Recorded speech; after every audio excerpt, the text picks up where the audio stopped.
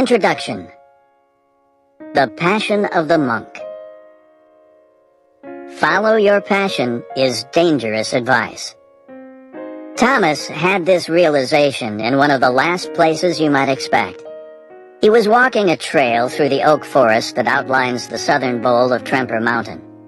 The trail was one of many that crossed through the 230-acre property of the Zen Mountain Monastery, which has called this corner of the Catskill Mountains its home since the early 1980s. Thomas was halfway through a 2-year stay at the monastery, where he was a practicing lay monk. His arrival 1 year earlier had been the fulfillment of a dream job fantasy that he had nurtured for years. He had followed his passion for all things Zen into this secluded Catskills retreat and had expected happiness in return. As he stood in the oak forest that afternoon, however, he began to cry, his fantasy crumbling around him. "I was always asking, what's the meaning of life?" Thomas told me when I first met him at a coffee shop in Cambridge, Massachusetts. By then, several years had passed since Thomas's realization in the Catskills, but the path that led him to that point remained clear, and he was eager to talk about it, as if the recounting would help exorcise the demons of his complicated past. After earning a pair of bachelor's degrees in philosophy and theology, then a master's degree in comparative religion, Thomas decided that Zen Buddhist practice was the key to a meaningful life. There was such a big crossover between the philosophy I was studying and Buddhism that I thought, let me just go practice Buddhism directly to answer these big questions, he told me.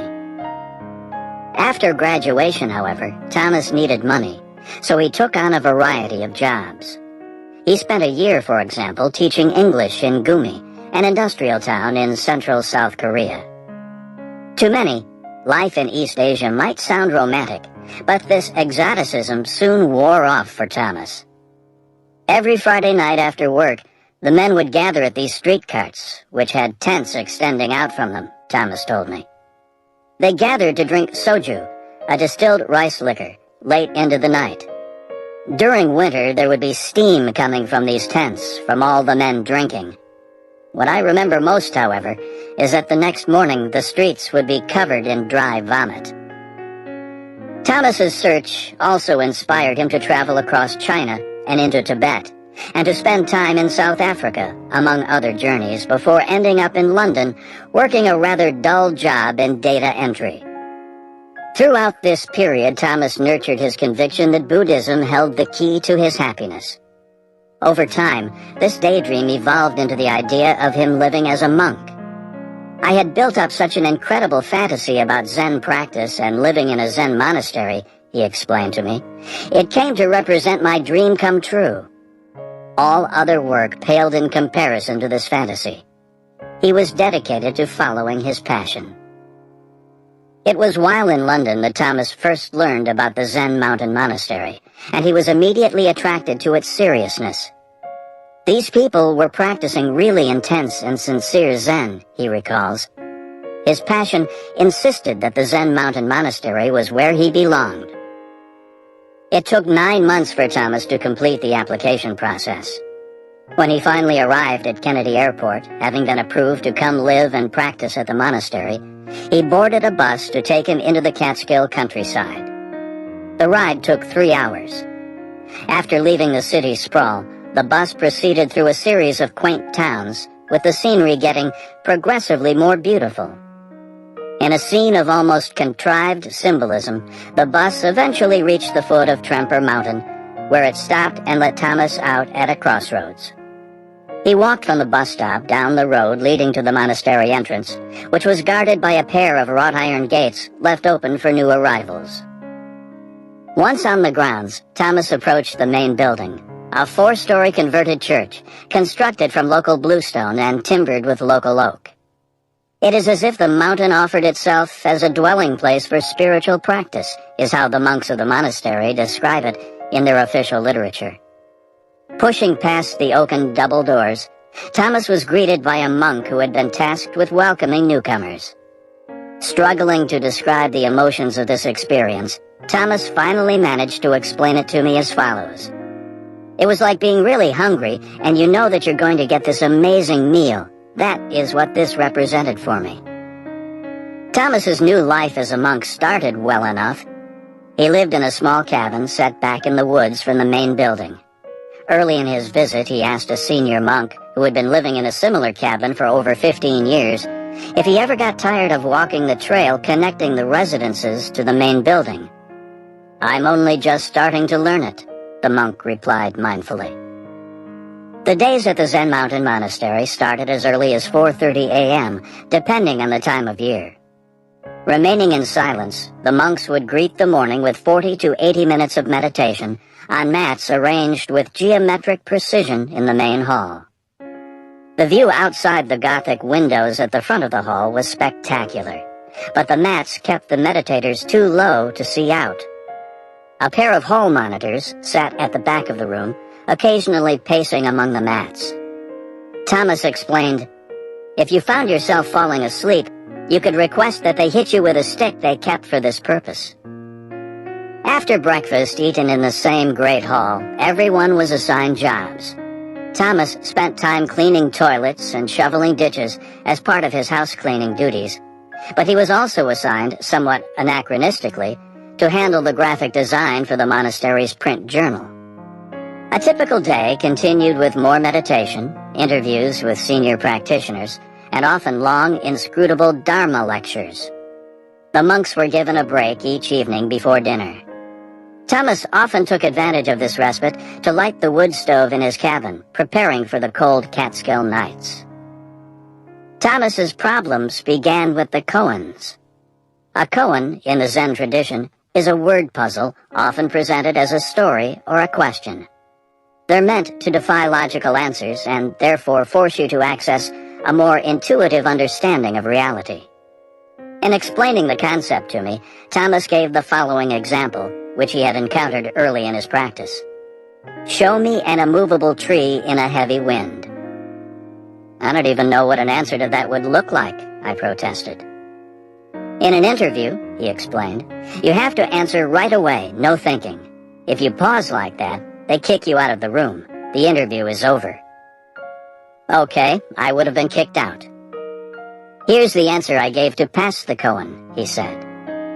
"I stood, like a tree, and waved my hands slightly as if in a wind, right?" The point was that this is a concept you really couldn't capture in words. One of the first major hurdles a young practitioner faces in serious Zen practice is the Mu koan. Passing this koan is the first of the 8 gates of Zen Buddhism. Until you reach this milestone, you're not yet considered a serious student of the practice. Thomas seemed reluctant to explain this koan to me. I had encountered this before in my research on Zen, because these puzzles defy rationality. Any attempt to describe them to a non-practitioner can be trivializing. Because of this, I didn't press Thomas for details. Instead, I Googled it. Here's one translation I found. A pilgrim of the way asked the Grand Master Cao, "Does a dog have Buddha nature or not?" Cao said, "Mu." In Chinese, mu translates roughly to no. According to the interpretations I found, Cao is not answering the pilgrim's question, but is instead pushing it back to the questioner.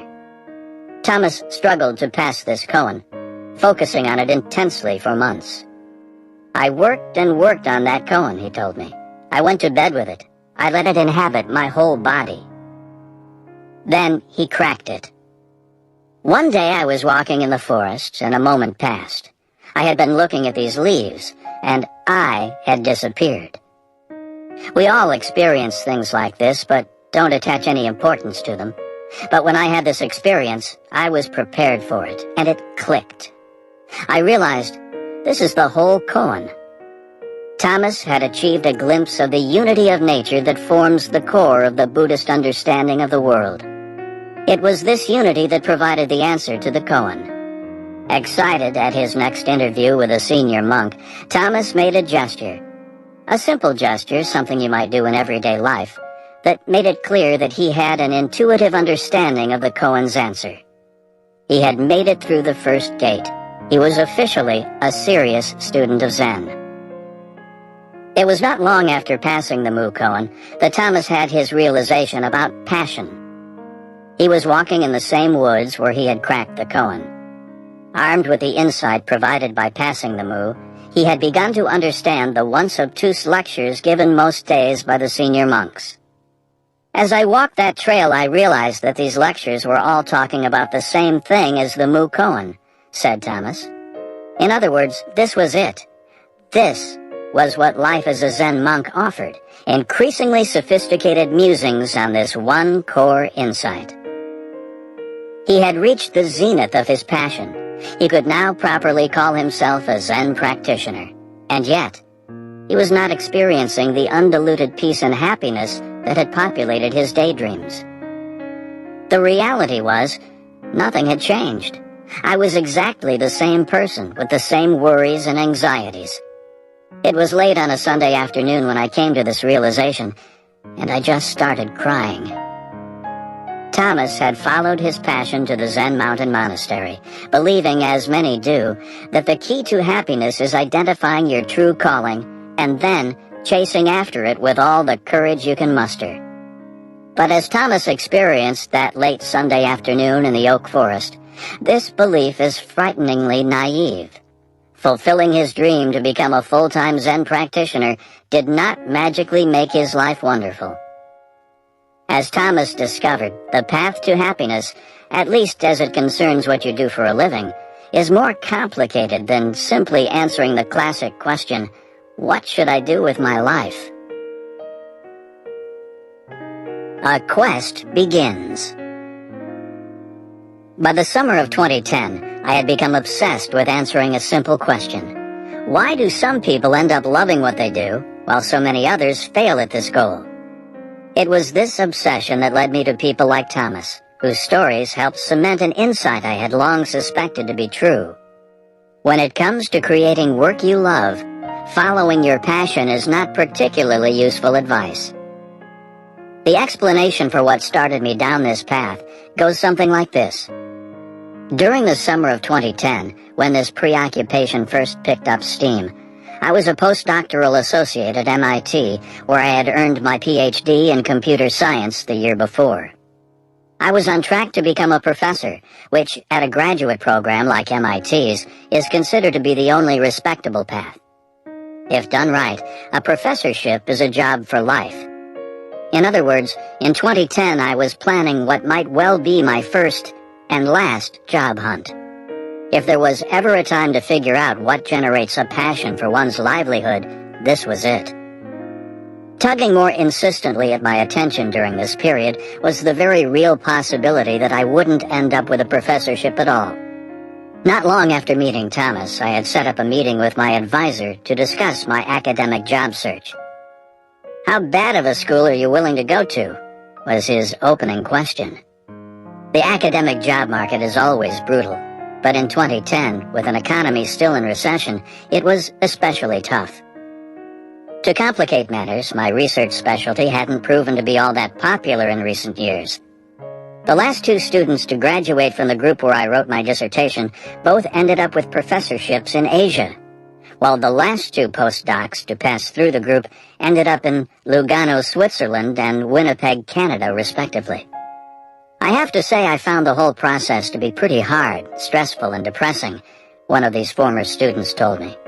Given that my wife and I wanted to stay in the United States, and preferably on the East Coast, a choice that drastically narrowed our options, I had to face the very real possibility that my academic job search would be a bust, forcing me to essentially start from scratch in figuring out what to do with my life.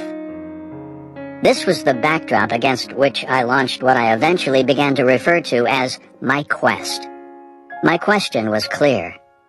How do people end up loving what they do? And I needed an answer. This audiobook documents what I discovered in my search. Here's what you can expect as we continue. As mentioned, I didn't get far into my quest before I realized, as Thomas did before me, that the conventional wisdom on career success, follow your passion, is seriously flawed. It not only fails to describe how most people actually end up with compelling careers, but for many people, it can actually make things worse, leading to chronic job shifting and unrelenting angst, when, as it did for Thomas, one's reality inevitably falls short of the dream. With this as a starting point, I begin with rule number 1, in which I tear down the supremacy of this passion hypothesis. But I don't stop there. My quest pushed me beyond identifying what doesn't work, insisting that I also answer the following. If follow your passion is bad advice, what should I do instead? My search for this answer, described in rules number 2 through 4, brought me to unexpected places. To better understand the importance of autonomy, for example, I ended up spending a day at an organic farm owned by a young Ivy League graduate. To better nuance my understanding of skill, I spent time with professional musicians, examples of a dying craftsman culture that I thought had something important to say about how we approach work. I also dived into the world of venture capitalists, screenwriters, rock star computer programmers, and of course, hotshot professors, to name just a few more examples among many, all in an effort to pick apart what matters and what doesn't when building a compelling career. I was surprised by how many sources of insight became visible once I burned off the obscuring fog generated by a mono-focused insistence on following your passion. The narratives in this book are bound by a common thread, the importance of ability. The things that make a great job great, I discovered, are rare and valuable. If you want them in your working life, you need something rare and valuable to offer in return. In other words, you need to be good at something before you can expect a good job. Of course, mastery by itself is not enough to guarantee happiness. The many examples of well-respected but miserable workaholics support this claim. Accordingly, this main thread of my argument moves beyond the mere acquisition of useful skills and into the subtle art of investing the career capital this generates into the right types of traits in your working life. This argument flips conventional wisdom. It relegates passion to the sidelines, claiming that this feeling is an epiphenomenon of a working life well lived. Don't follow your passion. Rather, let it follow you in your quest to become, in the words of my favorite Steve Martin quote, so good that they can't ignore you. To many, this concept is a radical shift, and as with any disruptive idea, it needs to make a splashy entrance. This is why I wrote this book in a manifesto style. I divided the content into 4 rules, each given a deliberately provocative title. I also tried to make the book short and punchy. I want to introduce a new way of looking at the world, but I don't want to belabor the insights with excessive examples and discussions. This book does offer concrete advice, but you won't find 10-step systems or self-assessment quizzes in this program. This topic is too subtle to be reduced to the formulaic. By the end of this book, you'll have learned how my own story ends up and the specific ways I'm applying the insights in my own working life. We'll also return to Thomas, who after his dispiriting realization at the monastery, was able to return to his first principles, move his focus away from finding the right work and toward working right, and eventually build for the first time in his life a love for what he does. This is the happiness that you too should demand. It's my hope that the insights that follow will free you from simplistic catchphrases like follow your passion and do what you love, the type of catchphrases that have helped spawn the career confusion that afflicts so many today, and instead provide you with a realistic path toward a meaningful and engaging working life. Rule number 1. Don't follow your passion. Chapter 1. The Passion of Steve Jobs, in which I question the validity of the passion hypothesis, which says that the key to occupational happiness is to match your job to a pre-existing passion. The passion hypothesis. In June 2005, Steve Jobs took the podium at Stanford Stadium to give the commencement speech to Stanford's graduating class. Wearing jeans and sandals under his formal robe, Jobs addressed a crowd of 23,000 with a short speech that drew lessons from his life. About a third of the way into the address, Jobs offered the following advice. You've got to find what you love. The only way to do great work is to love what you do. If you haven't found it yet, keep looking and don't settle. When he finished, he received a standing ovation. Though Jobs' address contained several different lessons, his emphasis on doing what you love was the clear standout. In the official press release describing the event, for example, Stanford's news service reported that Jobs urged graduates to pursue their dreams. Soon after, an unofficial video of the address was posted on YouTube, where it went viral, gathering over 3.5 million views. When Stanford posted an official video, it gathered an additional 3 million views. The comments on these clips homed in on the importance of loving your work, with viewers summarizing their reactions in similar ways. The most valuable lesson is to find your purpose, follow your passions. Life is too short to be doing what you think you have to do. Follow your passions. Life is for the living. Passion is the engine to living your life. It's passion for your work that counts. Don't settle. Amen. In other words, many of the millions of people who viewed this speech were excited to see Steve Jobs, a guru of iconoclastic thinking, put his stamp of approval on an immensely appealing piece of popular career advice, which I call the passion hypothesis. The passion hypothesis. The key to occupational happiness is to first figure out what you're passionate about and then find a job that matches this passion. This hypothesis is one of modern American society's most well-worn themes. Those of us lucky enough to have some choice in what we do with our lives are bombarded with this message starting at an early age. We are told to lionize those with the courage to follow their passion and pity the conformist drones who cling to the safe path. If you doubt the ubiquity of this message, spend a few minutes browsing the career advice shelf the next time you visit a bookstore. Once you look past the technical manuals on resume writing and job interview etiquette, it's hard to find a book that doesn't promote the passion hypothesis. These books have titles like Career Match, Connecting Who You Are with What You'll Love to Do, and Do What You Are, Discover the Perfect Career for You Through the Secrets of Personality Type. And they promise that you're just a few personality tests away from finding your dream job. Recently, a new, more aggressive strain of the passion hypothesis has been spreading. A strain that despairs that traditional cubicle jobs by their very nature are bad, and that passion requires that you strike out on your own. This is where you find titles like Escape from Cubicle Nation, which, as one review described it, teaches the tricks behind finding what makes you purr.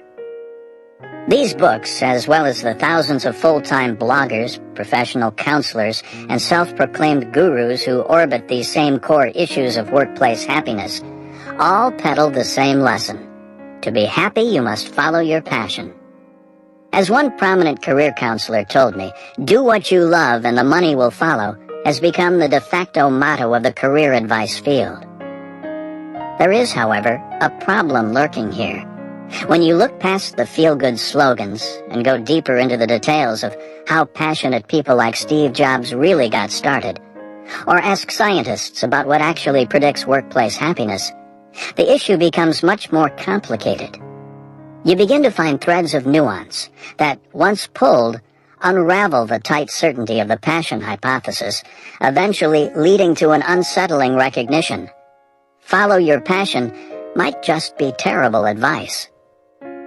It was around the time I was transitioning from graduate school that I started to pull on these threads, eventually leading to my complete rejection of the passion hypothesis and kicking off my quest to find out what really matters for creating work you love.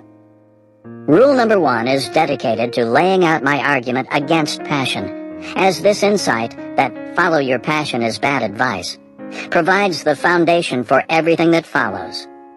Perhaps the best place to start is where we began, with the real story of Steve Jobs and the founding of Apple Computer. Do what Steve Jobs did, not what he said. If you had met a young Steve Jobs in the years leading up to his founding of Apple Computer, you wouldn't have pegged him as someone who was passionate about starting a technology company. Jobs had attended Reed College, a prestigious liberal arts enclave in Oregon, where he grew his hair long and took to walking barefoot. Unlike other technology visionaries of his era, Jobs wasn't particularly interested in either business or electronics as a student. He instead studied Western history and dance, and dabbled in Eastern mysticism. Jobs dropped out of college after his first year, but remained on campus for a while, sleeping on floors and scrounging free meals at the local Hare Krishna temple. His nonconformity made him a campus celebrity, a freak in the terminology of the times. As Jeffrey S. Young notes in his exhaustively researched 1988 biography, Steve Jobs, The Journey is the Reward, Jobs eventually grew tired of being a pauper, and during the early 1970s returned home to California, where he moved back in with his parents and talked himself into a night shift job at Atari. The company had caught his attention with an ad in the San Jose Mercury News that read, "Have fun and make money." During this period, Jobs split his time between Atari and the All One Farm, a country commune located north of San Francisco. At one point, he left his job at Atari for several months to make a mendicant's spiritual journey through India, and on returning home, he began to train seriously at the nearby Los Altos Zen Center. In 1974, after Jobs returned from India, a local engineer and entrepreneur named Alex Kamrat started a computer time-sharing company dubbed Call-In Computer. Kamrat approached Steve Wozniak to design a terminal device he could sell to clients to use for accessing his central computer. Unlike Jobs, Wozniak was a true electronics whiz who was obsessed with technology and had studied it formally at college. On the flip side, however, Wozniak couldn't stomach business, so he allowed Jobs, a longtime friend, to handle the details of the arrangement. All was going well into the fall of 1975, when Jobs left for the season to spend time at the All One commune. Unfortunately, he failed to tell Kamrat he was leaving. When he returned, he had been replaced. I tell this story because these are hardly the actions of someone passionate about technology and entrepreneurship, yet this was less than a year before Jobs started Apple Computer.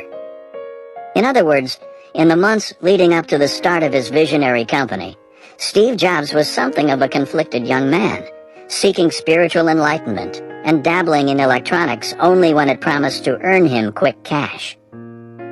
It was with this mindset that later that same year, Jobs stumbled into his big break.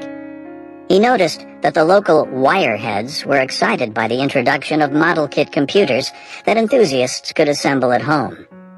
He wasn't alone in noticing the potential of this excitement.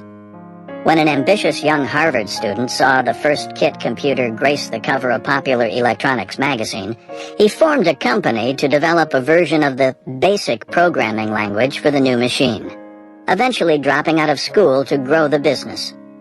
He called the new firm Microsoft. Jobs pitched Wozniak the idea of designing one of these kit computer circuit boards so they could sell them to local hobbyists. The initial plan was to make the boards for $25 apiece and sell them for $50. Jobs wanted to sell 100 total, which, after removing the costs of printing the boards and a $1,500 fee for the initial board design, would leave them with a nice $1,000 profit. Neither Wozniak nor Jobs left their regular jobs. This was strictly a low-risk venture, meant for their free time.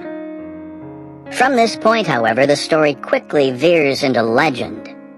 Steve arrived barefoot at the Byte Shop, Paul Terrell's pioneering Mountain View computer store, and offered Terrell the circuit boards for sale. Terrell didn't want to sell plain boards, but said he would buy fully assembled computers. He would pay $500 for each and wanted $50 as soon as they could be delivered. Jobs jumped at the opportunity to make an even larger amount of money and began scrounging together startup capital. It was in this unexpected windfall that Apple Computer was born. As Young emphasizes, their plans were circumspect and small-time. They weren't dreaming of taking over the world. The Messy Lessons of Jobs. I shared the details of Steve Jobs' story because when it comes to finding fulfilling work, the details matter. If a young Steve Jobs had taken his own advice and decided to only pursue work he loved, we would probably find him today as one of the Los Altos Zen Center's most popular teachers. But he didn't follow this simple advice. Apple Computer was decidedly not born out of passion, but instead was the result of a lucky break, a small-time scheme that unexpectedly took off. I don't doubt that Jobs eventually grew passionate about his work. If you've watched one of his famous keynote addresses, you've seen a man who obviously loved what he did. But so what? All that tells us is that it's good to enjoy what you do. This advice, though true, borders on the tautological and doesn't help us with the pressing question that we actually care about. How do we find work that we'll eventually love? Like Jobs, should we resist settling into one rigid career and instead try lots of small schemes, waiting for one to take off? Does it matter what general field we explore? How do we know when to stick with a project or when to move on? In other words, Jobs' story generates more questions than it answers.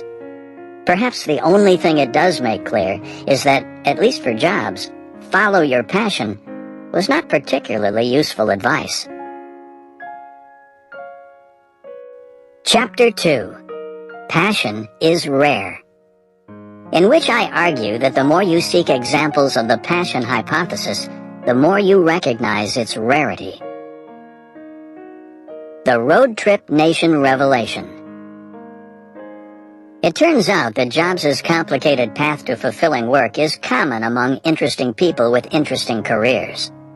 In 2001, a group of 4 friends, all recently graduated from college, set out on a cross-country road trip to interview people who lived lives centered around what was meaningful to them.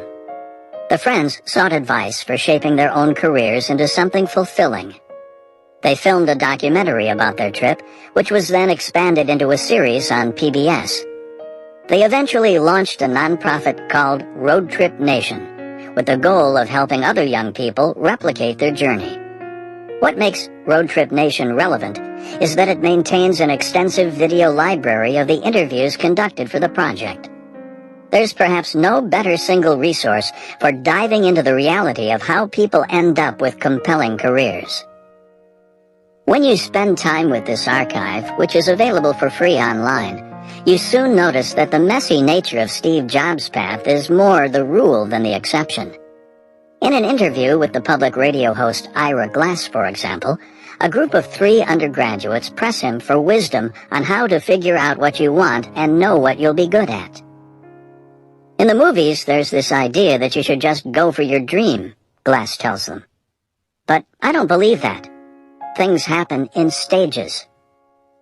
Glass emphasizes that it takes time to get good at anything, recounting the many years it took him to master radio to the point where he had interesting options. The key thing is to force yourself through the work. Force the skills to come. That's the hardest phase, he says. Noticing the stricken faces of his interviewers who were perhaps hoping to hear something more uplifting than "work is hard, so suck it up," Glass continues, "I feel like your problem is that you're trying to judge all things in the abstract before you do them. That's your tragic mistake." Other interviews in the archive promote this same idea, that it's hard to predict in advance what you'll eventually grow to love. The astrobiologist Andrew Steele, for example, exclaims, "No, I had no idea what I was going to do. I object to systems that say you should decide now what you're going to do." One of the students asks Steele if he had started his PhD program hoping you'd one day change the world. "No," Steele responds, "I just wanted options." Al Merrick, the founder of Channel Island Surfboards, tells a similar tale of stumbling into passion over time. People are in a rush to start their lives, and it's sad, he tells his interviewers. I didn't go out with the idea of making a big empire, he explains. I set goals for myself at being the best I could be at whatever I did. In another clip, William Morris, a renowned glassblower based in Stanwood, Washington, brings a group of students to his workshop set in a converted barn surrounded by lush Pacific Northwest forest. I have a ton of different interests and I don't have focus, one of the students complains. Morris looks at her. You'll never be sure. You don't want to be sure. These interviews emphasize an important point. Compelling careers often have complex origins that reject the simple idea that all you have to do is follow your passion. This observation may come as a surprise for those of us who have long basked in the glow of the passion hypothesis. It wouldn't, however, surprise the many scientists who have studied questions of workplace satisfaction using rigorous peer-reviewed research. They've been discovering similar conclusions for decades, but to date, not many people in the career advice field have paid them serious attention. It's to these overlooked research efforts that I turn your attention next. The science of passion. Why do some people enjoy their work while so many other people don't? Here's the CliffsNotes summary of the social science research in this area. There are many complex reasons for workplace satisfaction, but the reductive notion of matching your job to a pre-existing passion is not among them. To give you a better sense of the realities uncovered by this research, here are 3 of the more interesting conclusions I've encountered. Conclusion number 1, career passions are rare. In 2002, a research team led by the Canadian psychologist Robert J. Vallerand administered an extensive questionnaire to a group of 539 Canadian university students. The questionnaires' prompts were designed to answer 2 important questions. Do these students have passions? And if so, what are they? At the core of the passion hypothesis is the assumption that we all have pre-existing passions waiting to be discovered. This experiment puts that assumption to the test. Here's what it found. 84% of the students surveyed were identified as having a passion. This sounds like good news for supporters of the passion hypothesis. That is, until you dive deeper into the details of these pursuits. Here are the top 5 identified passions. Dance, hockey, these were Canadian students, mind you, skiing, reading, and swimming. Though dear to the hearts of the students, these passions don't have much to offer when it comes to choosing a job. In fact, less than 4% of the total identified passions had any relation to work or education, with the remaining 96% describing hobby-style interests, such as sports and art. Take a moment to absorb this result.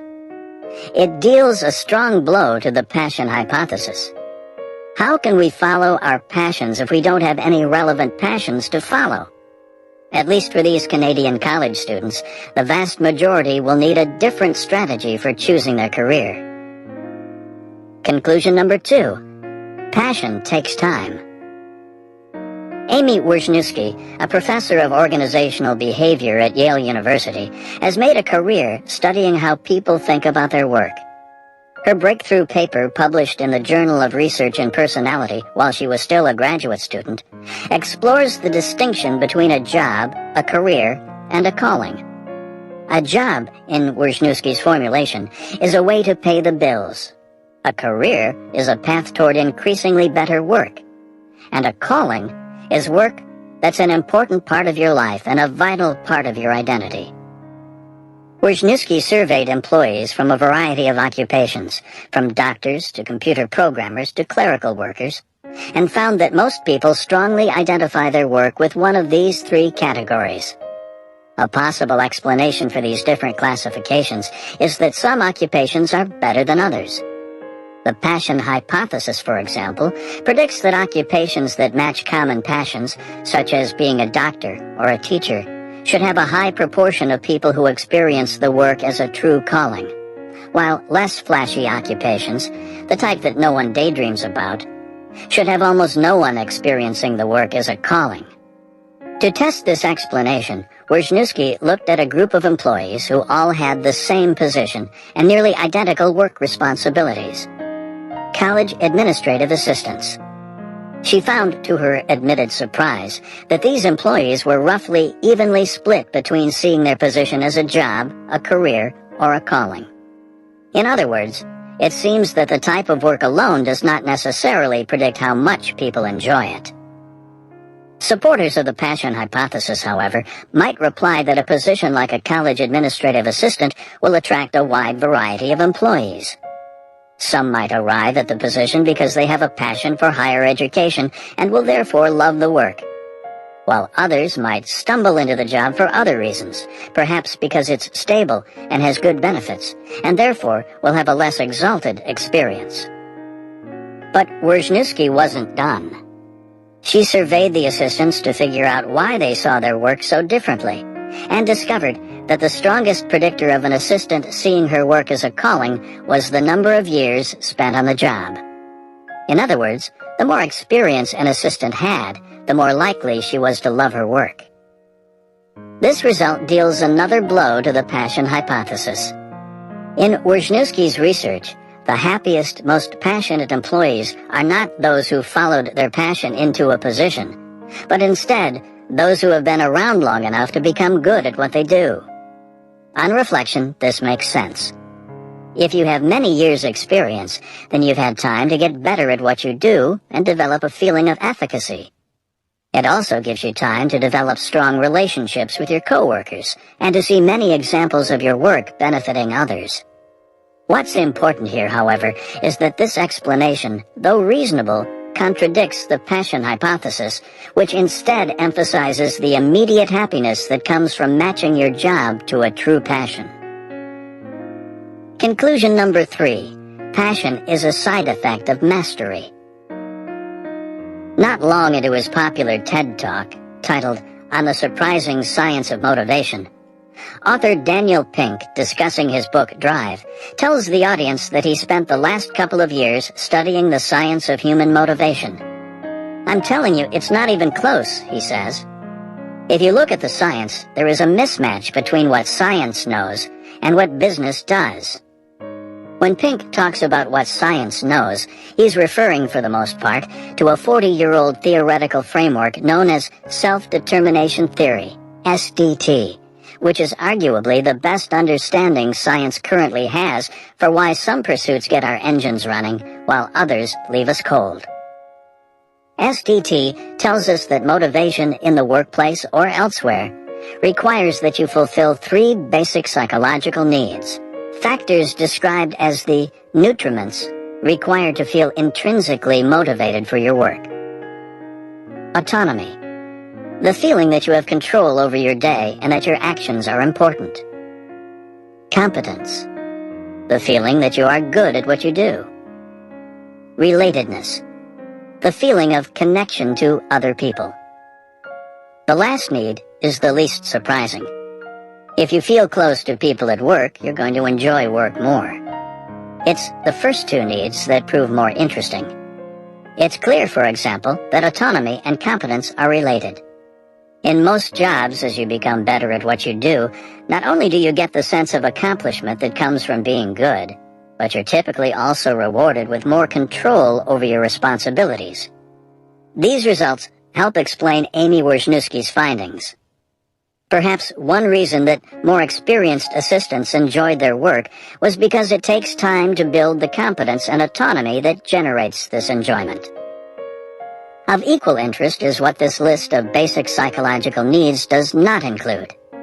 Notice, scientists did not find matching work to pre-existing passions as being important for motivation. The traits they did find, by contrast, are more general and are agnostic to the specific type of work in question.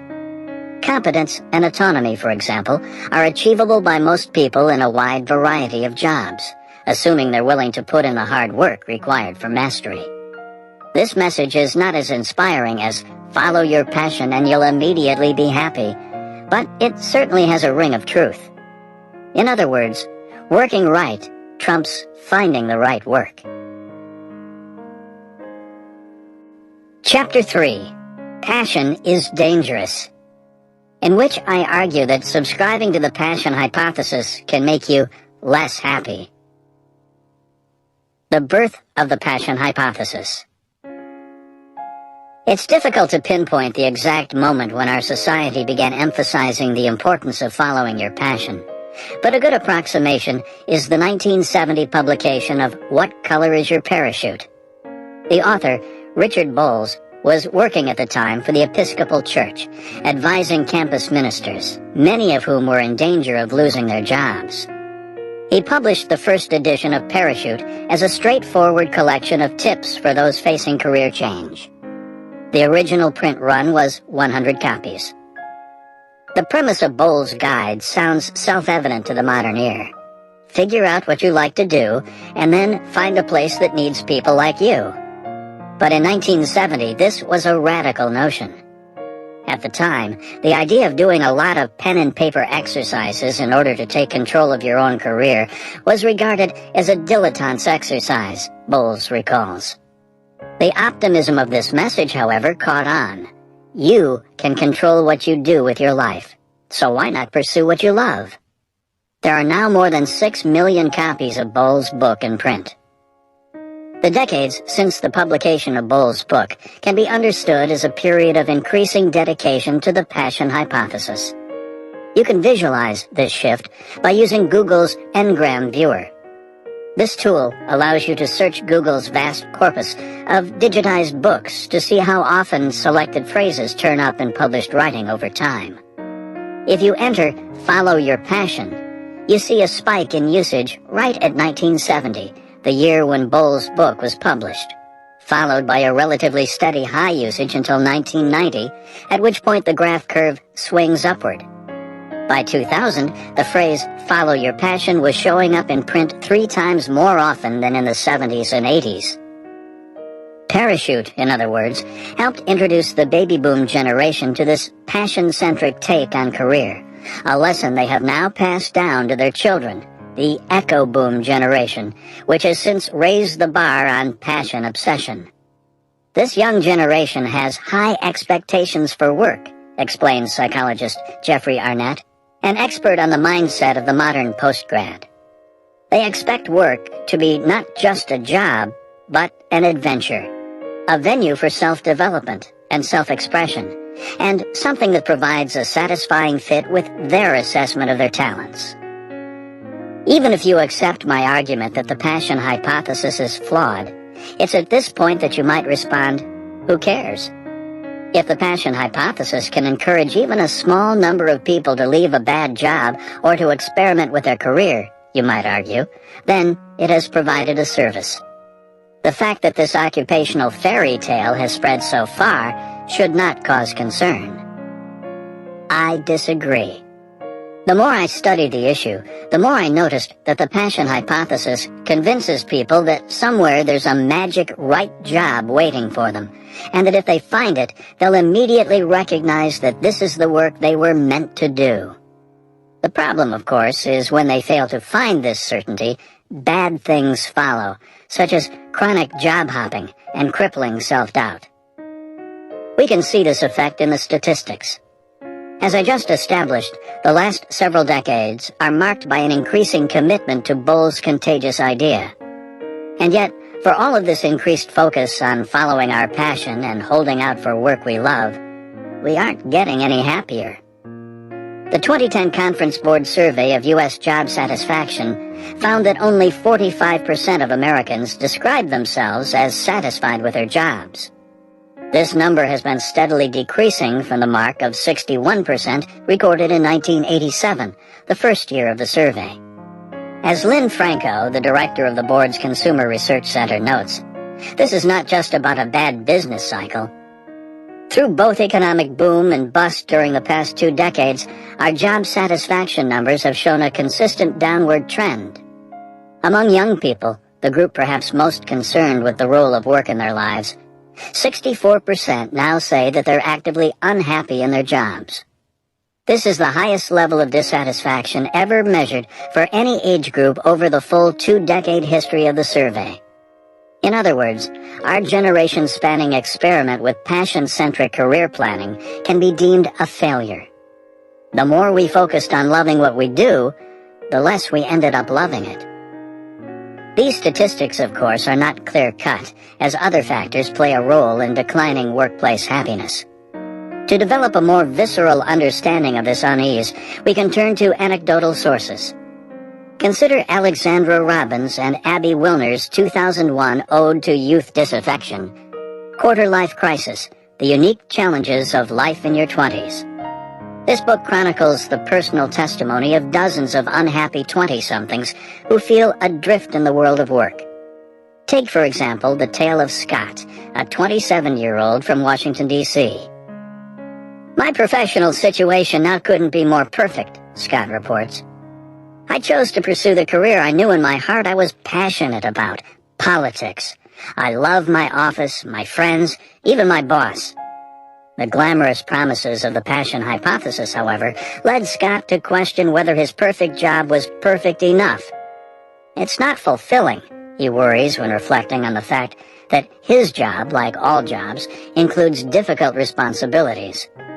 He has since restarted his search for his life's work. "I've committed myself to exploring other options that interest me," Scott says. "But I'm having a hard time actually thinking of a career that sounds appealing. I graduated college wanting nothing more than the ultimate job for me," says Jill, another young person profiled in Quarter-Life Crisis. Not surprisingly, everything Jill tried failed to meet this high mark. "I'm so lost about what I want to do," despairs 25-year-old Elaine, "that I don't even realize what I'm sacrificing." And so on. These stories, which are increasingly common at all ages, from college students to the middle-aged, all point toward the same conclusion. The passion hypothesis is not just wrong, it's also dangerous. Telling someone to follow their passion is not just an act of innocent optimism, but potentially the foundation for a career riddled with confusion and angst. Beyond passion. Before continuing, I should emphasize an obvious point. For some people, following their passion works. The Road Trip Nation archives, for example, include an interview with Rolling Stone film critic Peter Travers, who claims that even as a child, he used to bring notebooks into movie theaters to record his thoughts. The power of passion is even more common when you look to the careers of gifted individuals, such as professional athletes.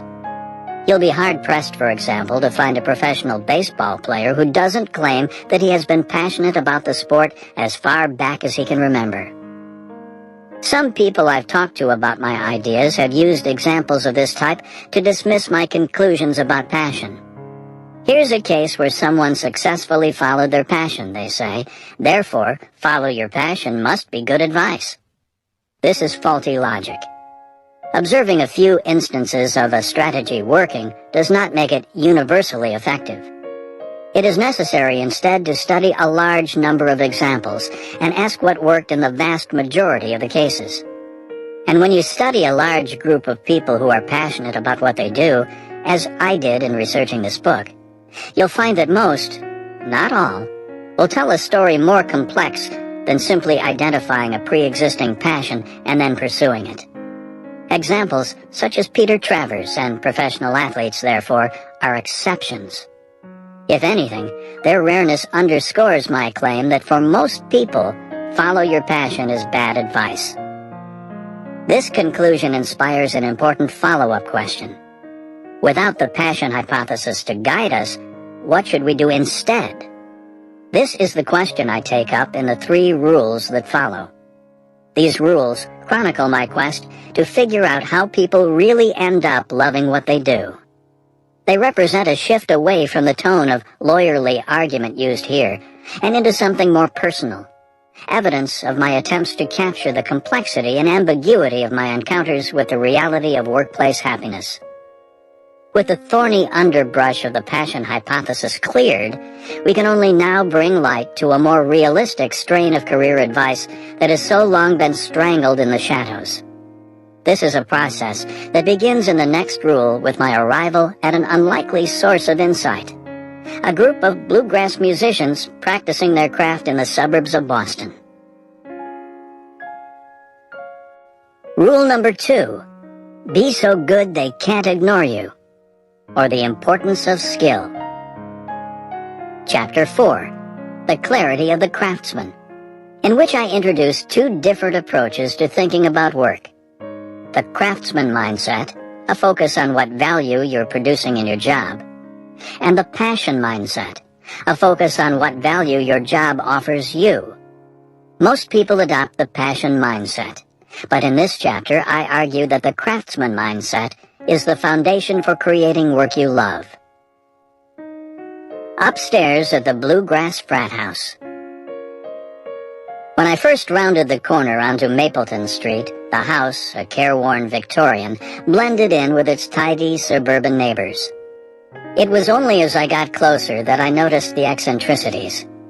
The paint was peeling. There was a pair of leather recliners outside on the porch. Empty Bud Light bottles littered the ground.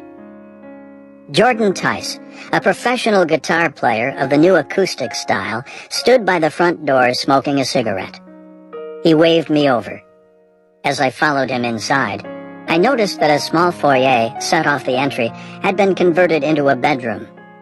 The banjo player who sleeps there has a PhD from MIT, Jordan said. You'd like him. Jordan is one of the many musicians who come and go from the rental, squeezing themselves into any space that meets the technical definition of habitable. Welcome to the Bluegrass Frat House, he said by way of explanation as we headed up to the second floor where he lives. Jordan's room is monastic. Smaller than any dorm room I had at college, it's just big enough for a twin bed and a simple pressboard desk. A Fender tube amp sits in one corner and a rolling luggage bag in the other. Most of his guitars, I assume, are kept downstairs in the common practice space, as I only saw one in the room, a beat-up Martin.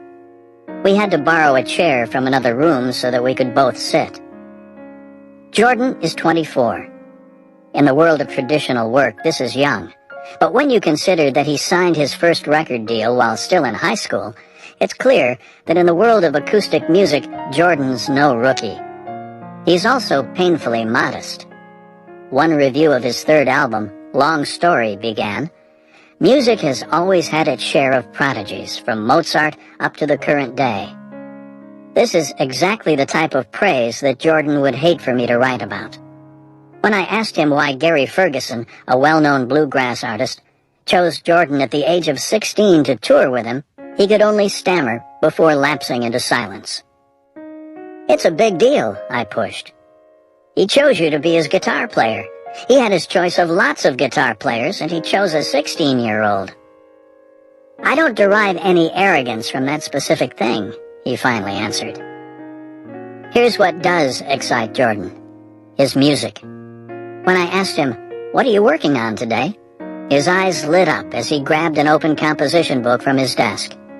On it were 5 lines of music, lightly penciled in, mainly dense runs of quarter notes spanning up and down the octave, punctuated with the occasional handwritten explanation. "I'm kind of working on a new tune," he explained. "It's going to be really fast." Jordan picked up his Martin to play me the new song. It had the driving beat of bluegrass, but the melody, which was inspired by a Debussy composition, happily disregards the genre.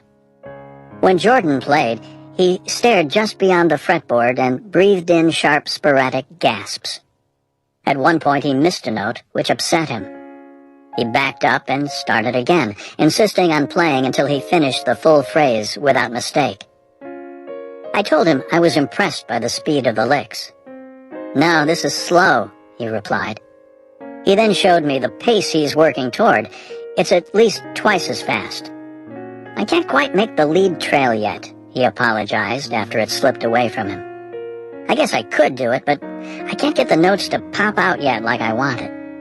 He showed me how the successive notes in the lead tend to span many strings, complicating fast picking.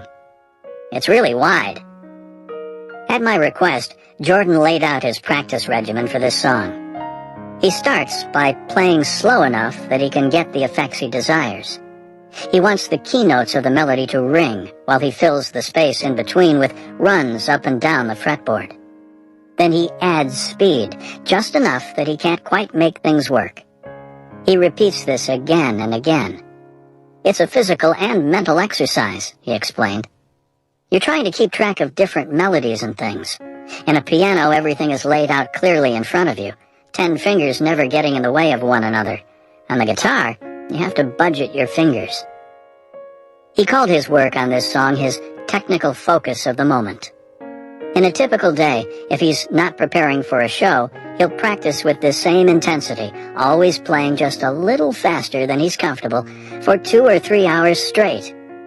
I asked him how long it will take to finally master the new skill. Probably like a month, he guessed. Then he played through the lick one more time. The craftsman mindset. Let me be clear about something. I really don't care if Jordan Tice loves what he does. I also don't care why he decided to become a musician or whether he sees guitar playing as his passion. Musicians' career paths are idiosyncratic, often relying on unusual circumstances and lucky breaks early in life. The fact that Jordan's parents are both bluegrass musicians, for example, obviously played a big role in his early dedication to guitar. Because of this, I've never found the origin stories of performers' careers to be all that relevant to the rest of us.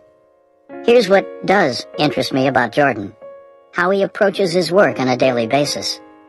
Lurking here, I discovered, is an insight of great value to my quest for work I love. The path that led me to Jordan and the insight he represents began with a 2007 episode of The Charlie Rose Show. Rose was interviewing the actor and comedian Steve Martin about his memoir, Born Standing Up. They talked about the realities of Martin's rise. I read autobiographies in general, Martin said, and I often get frustrated and say, you left out that one part here. How did you get that audition for that one thing where suddenly you're working at the Copa? How did that happen? Martin wrote his book to answer the how question, at least with respect to his own success in stand-up. It was in this explanation of how that Martin introduced a simple idea that floored me when I first heard it. The quote comes in the last 5 minutes of the interview, when Rose asks Martin his advice for aspiring performers. Nobody ever takes note of my advice because it's not the answer they wanted to hear, Martin said. What they want to hear is, here's how you get an agent, here's how you write a script. But I always say, be so good they can't ignore you. In response to Rose's trademark ambiguous grunt, Martin defended his advice. If somebody's thinking, how can I be really good, people are going to come to you. This is exactly the philosophy that catapulted Martin into stardom. He was only 20 years old when he decided to innovate his act into something too good to be ignored.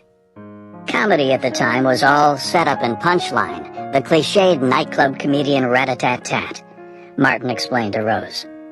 He thought it could be something more sophisticated. Here's how Martin explained his evolution in an article he published around the time of his Charlie Rose interview. What if there were no punchlines? What if there were no indicators?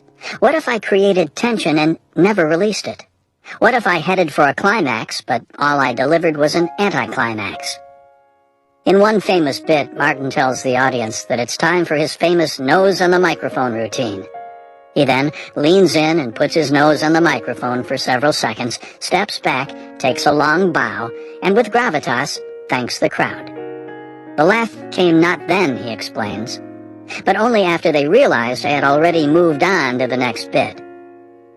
It took Martin, by his own estimation, 10 years for his new act to cohere, but when it did, he became a monster success. It's clear in his telling that there was no real shortcut to his eventual fame. Eventually you are so experienced that there's a confidence that comes out, Martin explained. I think it's something the audience smells. Be so good they can't ignore you. When I first heard this advice, I was watching the Martin interview online. It was the winter of 2008, and I was approaching my final year as a graduate student. At the time, I had recently started a blog called Study Hacks, which was inspired by the pair of student advice guides I had published and focused mainly on tips for undergraduates. Soon after hearing Martin's axiom, however, I dashed off a blog post that introduced his idea to my readers. Sure, it's scary, I concluded, but even more, I find it liberating. As my graduate student career had been winding down, I had become obsessed with my research strategy, an obsession that was manifested in the chronic working and reworking of the description of my work on my website. This was a frustrating process. I felt like I was stretching to convince the world that my work was interesting, yet no one cared. Martin's axiom gave me a reprieve from this self-promotion. Stop focusing on these little details, it told me. Focus instead on becoming better. Inspired, I turned my attention from my website to a habit that continues to this day. I track the hours spent each month dedicated to thinking hard about research problems.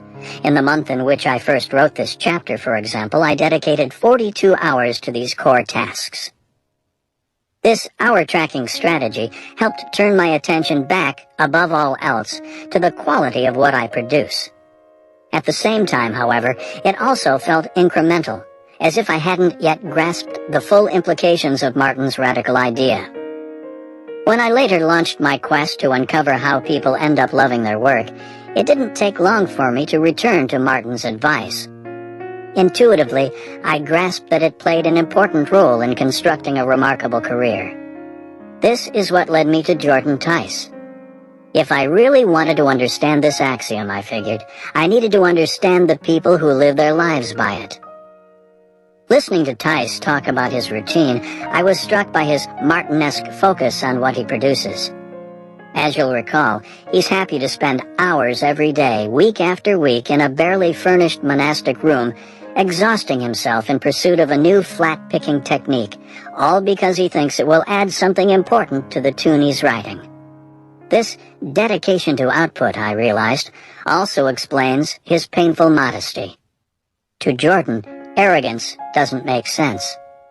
Here's what I respect: creating something meaningful and then presenting it to the world, he explained.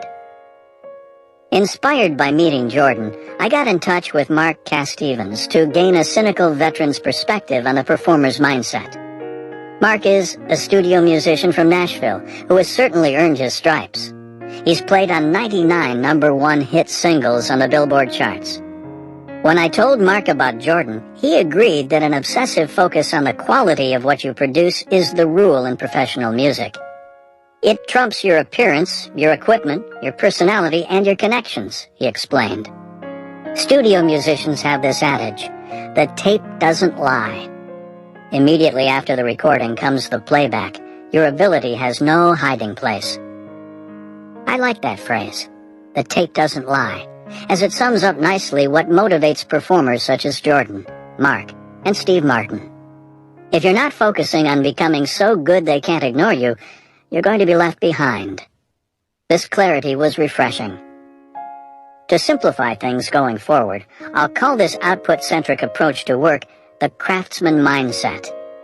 My goal in rule number 2 is to convince you of an idea that became clearer to me the more time I spent studying performers such as Tice. Irrespective of what type of work you do, the craftsman mindset is crucial for building a career you love. Before we get ahead of ourselves, however, I want to take a moment to contrast this mindset with the way most of us are used to thinking about our livelihood. The passion mindset. People thrive by focusing on the question of who they really are and connecting that to work they truly love. Poe Bronson wrote this in a 2002 manifesto published in Fast Company. This should sound familiar, as it's exactly the type of advice you would give if you subscribed to the passion hypothesis, which I debunked in rule number 1. With this in mind, let's call the approach to work endorsed by Bronson the passion mindset. Whereas the craftsman mindset focuses on what you can offer the world, the passion mindset focuses instead on what the world can offer you. This mindset is how most people approach their working lives. There are 2 reasons why I dislike the passion mindset. That is, 2 reasons beyond the fact that As I argued in rule number 1, it's based on a false premise. First, when you focus only on what your work offers you, it makes you hyper-aware of what you don't like about it, leading to chronic unhappiness. This is especially true for entry-level positions, which, by definition, are not going to be filled with challenging projects and autonomy. These come later. When you enter the working world with the passion mindset, the annoying tasks you're assigned, or the frustrations of corporate bureaucracy, can become too much to handle. Second, and more serious, the deep questions driving the passion mindset, who am I and what do I truly love, are essentially impossible to confirm. Is this who I really am? And do I love this? Rarely reduced to clear yes or no responses. In other words, the passion mindset is almost guaranteed to keep you perpetually unhappy and confused, which probably explains why Bronson admits, not long into his career seeker epic, What Should I Do With My Life?, that the one feeling everyone in this book has experienced is of missing out on life. Adopting the craftsman mindset. To summarize, I presented 2 different ways people think about their working life. The first is the craftsman mindset, which focuses on what you can offer the world. The second is the passion mindset, which instead focuses on what the world can offer you. The craftsman mindset offers clarity, while the passion mindset offers a swamp of ambiguous and unanswerable questions. As I concluded after meeting Jordan Tice, there's something liberating about the craftsman mindset. It asks you to leave behind self-centered concerns about whether your job is just right, and instead put your head down and plug away at getting really damn good. No one owes you a great career, it argues. You need to earn it, and the process won't be easy.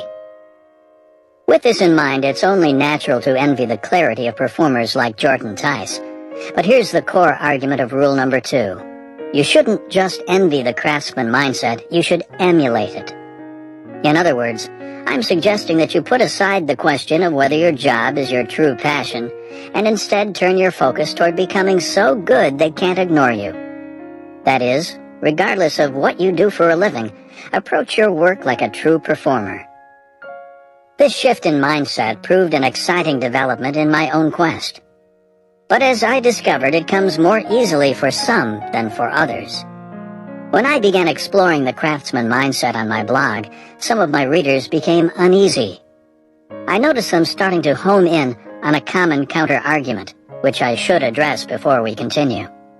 Here's how one reader put it. Tice is willing to grind out long hours with little recognition, but that's because it's in service to something he's obviously passionate about and has been for a long time. He's found that one job that's right for him. I've heard this reaction enough times to give it a name, the argument from pre-existing passion. At its core is the idea that the craftsman mindset is only viable for those who already feel passionate about their work, and therefore it cannot be presented as an alternative to the passion mindset. I don't buy it. First, let's dispense with the notion that performers like Jordan Tice or Steve Martin are perfectly secure in their knowledge that they've found their true calling. If you spend any time with professional entertainers, especially those who are just starting out, one of the first things you notice is their insecurity concerning their livelihood. Jordan had a name for the worries about what his friends are doing with their lives, and whether his accomplishments compare favorably. The cloud of external distractions. Fighting this cloud is an ongoing battle. Along these lines, Steve Martin was so unsure during his decade-long dedication to improving his routine that he regularly suffered crippling anxiety attacks. The source of these performers' craftsman mindset is not some unquestionable inner passion, but instead, something more pragmatic. It's what works in the entertainment business. As Mark Stevens put it, the tape doesn't lie. If you're a guitar player or a comedian, what you produce is basically all that matters. If you spend too much time focusing on whether or not you've found your true calling, the question will be rendered moot when you find yourself out of work. Second, and more fundamental, I don't really care why performers adopt the craftsman mindset. As I mentioned earlier, their world is idiosyncratic, and most of what makes them tick doesn't generalize. The reason I focused on Jordan's story is that I wanted you to see what the craftsman mindset looked like in action. In other words, forget why Jordan adopted this mindset, and notice instead how he deploys it. In the next chapter, I will argue that regardless of how you feel about your job right now, adopting the craftsman mindset will be the foundation on which you'll build a compelling career. This is why I reject the argument from pre-existing passion, because it gets things backward. In reality, as I'll demonstrate, you adopt the craftsman mindset first, and then the passion follows. Chapter 5. The Power of Career Capital, in which I justify the importance of the craftsman mindset by arguing that the traits that make a great job great are rare and valuable, and therefore, if you want a great job, you need to build up rare and valuable skills, which I call career capital, to offer in return. The economics of great jobs. In the last chapter, I offered a bold proposition. If you want to love what you do, abandon the passion mindset. What can the world offer me? And instead, adopt the craftsman mindset. What can I offer the world? My argument for this strategy starts with a simple question. What makes a great job great? In exploring this question, it helps to get specific. In rule number 1, I provided several examples of people who had great jobs and loved what they do, so we can draw from there. Among others, I introduced Apple founder Steve Jobs, radio host Ira Glass, and master surfboard shaper Al Merrick. Using this trio as our running example, I can now ask what it is specifically about these three careers that makes them so compelling. Here are the answers that I came up with. Traits that define great work. Creativity. Ira Glass, for example, is pushing the boundaries of radio and winning armfuls of awards in the process. Impact. From the Apple II to the iPhone, Steve Jobs has changed the way we live our lives in the digital age. Control. No one tells Al Merrick when to wake up or what to wear. He's not expected in an office from 9 to 5. Instead, his Channel Island Surfboards factory is located a block from the Santa Barbara beach, where Merrick still regularly spends time surfing. Jake Burton Carpenter, founder of Burton Snowboards, for example, recalls how negotiations for the merger between the two companies happened while he and Merrick waited for waves in a surf lineup. This list isn't comprehensive, but if you consider your own dream job fantasies, you'll likely notice some combination of these traits. We can now advance to the question that really matters. How do you get these traits in your own working life? One of the first things I noticed when I began to study this question is that these factors are rare. Most jobs don't offer their employees great creativity, impact, or control over what they do and how they do it. If you're a recent college graduate in an entry-level job, for example, you're much more likely to hear, "Go change the water cooler," than you are, "Go change the world." By definition, we also know that these traits are valuable, as they're the key to making a job great. But now we're moving into well-trod territory. Basic economic theory tells us that if you want something that's both rare and valuable, you need something rare and valuable to offer in return. This is Supply and Demand 101. It follows that if you want a great job, you need something of great value to offer in return. If this is true, of course, we should see it in the stories of our trio of examples. And we do. Now that we know what to look for, this transactional interpretation of compelling careers becomes suddenly apparent. Consider Steve Jobs. When Jobs walked into Paul Terrell's bite shop, he was holding something that was literally rare and valuable, the circuit board for the Apple I, one of the more advanced personal computers in the fledgling market at the time. The money from selling 100 units of that original design gave Jobs more control in his career. But in classic economic terms, to get even more valuable traits in his working life, he needed to increase the value of what he had to offer. It's at this point that Jobs' ascent began to accelerate.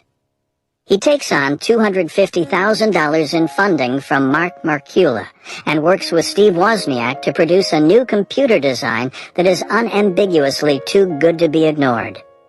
There were other engineers in the Bay Area's homebrew computer club culture who could match Jobs and Wozniak's technical skill, but Jobs had the insight to take on investment and to focus this technical energy toward producing a complete product. The result was the Apple II, a machine that leaped ahead of the competition. It had color graphics. The monitor and keyboard were integrated inside the case. The architecture was open, allowing rapid expansion of memory and peripherals, such as the floppy disk, which the Apple II was the first to introduce into mainstream use. This was the product that put the company on the map, and that pushed Jobs from a small-time entrepreneur into the head of a visionary company. He produced something of great value, and in return, his career got an injection of creativity, impact, and control. The radio host Ira Glass was given the opportunity to create his genre-defining radio show, This American Life, only after he had proven himself as one of public radio's best editors and hosts.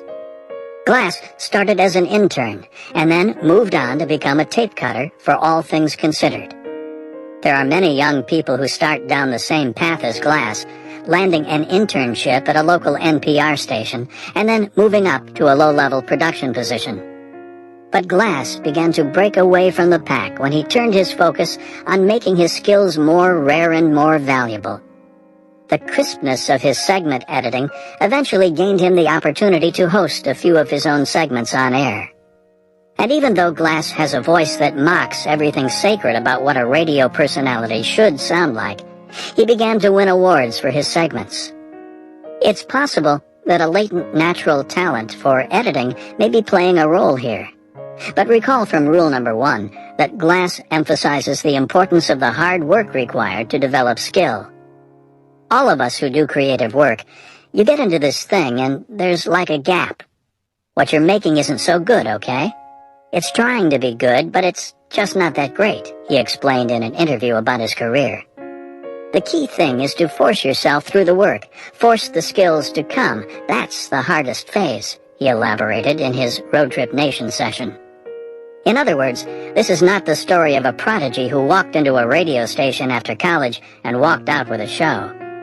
The more you read about Glass, the more you encounter a young man who was driven to develop his skills until they were too valuable to be ignored. This strategy worked. After the success of his short segments for All Things Considered, Glass was tapped to co-host a string of different local shows produced out of Chicago's WBEZ station, further increasing the value of his skills.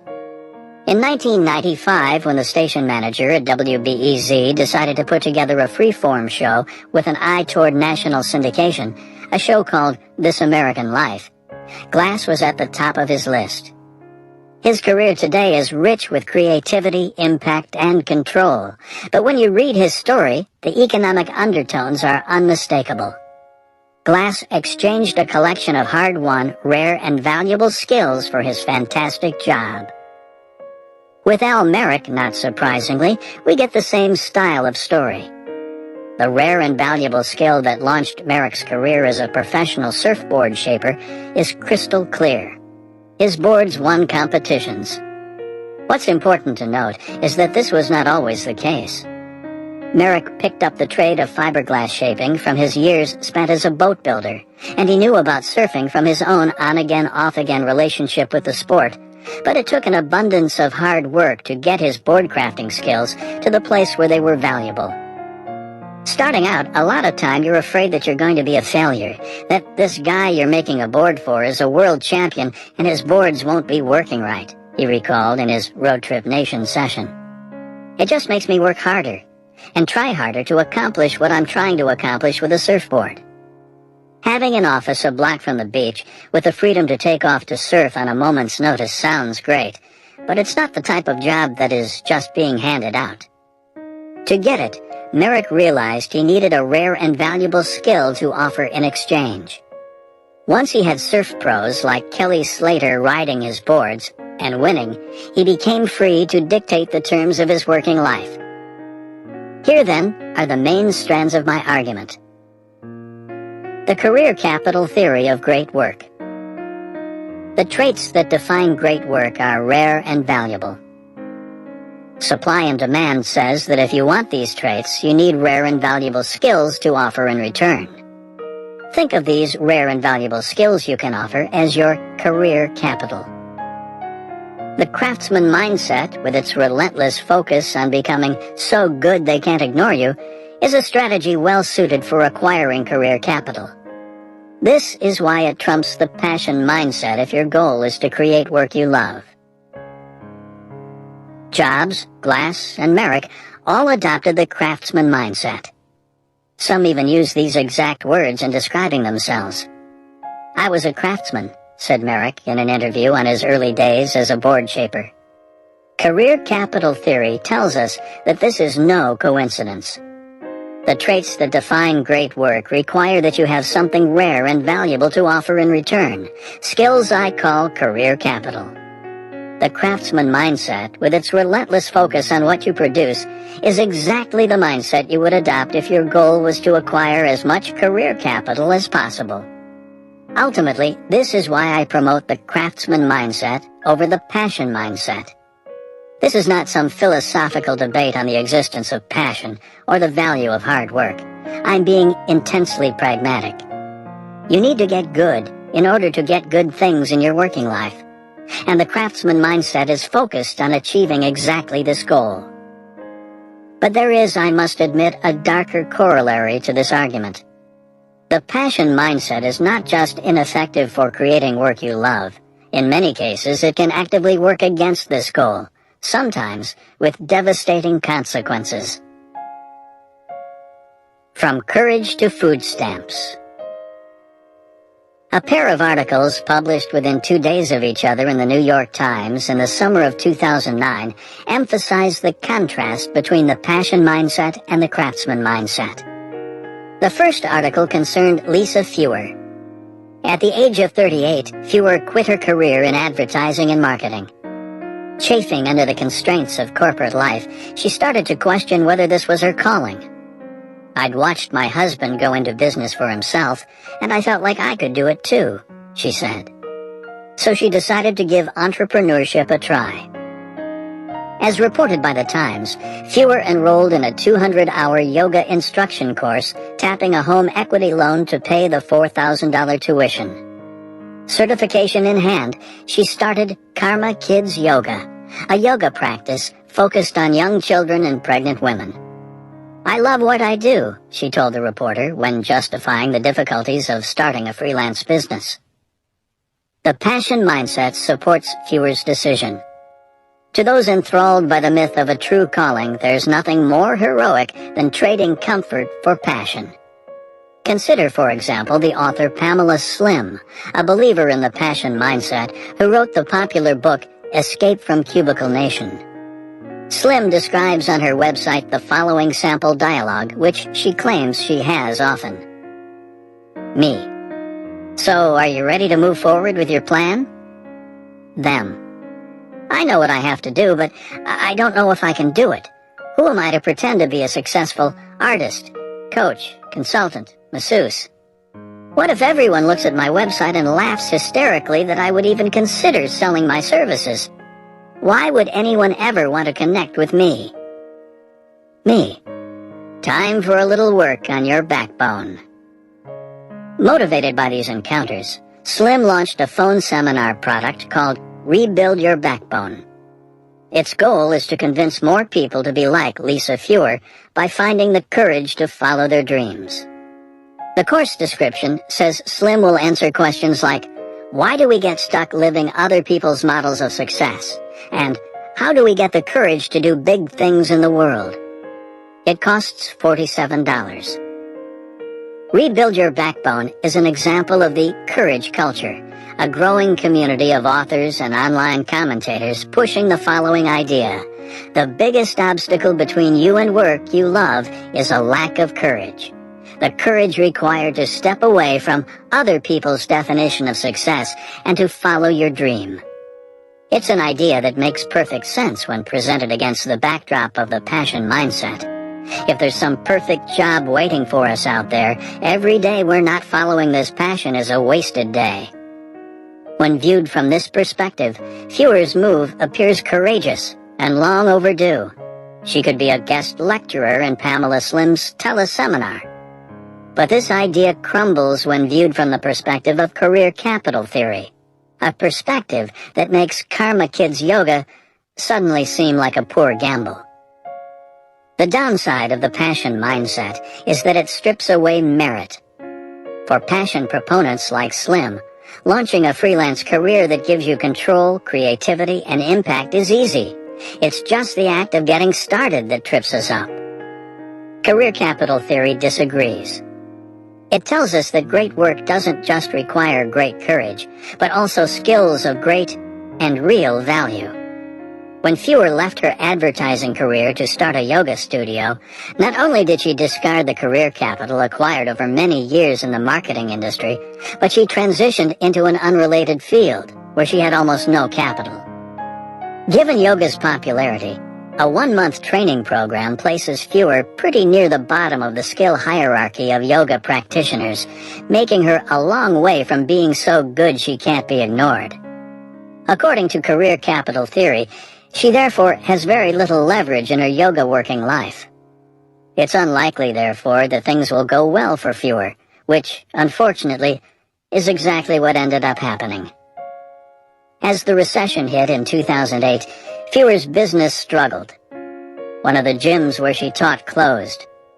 Then, 2 classes she offered at a local public high school were dropped. And with a tightening economy, demands for private lessons diminished. In 2009, when she was profiled for the Times, she was on track to make only $15,000 for the year. Toward the conclusion of the profile, Fewer sends the reporter a text message. "I'm at the food stamp office now, waiting. It's signed, sent from my iPhone." 2 days after Lisa Fewer's profile was published, the Times introduced its readers to another marketing executive, Joe Duffy. Like Fewer, Duffy worked in advertising and eventually began to chafe at the constraints of corporate life. "I was tired of the agency business," he recalls. "I wanted to simplify my life and focus on the creative side again."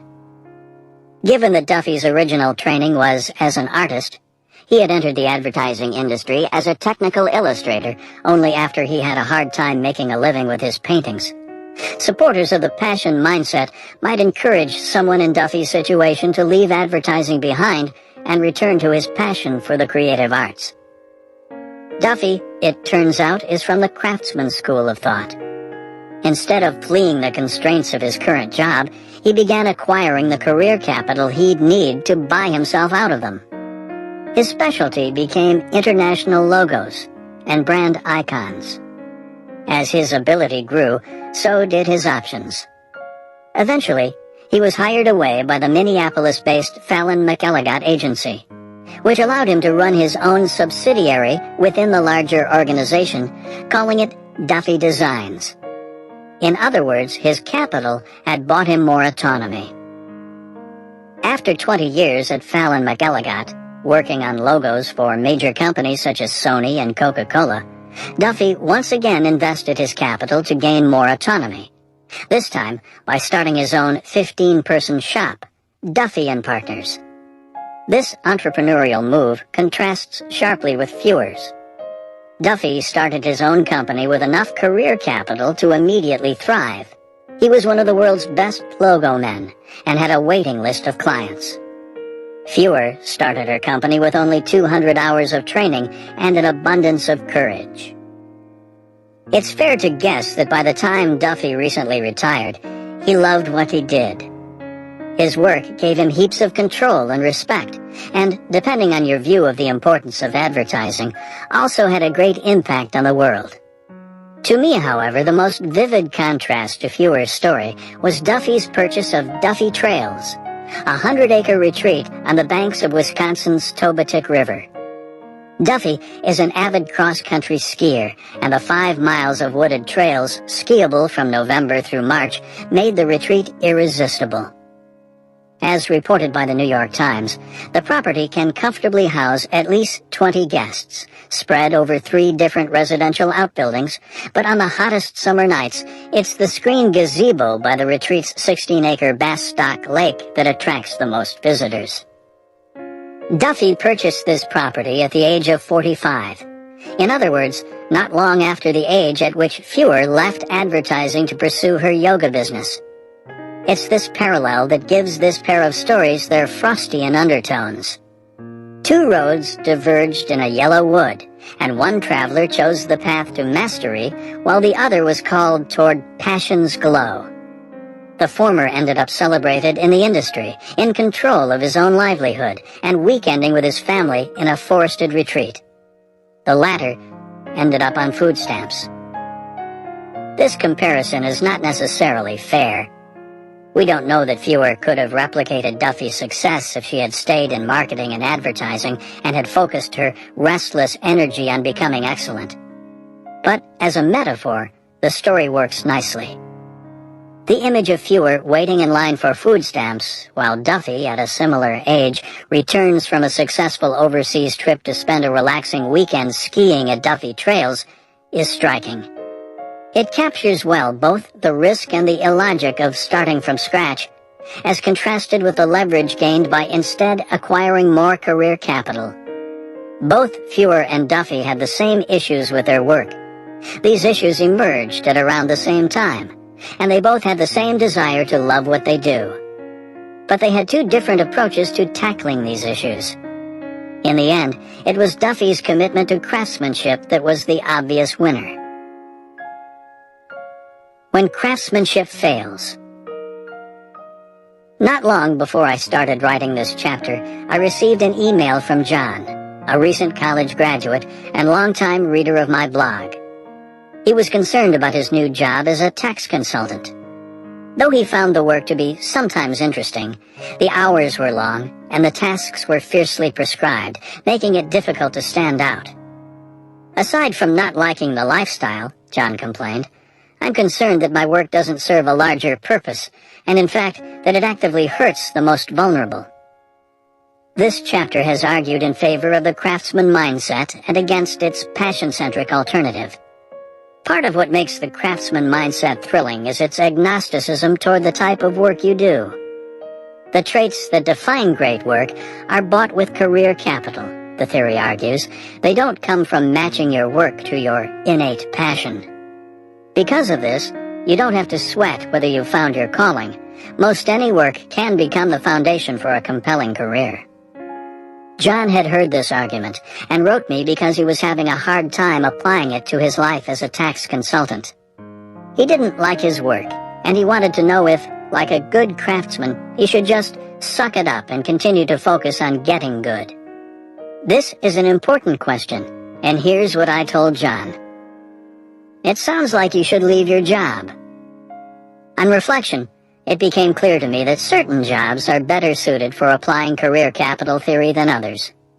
To aid John, I ended up devising a list of 3 traits that disqualify a job as providing a good foundation for building work you love. 3 disqualifiers for applying the craftsman mindset. Number 1. The job presents few opportunities to distinguish yourself by developing relevant skills that are rare and valuable. Number 2. The job focuses on something you think is useless or perhaps even actively bad for the world. Number 3. The job forces you to work with people you really dislike. A job with any combination of these disqualifying traits can thwart your attempts to build and invest career capital. If it satisfies the first trait, skill growth isn't possible. If it satisfies the second 2 traits, then even though you could build up reserves of career capital, you'll have a hard time sticking around long enough to accomplish this goal. John's job satisfied the first 2 traits, so he needed to leave. To give another example, as a computer scientist at MIT, which I was while writing this book, I got quite a few emails from Wall Street headhunters. They were hiring for jobs that provide plenty of room to develop skills, and they're not afraid to compensate you well for your time. The is a small handful of firms on Wall Street that pay better than everyone else, about 3 or 4 of them, said one headhunter who wrote me recently. This company is one of them. I was later told by friends that the starting salary for these firms was in the $200,000 to $300,000 range. But to me, these firms satisfy the second condition previously mentioned. This realization allowed me to confidently delete these offers as they arrived.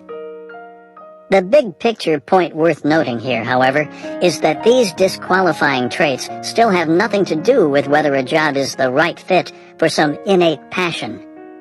They remain much more general. Working right, therefore, still trumps finding the right work.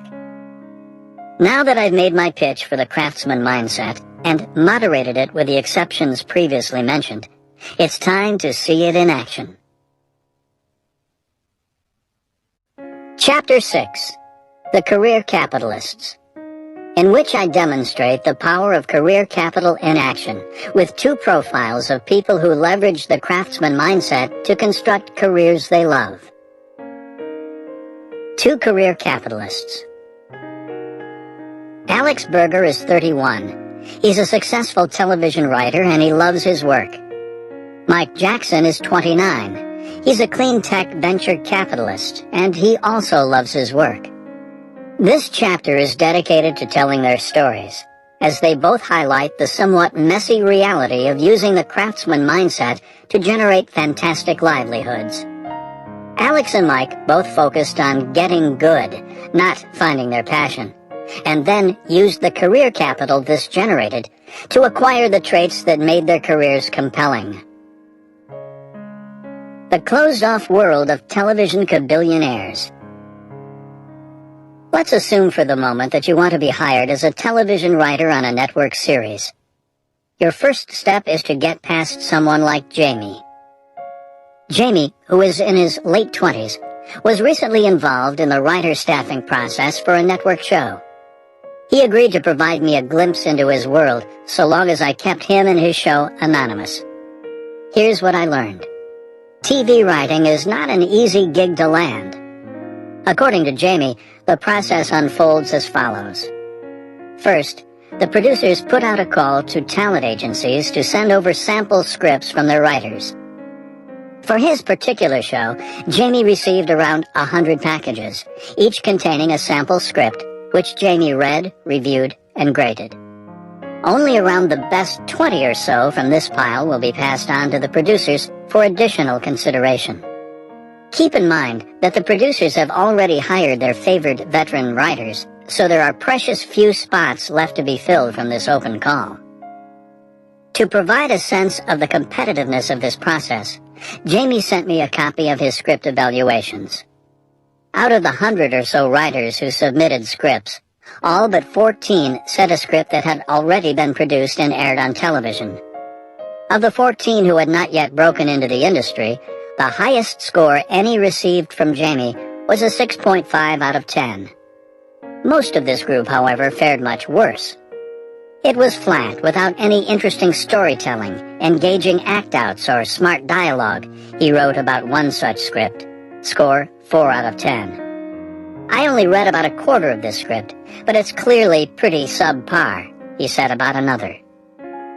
In other words, getting on the inside in the world of television writing is daunting. But at the same time, I can understand why so many thousands aspire to this goal. It's a fantastic job. For one thing, there's the money. As a new writer, your salary starts modest. The Writers Guild of America guarantees that you make at least $2,500 a week, which, given a standard 26-week season, is decent for a half a year of work. Depending on the success of the series, you'll then progress, after a year or two, to become a story editor, where, as a longtime TV writer explained in a Salon.com article on the topic, you're still making shit, though, as another writer admitted, shit at this point qualifies as over $10,000 an episode. Things start to get interesting when you make it to the next level, producer. Once there, you're in the money. Top writers can pull in 7-figure paychecks. In the Salon.com article referenced before, the term kabillionaire was used by multiple people to describe the salaries of producers on long-running shows. Of course, you can also make lots of money in other jobs. A fast riser at Goldman Sachs can hit the 7-figure mark, including bonuses, by his or her mid-30s. And a partner at a prestigious law firm can get somewhere similar a few years later. But the difference between Wall Street and Hollywood in the style of work is staggering. Imagine, no email, no late-night contract negotiations, no need to master intricate bond markets or legal precedents. As a writer, your whole focus is on one thing: telling good stories. The work can be intense, as you're often under deadline to deliver the next script, but it only lasts half a year, and it's immensely creative, and you can wear shorts, and the catered food, as was emphasized to me several times, is fantastic. Writers are crazy about their food, one source explained. To recast the job in the terms I introduced in the last chapter, television writing is attractive because it has the 3 traits that make people love their work: impact, creativity, and control. By the time I met him, Alex Berger had managed to break into this elite world. He had recently sold a pilot to USA Network. To sell a pilot is to sell an idea. You sit down in a room with 3 or 4 executives from the network and spend 5 minutes pitching your vision. At a cable network like USA, these executives will hear about 15 to 20 such pitches a week. They then retreat to a staff meeting and choose 3 or 4 to actually buy. Alex's idea was one of the 4 they bought that week.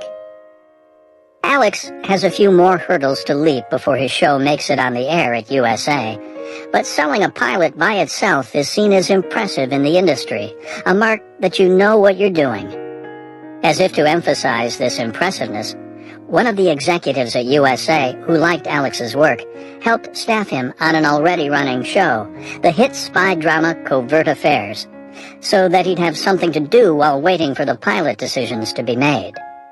Not that Alex needed the boost to his reputation. He had already written and aired episodes for 3 different shows leading up to this point. His latest gig was on the stop-motion comedy Glenn Martin DDS, which he had co-created with Michael Eisner and had run for 2 seasons. In other words, there's no doubt that Alex is an established writer in an industry that allows few through its gates. The question is, how did he do it? How Alex Berger broke into Hollywood. What makes television a hard industry to crack is the fact that it's a winner-take-all market. There's only one type of career capital here, the quality of your writing, and there are thousands of hopefuls trying to gain enough of this capital to impress a very small group of buyers. In this respect, however, Alex had an advantage. At Dartmouth College, he had been a debater, and a damn good one at that. In 2002, his 2-man team arrived at the national debate tournament with the country's highest rank. Alex then went on to win the Best Speaker prize at the tournament. In debate, as in television writing, there is no mystery about what separates good from bad. The scoring system is specific and known. To become the country's best debater, therefore, Alex had to master the art of continual improvement. Hearing the story of how he then went on to succeed in Hollywood convinced me that it was exactly this skill that fueled his fast rise. When Alex made the decision to move to Hollywood, his logic, in typical debater fashion, was airtight.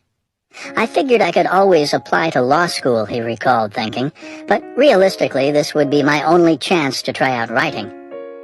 Alex admits that when he first moved west, he wasn't even sure what his goals were. I had a number of things I wanted to do, but didn't know what they meant. I thought I wanted to be a network executive, for example, but had no idea what that involved. I thought I might be a TV writer, but didn't know what that meant either. This was not a classic case of the young man building the courage to follow his unmistakable passion. When Alex first arrived in LA, he took a job as website editor for the National Lampoon. Once there, he discovered that the Lampoon was also interested in television production. Drawing from the adage, write what you know, Alex pitched them Master Debaters, a show that required comedians to debate humorous topics in front of a panel of judges. He was given a modest amount of money to film a pilot, which he did, in a Borders bookstore in Westwood. But making television shows is a tough game, and the National Lampoon's tentative effort didn't go anywhere. What I like about Alex's story is what he does next. He quit his job at the National Lampoon and took a position as an assistant to a development executive at NBC. It's here that I see Alex's debater instincts stir back to life. The National Lampoon was too far to the periphery of the industry to teach him what it takes to succeed. By accepting an assistant position, he threw himself into the center of the action, where he could find out how things actually work. It didn't take long for Alex to discover what allows some writers to succeed in catching the attention of a network while so many others fail. They write good scripts, a task that's more difficult than many imagine.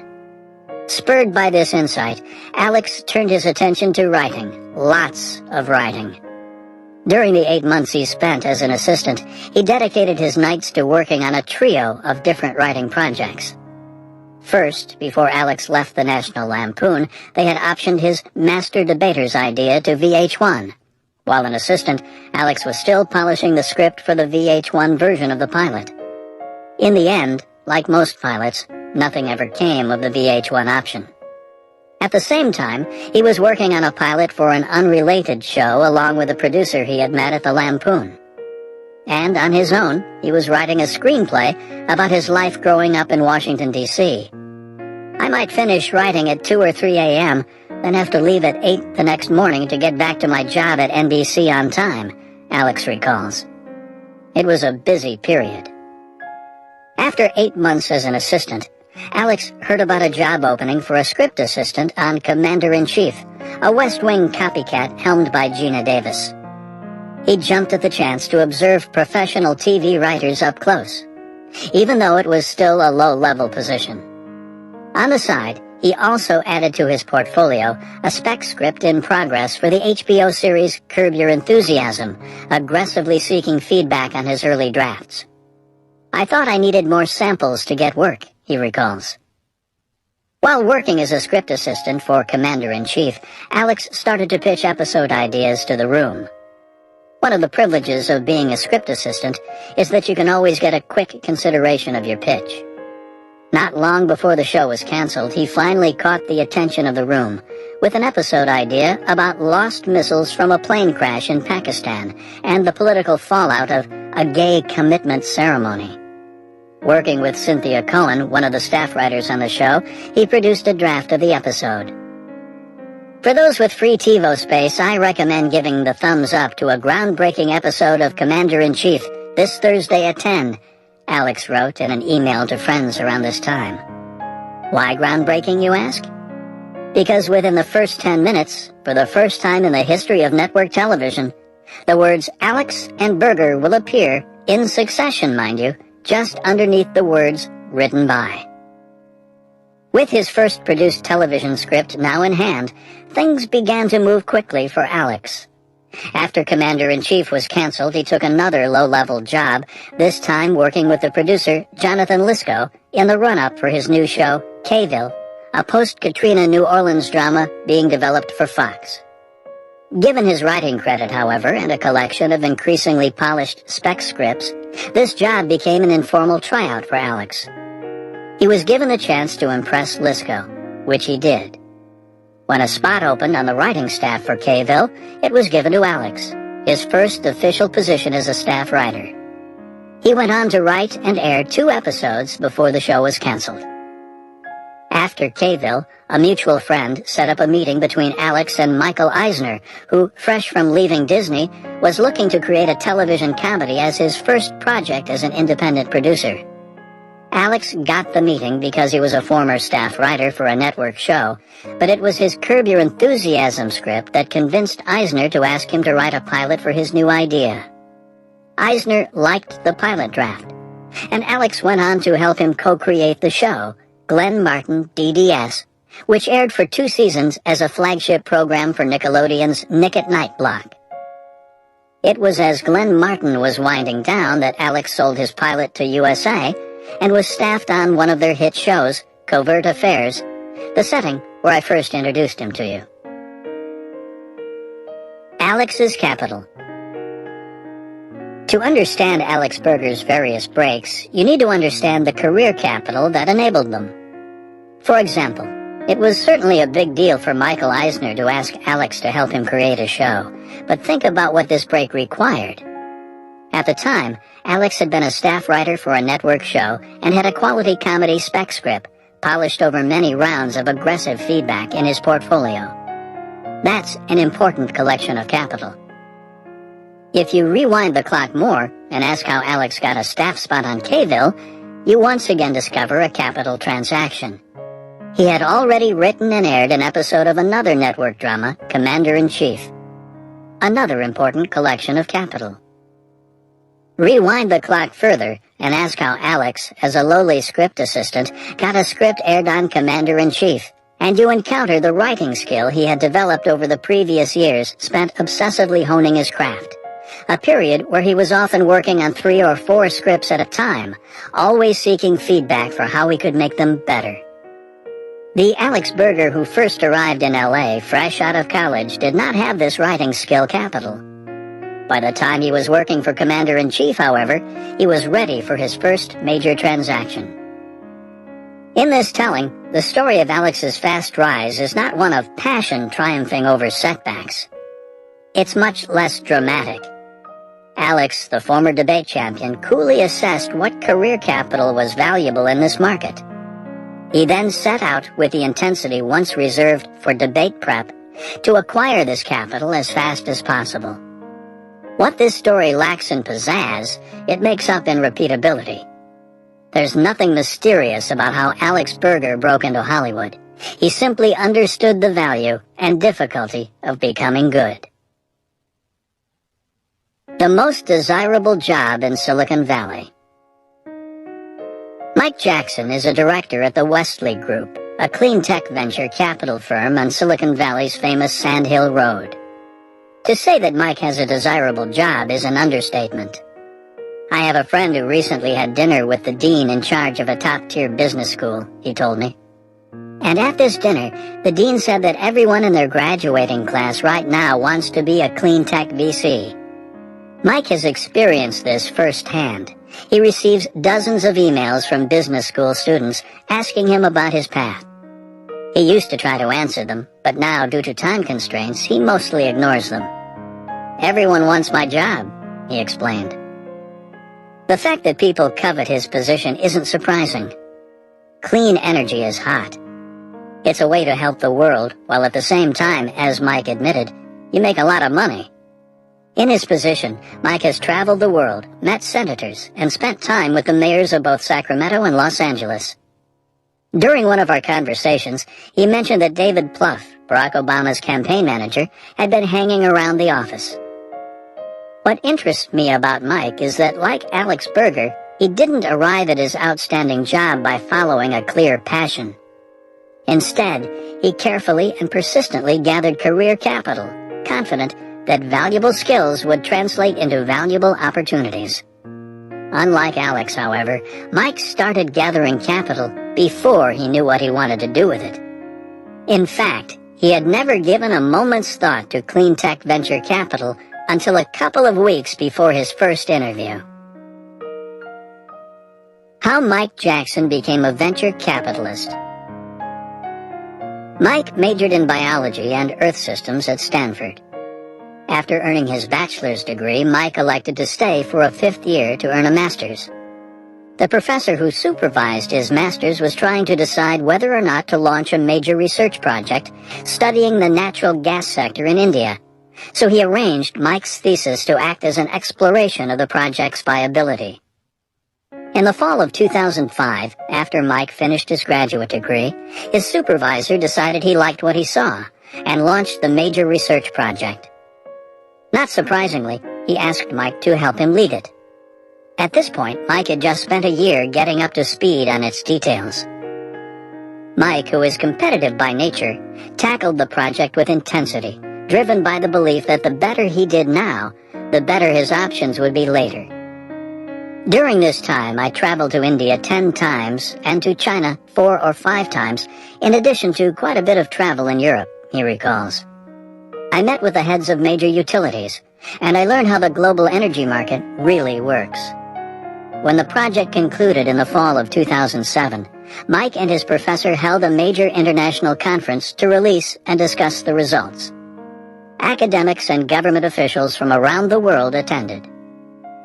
With the project complete, Mike had to decide what to do next. Of the many valuable skills he picked up from the project, one in particular was a deep understanding of how the international carbon market works. As part of this expertise, he learned that the United States had an obscure exchange known as the Renewable Energy Credits Market. Almost no one understood these things. It was a really fractured market with huge information asymmetry, he recalls. Being one of the few people who actually knew how this market worked, Mike decided to start a business. He called it Village Green. The idea was simple. You give money to Mike, he does complicated transactions that only he and a few other energy regulation wonks really understand. And then he offers you certification that you've purchased enough carbon offsets for your business to be deemed carbon neutral. Mike ran this business for 2 years along with a friend from Stanford and a rotating series of other partners. They were headquartered in a rental house not far from where he lived in San Francisco. The company never struggled to pay its expenses, but it also never became a thriving concern. So when the economy went sour in 2009, Mike and his partner decided to shutter it instead of hunkering down and trying to ride out the recession. We decided to get real jobs, is how Mike describes what happened next. Here's how the process unfolded. A stand-up comedian friend of Mike's had a girlfriend who was interviewing at a venture capital firm. She decided not to take the job, but recommended that they talk to Mike. She thought I would be a good fit for venture capital, given my experience with my company, he said. Mike knew that he was not a good match for this technology-focused fund. I have no idea how to find the next Facebook, he told me, but I could tell you if the solar energy firm was probably going to make money. He figured, however, that since he had never been through a real job interview before, the experience would provide good practice. The interview was pretty low-key because we both realized early on I wasn't going to get this job, but we hit it off on a personal level, he recalls. At some point in the discussion, the venture capitalist had an idea. You know, you would be a good match for this clean tech fund that's starting up, he said. Why don't I introduce you to my friend over there? In the summer of 2009, Mike started a trial period as an intern at the Westlake Group. In October, they gave him a full-time position as an analyst, and soon after, he was promoted to associate. 2 years later, he became a director. When people ask me how I got my job, he now jokes, I tell them to make friends with a comedian. Mike's Capital. Mike Jackson leveraged the craftsman mindset to do whatever he did really well, thus ensuring that he came away from each experience with as much career capital as possible. He never had elaborate plans for his career. Instead, after each working experience, he would stick his head up to see who was interested in his newly expanded store of capital, and then jump at whatever opportunity seemed most promising. One could argue that luck also played an important role in Mike's story. He was, for example, lucky to find a personal connection to a venture capitalist, and then to hit it off when they met in person. But these types of small breaks are common. What mattered most in Mike's story is that once he stumbled through the door, his career capital went to work getting him a fantastic job offer. If you spend time around Mike, you quickly realize how serious he is about doing what he does well. It's true that he now loves his work, but he's still quick to turn the conversation back to how he approaches it. As you'll learn more about in the next chapter, Mike literally tracks every hour of his day down to quarter-hour increments on a spreadsheet. He wants to ensure that his attention is focused on the activities that matter. "It's so easy to just come in and spend your whole day on email," he warned. On the sample spreadsheet he sent me, he allots himself only 90 minutes per day for email. The day before we last spoke, he had only spent 45. This is a man who is serious about doing what he does really well. In the end, Mike's focus on capabilities over callings obviously paid off. He has a fantastic job, but it was one that required a fantastic store of career capital to be offered in exchange. Chapter 7, Becoming a Craftsman, in which I introduce deliberate practice, the key strategy for acquiring career capital, and show how to integrate it into your own working life. Why is Jordan Tice a better guitar player than me? Jordan Tice and I both started playing guitar at the age of 12. After receiving my first guitar, I formed a band, and several months later performed my first concert, a reduced-speed interpretation of Nirvana's All Apologies, played to polite applause at the Tollgate Grammar School's 6th grade talent show. After this, I got serious. I took lessons throughout junior high school and high school. I played every day, sometimes rocking blues solos to Hendrix recordings for hours at a time. My band, which had the questionable name of Rocking Chair, played around a dozen shows a year. Festivals, parties, competitions, anywhere really that people would allow us to set up our equipment. We once played a gig in a graveyard facing a parking lot. Our drummer's mom videotaped it. When she pans the camera from our setup in front of the graves to the lot, you realize that the crowd consists of no more than a dozen people on folding chairs. She still finds it funny to play this tape. By the time I graduated high school, I could play from a repertoire of hundreds of songs, ranging from Green Day to Pink Floyd. In other words, I had reached the level of expertise you would expect from someone who had played an instrument seriously for the last 6 years. But this is what I find fascinating. Compared to Jordan Tice's ability at this same age, I was mediocre. Jordan picked up guitar at the same point in his life as I did. But by the time he graduated high school, he had been touring the Mid-Atlantic with a group of professional bluegrass musicians and had signed his first record deal. When I was in high school, the acoustic group Nickel Creek was thought of admiringly by my grade's music snobs as Dave Matthews for cool people. When Jordan was in high school, he regularly played gigs with their bass player, Mark Schatz.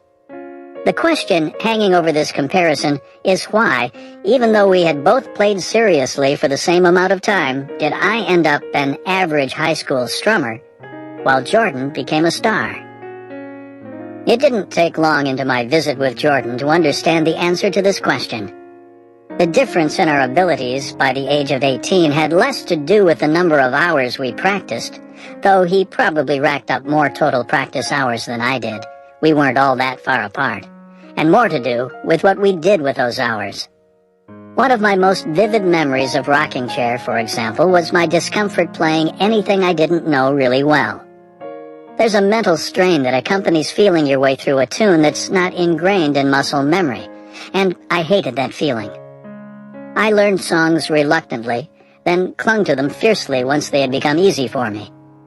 I used to get upset when our rhythm guitar player would suggest we try out something new during band practice. He was happy glancing at a chord chart and then jumping in. I wasn't. Even at that young age, I realized that my discomfort with mental discomfort was a liability in the performance world. Compare this to Jordan's earliest experiences with the guitar. His first teacher was a friend from his parents' church. As Jordan remembers, their lessons focused on picking out the leads from Allman Brothers records. So he would write out the lead, and then you would go memorize them, I asked. No, we would just figure them out by ear, Jordan replied. To the high school version of myself, the idea of learning complicated lead parts by ear would have been way past my threshold of mental strain and patience. But Jordan came to enjoy this labor. In our interview, a decade beyond his high school years, Jordan at one point grabbed his old Martin and knocked off the solo from Jessica, which he somehow still remembered. Great melody, he said. Not only did Jordan's early practice require him to constantly stretch himself beyond what was comfortable, but it was also accompanied by instant feedback. The teacher was always there, Jordan explained, to jump in and show me if I junked up a harmony. Watching Jordan's current practice regime, these traits, strain and feedback, remain central. To get up to speed on the wide picking style he needs for his new tune, he keeps adjusting the speed of his practicing to a point just past where he's comfortable. When he hits a wrong note, he immediately stops and starts over, providing instant feedback for himself. While practicing, the strain on his face and the gasping nature of his breaths can be uncomfortable even to watch. I can't imagine what it feels like to actually do. But Jordan is happy to practice like this for hours at a time. This then explains why Jordan left me in the dust. I played, but he practiced. The Nashville studio musician Mark Stevens seconded this dedication to constantly stretching your abilities. When I talked to him, for example, he was in the process of slowly getting up to speed on a complicated new tune in B-flat with a great deal of bar chords and nasty counterpoint. Even someone with Stevens' level of, literally, award-winning experience, the Academy of Country Music recently named him Specialty Instrumentalist of the Year, can't avoid the need to go out to the woodshed in order to practice. I developed muscle memory the hard way, by repetition, he said, echoing Jordan's long skill-stretching practice sessions. The harder I work, the more relaxed I can play, and the better it sounds. These observations, of course, are about more than just guitar playing. The central idea of this chapter is that the difference in strategy that separates average guitar players like me from stars like Tice and Stevens is not confined to music. This focus on stretching your ability and receiving immediate feedback provides the core of a more universal principle, one that I increasingly came to believe provides the key to successfully acquiring career capital in almost any field. How to become a grandmaster. If you want to understand the science of how people get good at something, chess is an excellent place to start. For one thing, it provides a clear definition of ability, your ranking. Though different chess ranking systems have been proposed with varying popularity, the current standard is the ELO system used by the World Chess Federation. This system gives players a score starting at 0 that increases as they get better. Its calculation is complicated, but at a high level of approximation, it reflects one's performance at official tournaments. If you do better than expected, it goes up, and if you do worse, it goes down. A solid novice player who plays the occasional weekend competition will have a score in the triple digits. Bobby Fischer peaked at 2,785. In 1990, Garry Kasparov became the first player to ever reach 2,800. The highest score ever obtained was 2,851, also by Kasparov. The other reason chess proves useful for studying performance is the fact that it's really hard. To beat Garry Kasparov in 1997, for example, IBM's Deep Blue supercomputer had to analyze 200 million moves per second. And to play a competitive opening, it drew from a database of over 700,000 Grandmaster games. Given chess's difficulty, we can expect that the strategies required to get good will be more pronounced and therefore easier to identify. These traits explain why scientists have been studying chess players since as early as the 1920s, when a trio of German psychologists set out to determine if grandmasters had freakish memories. Interestingly, it turns out they don't. Though grandmasters are fantastically efficient at storing chess positions in their minds, their general recall ability is quite average. One study that proves especially relevant to our interests is more recent. In 2005, a research team led by Neil Charnas, a psychologist from Florida State University, published the results of a decades-long investigation of the practice habits of chess players. Throughout the 90s, Charnas' team had been placing ads in newspapers and posting flyers at chess tournaments, looking for ranked players to participate in their project. They ended up surveying over 400 players from around the world in an effort to understand why some were better than others. Each player was given a form to fill out that requested a detailed history of the player's chess instruction. The respondents were asked, in essence, to recreate a timeline of their development as chess players. At what age did they start? What type of training did they receive at each year? How many tournaments did they play? Were they coached? How much? And so on. Previous studies had shown it takes around 10 years at minimum to become a grandmaster. As the psychologist K. Anders Ericsson likes to point out, even prodigies like Bobby Fischer managed to fit in 10 years of playing before they achieved international recognition. He just started this accumulation earlier than most. This is the 10-year rule, sometimes called the 10,000-hour rule, which has been bouncing around scientific circles since the 1970s, but was popularized more recently by Malcolm Gladwell's best-selling 2008 book, Outliers. Here's how he summarized it. The 10,000-hour rule. The idea that excellence at performing a complex task requires a critical minimum level of practice surfaces again and again in studies of expertise. In fact, researchers have settled on what they believe is the magic number for true expertise: 10,000 hours. In Outliers, Gladwell pointed to this rule as evidence that great accomplishment is not about natural talent, but instead about being in the right place at the right time to accumulate such a massive amount of practice. Bill Gates? He happened to attend one of the first high schools in the country to install a computer and allow their students unsupervised access, making him one of the first in his generation to build up thousands of hours of practice on this technology. Mozart?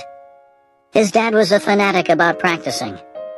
By the time Mozart was being toured around Europe as a prodigy, he had squeezed in more than twice the number of practice hours that similarly aged musician contemporaries had acquired. What interests me about Charnas' study, however, is that it moves beyond the 10,000-hour rule by asking not just how long people worked, but also what type of work they did.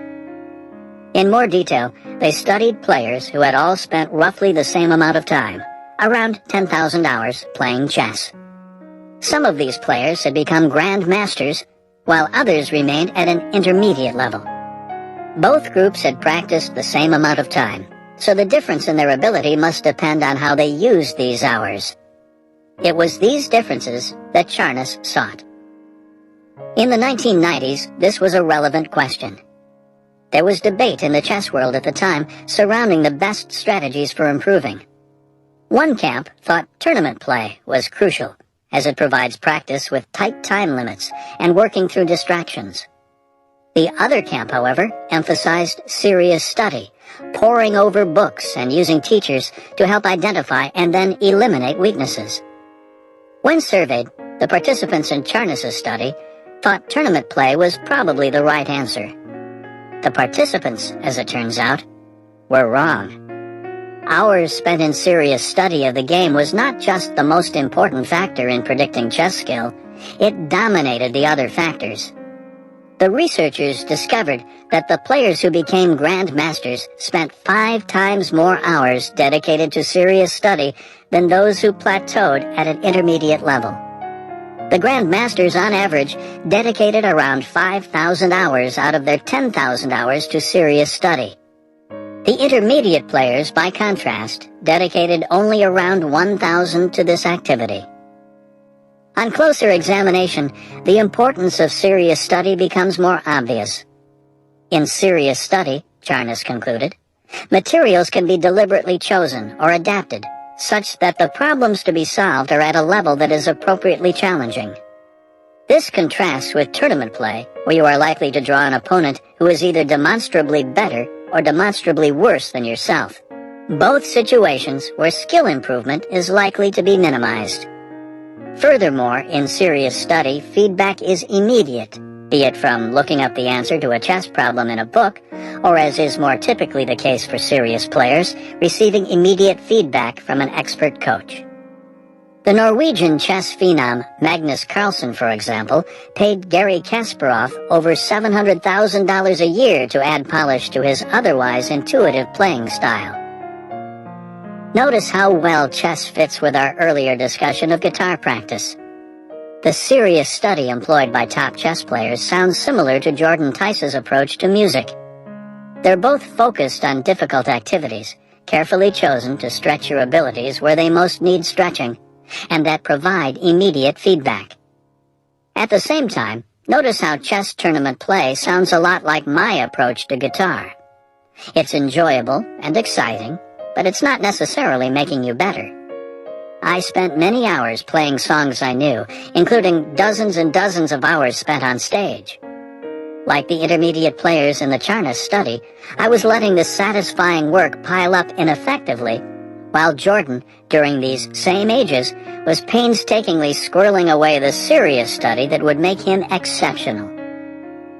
In the early 1990s, Anders Ericsson, a colleague of Neil Charnas at Florida State University, coined the term deliberate practice to describe this style of serious study, defining it formally as an activity designed typically by a teacher for the sole purpose of effectively improving specific aspects of an individual's performance.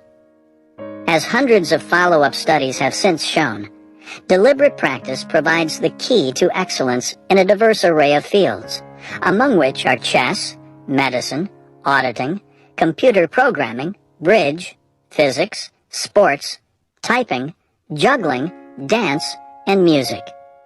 If you want to understand the source of professional athletes' talent, for example, look to their practice schedules. Almost without exception, they have been systematically stretching their athletic abilities with the guidance of expert coaches since they were children. If you instead turned the tables on Malcolm Gladwell and asked him about his writing ability, he too would point you toward deliberate practice. In Outliers, he notes that he spent 10 years honing his craft in the Washington Post newsroom before he moved to the New Yorker and began writing his breakout book, The Tipping Point. When experts exhibit their superior performance in public, their behavior looks so effortless and natural that we are tempted to attribute it to special talents, Ericsson notes. However, when scientists began measuring the experts' supposedly superior powers, no general superiority was found. In other words, outside a handful of extreme examples, such as the height of professional basketball players and the girth of football linemen, scientists have failed to find much evidence of natural abilities explaining expert successes. It is a lifetime accumulation of deliberate practice that again and again ends up explaining excellence. Here's what struck me as important about deliberate practice. It's not obvious. Outside of fields such as chess, music, and professional athletics, which have clear competitive structures and training regimes, few participate in anything that even remotely approximates this style of skill development. As Ericsson explains, most individuals who start as active professionals change their behavior and increase their performance for a limited time until they reach an acceptable level. Beyond this point, however, further improvements appear to be unpredictable, and the number of years of work is a poor predictor of attained performance. Put another way, if you just show up and work hard, you'll soon hit a performance plateau beyond which you fail to get any better. This is what happened to me with my guitar playing, to the chess players who stuck to tournament play, and to most knowledge workers who simply put in the hours. We all hit plateaus. When I first encountered the work of Ericsson and Charnas, this insight startled me. It told me that in most types of work, that is, work that doesn't have a clear training philosophy, most people are stuck. This generates an exciting implication. Let's assume you're a knowledge worker, which is a field without a clear training philosophy. If you can figure out how to integrate deliberate practice into your own life, you have the possibility of blowing past your peers in your value, as you'll likely be alone in your dedication to systematically getting better. That is, deliberate practice might provide the key to quickly becoming so good they can't ignore you.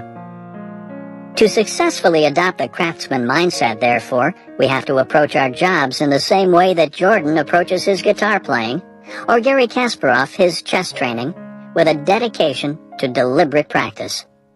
How to accomplish this feat is the goal of the remainder of this chapter. I want to start in the next section by arguing that I'm not the first to have this insight. When we return to the stories of Alex Berger and Mike Jackson, we find that deliberate practice was at the core of their quest for work they love. Alex Berger craves criticism, and Mike Jackson doesn't check email. Consider Alex Berger's 2-year rise from assistant to co-creator of a national television series. He told me that getting your writing to network quality can take from a couple of years at the minimum to as many as 25. The reason he was on the fast track, he explained, was his debate champ-style obsession with improving. "I have a never-ending thirst to get better," he said. "It's like a sport. You have to practice and you have to study." Alex admitted that even though he's now an established writer, he still reads screenwriting books, looking for places where his craft could stand improving. "It's a constant learning process," he said. The other thing I noticed about Alex is that this learning is not done in isolation. You need to be constantly soliciting feedback from colleagues and professionals, he told me. During his rise, Alex consistently chose projects where he'd be forced to show his work to others. While still working as an assistant at NBC, for example, he was writing 2 pilots, one for VH1 and another with a producer he met at the National Lampoon. In both cases, people were waiting to see his scripts. There was no avoiding having them be read and dissected. His Curb Your Enthusiasm spec, to name another example, which helped him land his job with Michael Eisner, underwent a lot of scrutiny from Alex's colleagues at his request. "When I look back now, I'm humiliated that I ever showed it to anyone," Alex recalled. But it was necessary if he was going to get better. "I hope I can look back 10 years later and say the same about what I'm writing now." In Alex, we see exactly the traits that Anders Ericsson defined as crucial for deliberate practice. He stretched his abilities by taking on projects that were beyond his current comfort zone, and not just one at a time, but often up to 3 or 4 writing commissions concurrently, all the while holding down a day job. He then obsessively sought feedback on everything, even if, looking back now, he's humiliated at the quality of scripts he was sending out. This is textbook deliberate practice, and it worked. It allowed Alex to acquire career capital in a winner-take-all market that's notoriously reluctant to hand it out. We see a similar commitment to deliberate practice in Mike Jackson's story. In each stage of his path to becoming a venture capitalist, he threw himself into a project beyond his current capabilities, and then hustled to make it a success. He took on an ambitious master's thesis that he then translated into leading an even more ambitious international research project. He went from the project into the harsh world of startups, where, without outside investment, his ability to pay his rent was dependent on him figuring things out quickly. Furthermore, at all stages of this path, Mike was not only stretching himself, he was also receiving direct feedback. The work he was leading for the International Research Project was being prepared for peer review, the epitome of ruthless response. When running his startup, this feedback took the form of how much money came through the door. If he ran the company poorly, there would be no escaping this fact. His critique would arrive in the form of bankruptcy. In his current position as a venture capitalist, Mike maintains his dedication to stretching his ability, guided by feedback. His new tool of choice is the spreadsheet, which he uses to track how he spends every hour of every day. "At the beginning of each week, I figure out how much time I want to spend on different activities," he explained. "I then track it so I can see how close I came to my targets." On the sample spreadsheet he sent me, he divides his activities into 2 categories: hard to change, that is, weekly commitments he can't avoid, and highly changeable, that is, self-directed activities that he controls. Here's the amount of time he dedicates to each. Mike Jackson's work hour allocation. Hard to change commitments. Activity. Email. Hours allocated for the week, 7.5. Lunch, breaks, other, 4 hours. Planning, organization, 1.5 hours. Partner meeting, administrative, 4 hours. Weekly fundraising meeting, 1 hour. Highly changeable commitments, activity, improving fundraising materials, hours allocated for the week, 3. Fundraising process, 12 hours. Due diligence research, 3 hours. Deal flow sourcing, 3 hours. Meetings, calls with potential investors, 1 hour. Work with portfolio companies, 2 hours. Networking, professional development, 3 hours. Mike's goal with his spreadsheet is to become more intentional about how his workday unfolds. The easiest thing to do is show up to work in the morning and just respond to email the whole day, he explained. But that is not the most strategic way to spend your time. Mike now freely admits that he doesn't do much email. Even after we had been working for a while on the interviews for this book, my scheduling emails to Mike only sporadically generated a reply. I eventually figured out that it worked better to call him while he was commuting to his Palo Alto office. On reflection, of course, this makes perfect sense from Mike's perspective. Spending hours every day sorting through non-critical email from authors such as myself, or from business students fishing for tips, among other trivialities, would impede his ability to raise money and find good companies. Ultimately, the job he's judged on. Does he annoy some people because of this lack of availability? Probably. But take my example of eventually being forced to call him during his commute. The important stuff still finds its way to him, but on his schedule. When you look at Mike's spreadsheet, you also notice that he restricts the hours dedicated to required tasks that don't ultimately make him better at what he does. 18 hours. The majority of his week is instead focused on what matters: raising money, vetting investments, and helping his fund's companies. 27 hours. Without this careful tracking, this ratio would be much different. This is a great example of deliberate practice at work. I want to spend time on what's important instead of what's immediate, Mike explained. At the end of every week, he prints his numbers to see how well he achieved this goal, and then uses this feedback to guide himself in the week ahead. The fact that he's been promoted 3 times in less than 3 years underscores the effectiveness of this deliberate approach. The 5 Habits of a Craftsman. The stories of Alex Berger and Mike Jackson provide a nice example of deliberate practice in a knowledge work setting. It can still be difficult, however, to figure out how to apply this strategy in your own working life. Motivated by this reality, I drew from the research literature on deliberate practice, as well as from the stories of craftsmen like Alex and Mike, to construct a series of steps for successfully applying this strategy. In this section, I'll detail these steps. There is no magic formula, but deliberate practice is a highly technical process, so I'm hoping that this specificity will help you get started. Step 1. Decide what capital market you're in. For the sake of clarity, I will introduce some new terminology.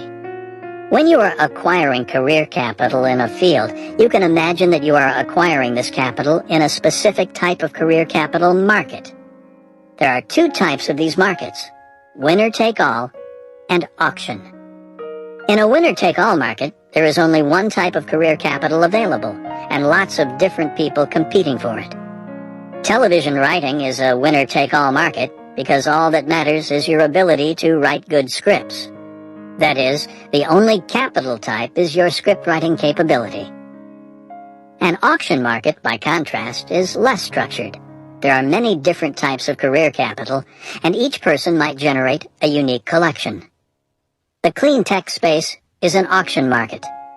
Mike Jackson's capital, for example, included expertise in renewable energy markets and entrepreneurship. But there are a variety of other types of relevant skills that also could have led to a job in this field. With this in mind, the first task in building a deliberate practice strategy is to figure out what type of career capital market you are competing in. Answering this question might seem obvious, but it's surprisingly easy to get it wrong. In fact, this is how I interpret the beginning of Alex's story. When he arrived in Los Angeles, he treated the entertainment industry as an auction market. By taking a job as a web editor at the National Lampoon, he began to build up a stable of college-aged humor writers. He also filmed a pilot for a low-budget show for the organization. These actions make sense in an auction market, where it's important to build up a diverse collection of capital. But the entertainment industry is not an auction market. It's instead winner-take-all.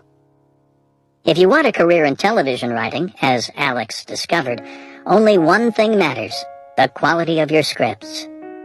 It took him a year to realize his mistake, but once he did, he left the Lampoon to become an assistant to a TV executive so he could better understand the single type of capital of any value to his field. It was only at this point that he began to gain traction in his career. Mistaking a winner-take-all for an auction market is common. I see it often in an area relevant to my own life: blogging. Here's a typical email from among the many I receive from people asking for advice on growing their own blog audience. I finished my first month of posting and am at about 3,000 views. The bounce rate, however, is incredibly high, particularly through Dig and Reddit submissions, where it can get close to 90%. I'm wondering what next steps you think I should take to bring down the bounce rate. This new blogger was viewing blogging as an auction market. In his conception, there are many different types of capital relevant to your blog, from its format, to its post frequency, to its search engine optimization, to how easy it is to find it on social networks. This particular blogger invested serious time in submitting every post to as many social networking sites as possible. He viewed the world through statistics and hoped that with the right combination of capital, he could get them where he needed them to be to make money. The problem, however, is that blogging in the advice space where his site existed is not an auction market. It's winner-take-all. The only capital that matters is whether or not your posts compel the reader. Some top blogs in this space have notoriously clunky designs, but they all accomplish the same baseline goal: they inspire their readers. When you correctly understand the market where blogging exists, you stop calculating your bounce rate and start focusing instead on saying something people really care about, which is where your energy should be if you want to succeed. Mike Jackson, by contrast, correctly identified that he was in an auction market. He wasn't sure exactly what he wanted to do, but he knew it would involve the environment, so he set out to gain any capital relevant to this broad topic. Step 2. Identify your capital type. Once you've identified your market, you must then identify the specific type of capital to pursue. If you're in a winner-take-all market, this is trivial. By definition, there's only one type of capital that matters. For an auction market, however, you have flexibility. A useful heuristic in this situation is to seek open gates, opportunities to build capital that are already open to you.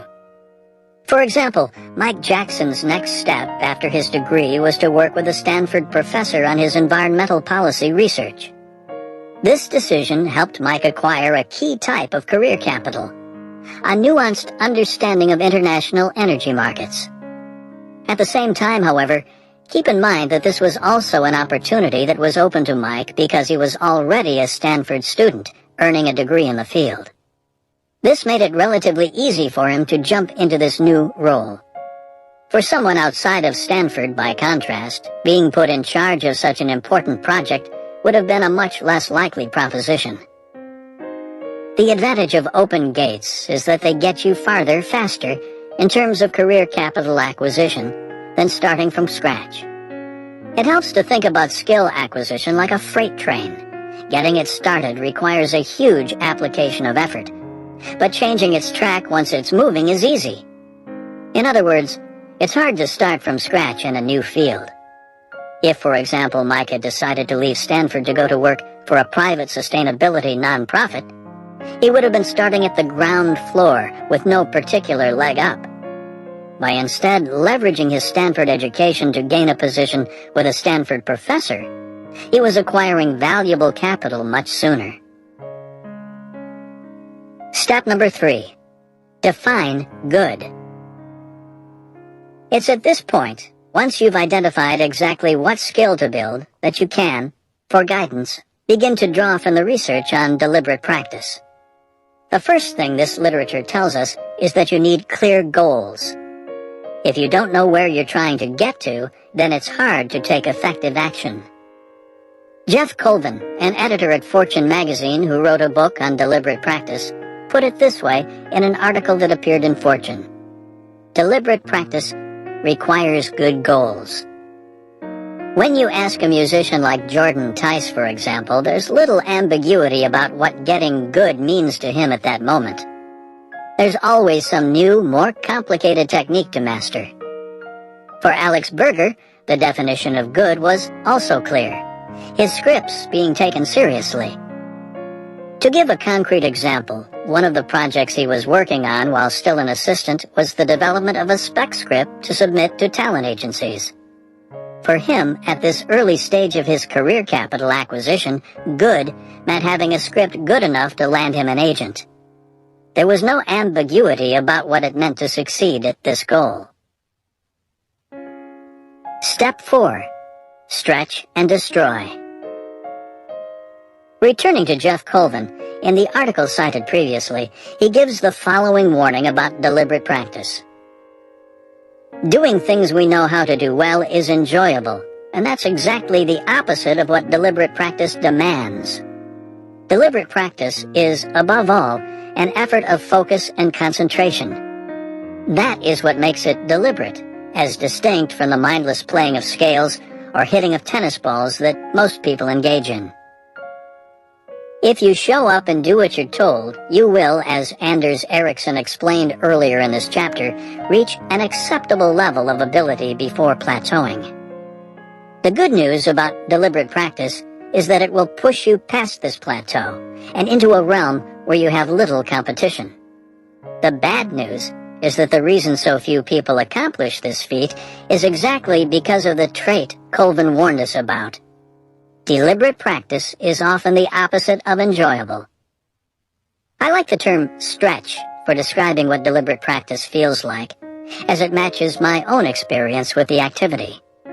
When I'm learning a new mathematical technique, a classic case of deliberate practice, the uncomfortable sensation in my head is best approximated as a physical strain, as if my neurons are physically reforming into new configurations.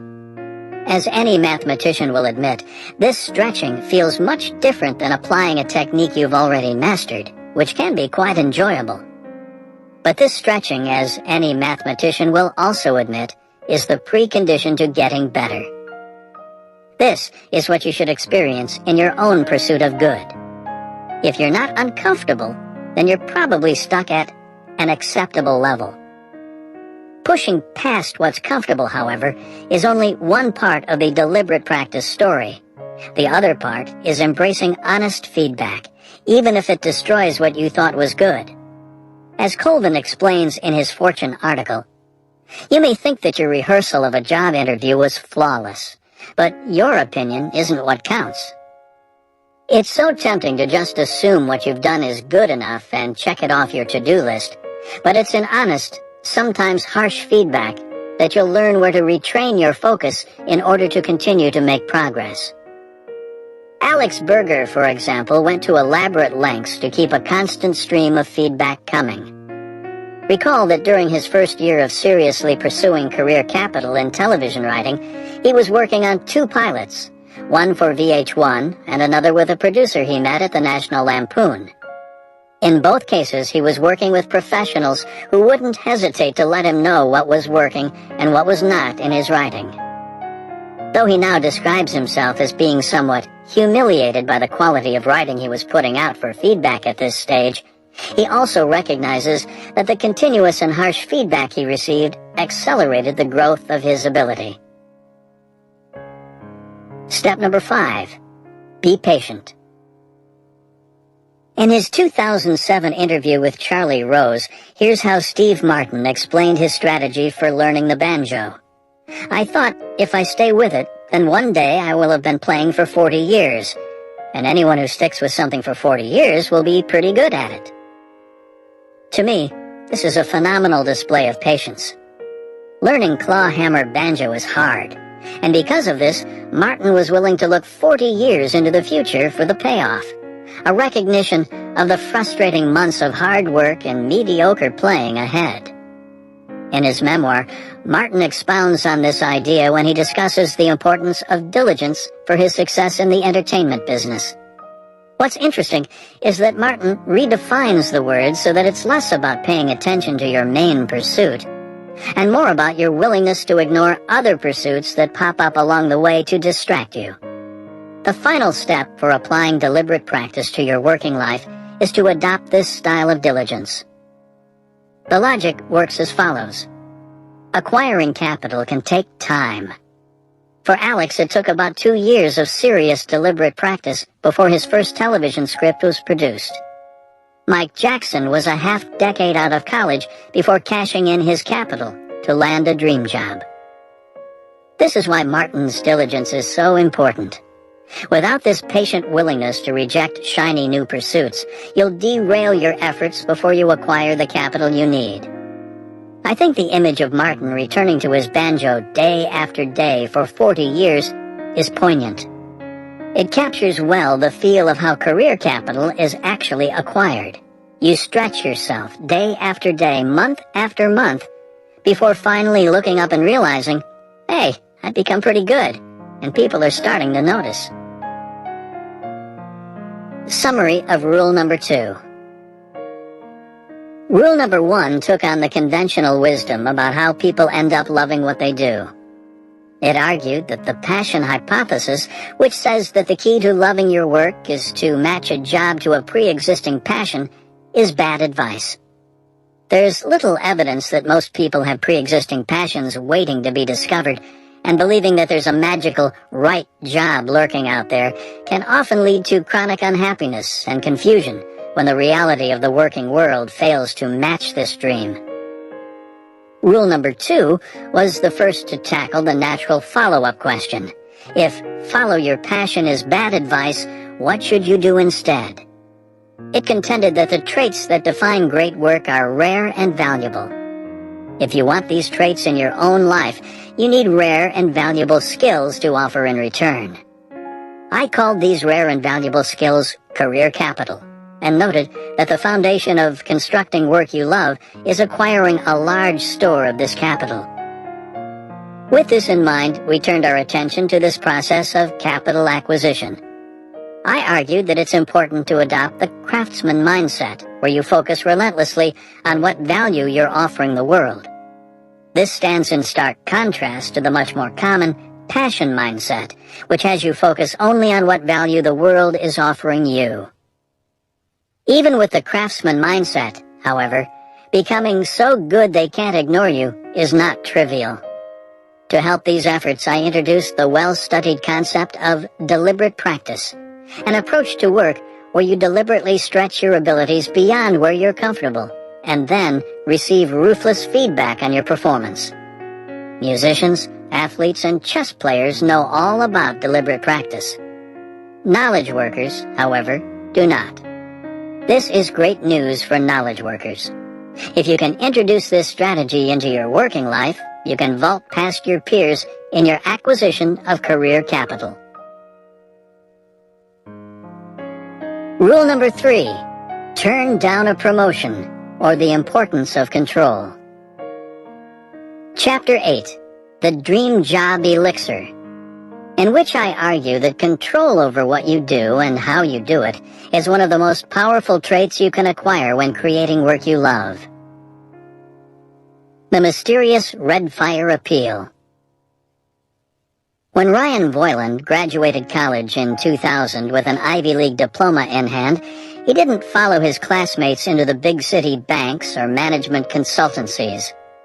Instead, he did something unexpected. He bought farmland. Ryan's acreage is in Granby, Massachusetts, a small town of 6,000 in the center of the state, not far south from Amherst. The land quality in Granby is mixed. It's too far east from the Connecticut River to guarantee access to the river valley's best soil. But Ryan still managed to coax a variety of fruits and vegetables out of his plot. He called the fledgling concern Red Fire Farm. When I arrived in May 2011 to spend a day at Red Fire, Ryan, who is now working with his wife Sarah, had 70 acres of organic produce under cultivation. The bulk of Red Fire's revenues comes from their Community-Supported Agriculture, CSA program, in which subscribers pay for a share of the farm's output at the beginning of the growing season and then pick up their produce every week at distribution stands throughout the state. In 2011, the program had around 1,300 CSA subscribers and had started to turn people away. There was more demand than they could meet. In other words, Red Fire Farm is a success, but this is not what drew me to Granby. I arranged to spend a day with Ryan and Sarah for a more personal reason. I wanted to figure out why their lifestyle was so appealing. To clarify, I'm not the only one entranced by Red Fire. This is a farm with fans. When Ryan and Sarah arrange special events throughout the year, a dinner to celebrate the summer strawberry harvest, for example, or their fall pumpkin festival, they quickly sell out.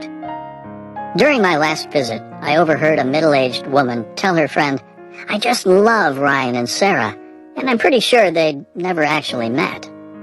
The idea of Ryan and Sarah and what their lifestyle represents was enough to draw her to Granby. This appeal, of course, goes beyond just Red Fire.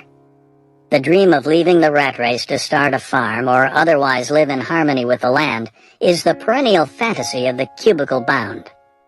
In recent years, the New York Times, for example, has made great sport of telling the story of ex-bankers who head off to Vermont to start farms. Stories that usually end with the banker slinking home, mud-stained hat in hand. Something about working outdoors, sun on your back, no computer screen in sight, is undeniably appealing.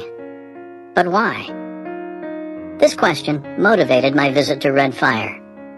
I was unlikely to move out to the country, but if I could isolate the underlying traits that attracted me to this lifestyle, I reasoned, I could perhaps then integrate some of these traits into my own life in the city. In other words, figuring out this appeal became a key goal in my quest to understand how people end up loving what they do. So I wrote Ryan and Sarah and asked if I could spend a day following them around. Once they agreed, I packed up my notebook, dusted off my work boots, and drove due west out of Boston. I was on a mission to crack the Red Fire Code. Cracking the Red Fire Code.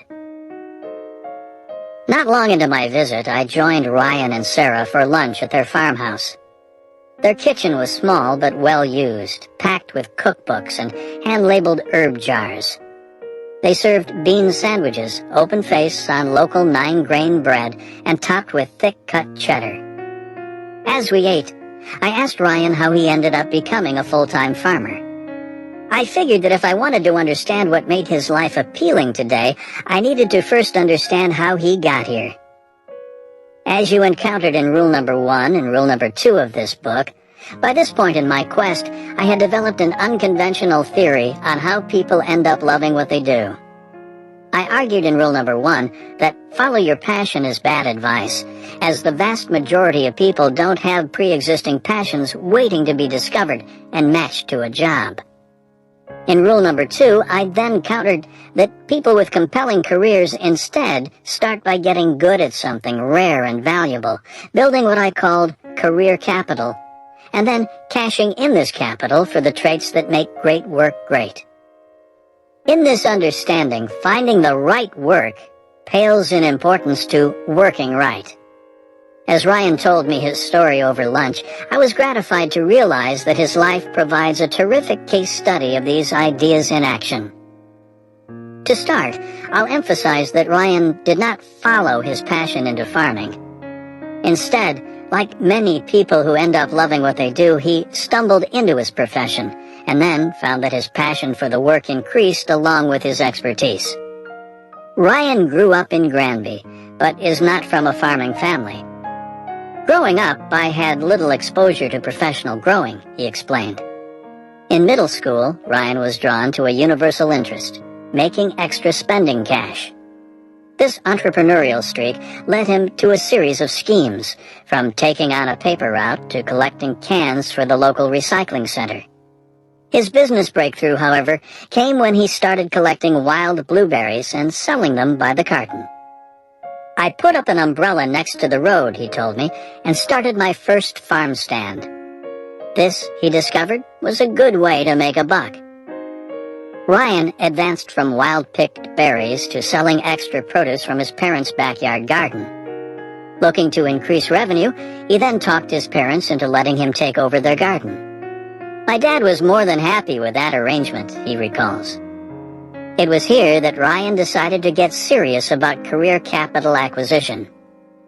"I read everything about growing that I could get my hands on, zillions of different things," he told me. Soon, he expanded his parents' garden to cover most of the backyard, bringing in compost by the truckload to increase yield. By the time Ryan was in high school, he was renting 10 acres from a local farmer and hiring part-time help during the summer harvest. He took a loan from the Massachusetts Farm Services Agency to finance the purchase of an old tractor and expanded his business beyond his farm stand to also sell at a farmer's market and to a small number of wholesale clients. After graduating high school, Ryan headed off to Cornell's Agriculture College to further hone his skills with a degree in fruit and vegetable horticulture, returning home on the weekends in order to keep his rented fields healthy. Here's what struck me about Ryan's story. He didn't just decide one day that he was passionate about produce and then courageously head off into the countryside to start farming. Instead, by the time he made the plunge into full-time farming in 2001, when he bought his first land, he had been painstakingly acquiring relevant career capital for close to a decade. This might be less sexy than the daydream of quitting your day job one day and then waking up to the rooster's crow the next, but it matches what I consistently found when researching the previous two rules. You have to get good before you can expect good work. As lunch concluded, I had learned the Red Fire history, but I was still unclear on what exactly made its presence so appealing. As we left the kitchen to tour the farm, however, an insight began to develop. I noticed that as Ryan explained his crops, much of his early wariness fell away. Ryan is shy. When he talks in front of crowds, he tends to rush his sentences to completion, as if apologetic for interrupting. But once he got going on his farming strategies, explaining the difference between Merrimack sandy loam and Paxton silt loam, for example, or his new weeding strategy for the carrot beds, his shyness gave way to the enthusiasm of a craftsman who knows what he's doing and has been given the privilege to put this knowledge to work. I noticed a similar enthusiasm in Sarah when she discussed her efforts to manage the farm's CSA program and public image.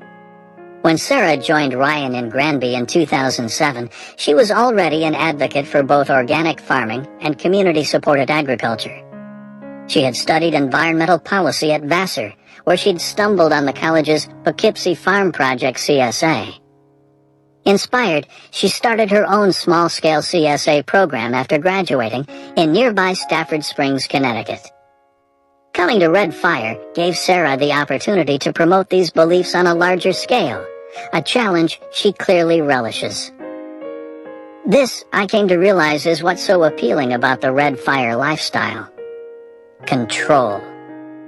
Ryan and Sarah invested their extensive career capital into gaining control over what they do and how they do it. Their working lives aren't easy.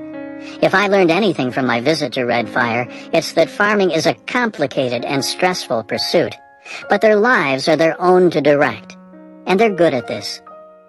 In other words, the Red Fire appeal is not about working outside in the sun.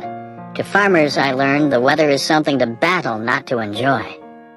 And it's not about getting away from the computer screen.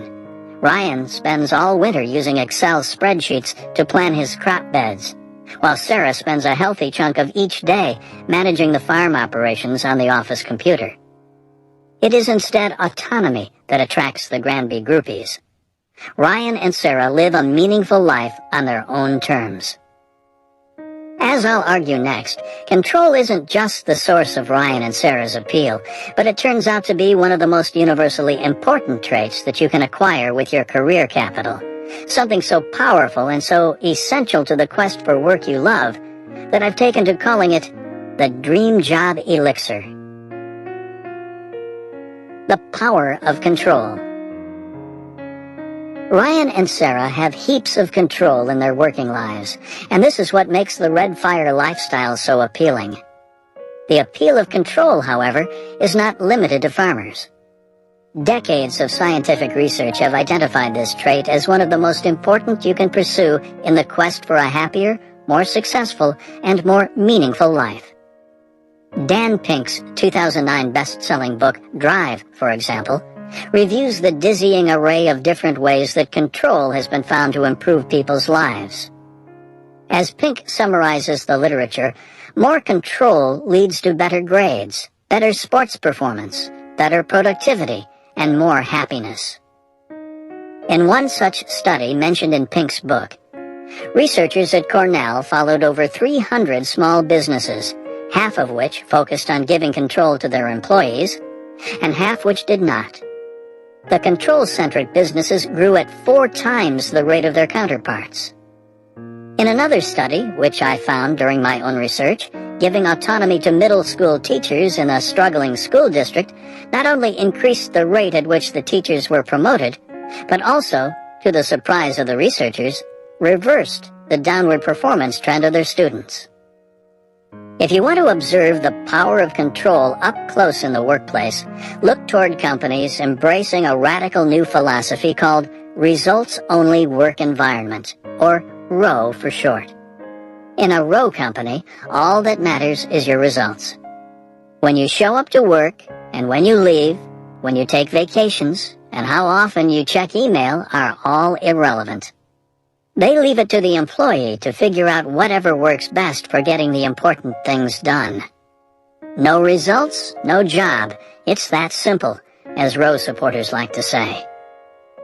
If you read the business case for ROWE available online, you find example after example of employees liberated by control. At Best Buy's corporate headquarters, for example, the teams that implemented ROWE saw the rate at which people left plummet by up to 90%. I love the ROWE environment. It makes me feel like I'm in control of my destiny, said one Best Buy employee.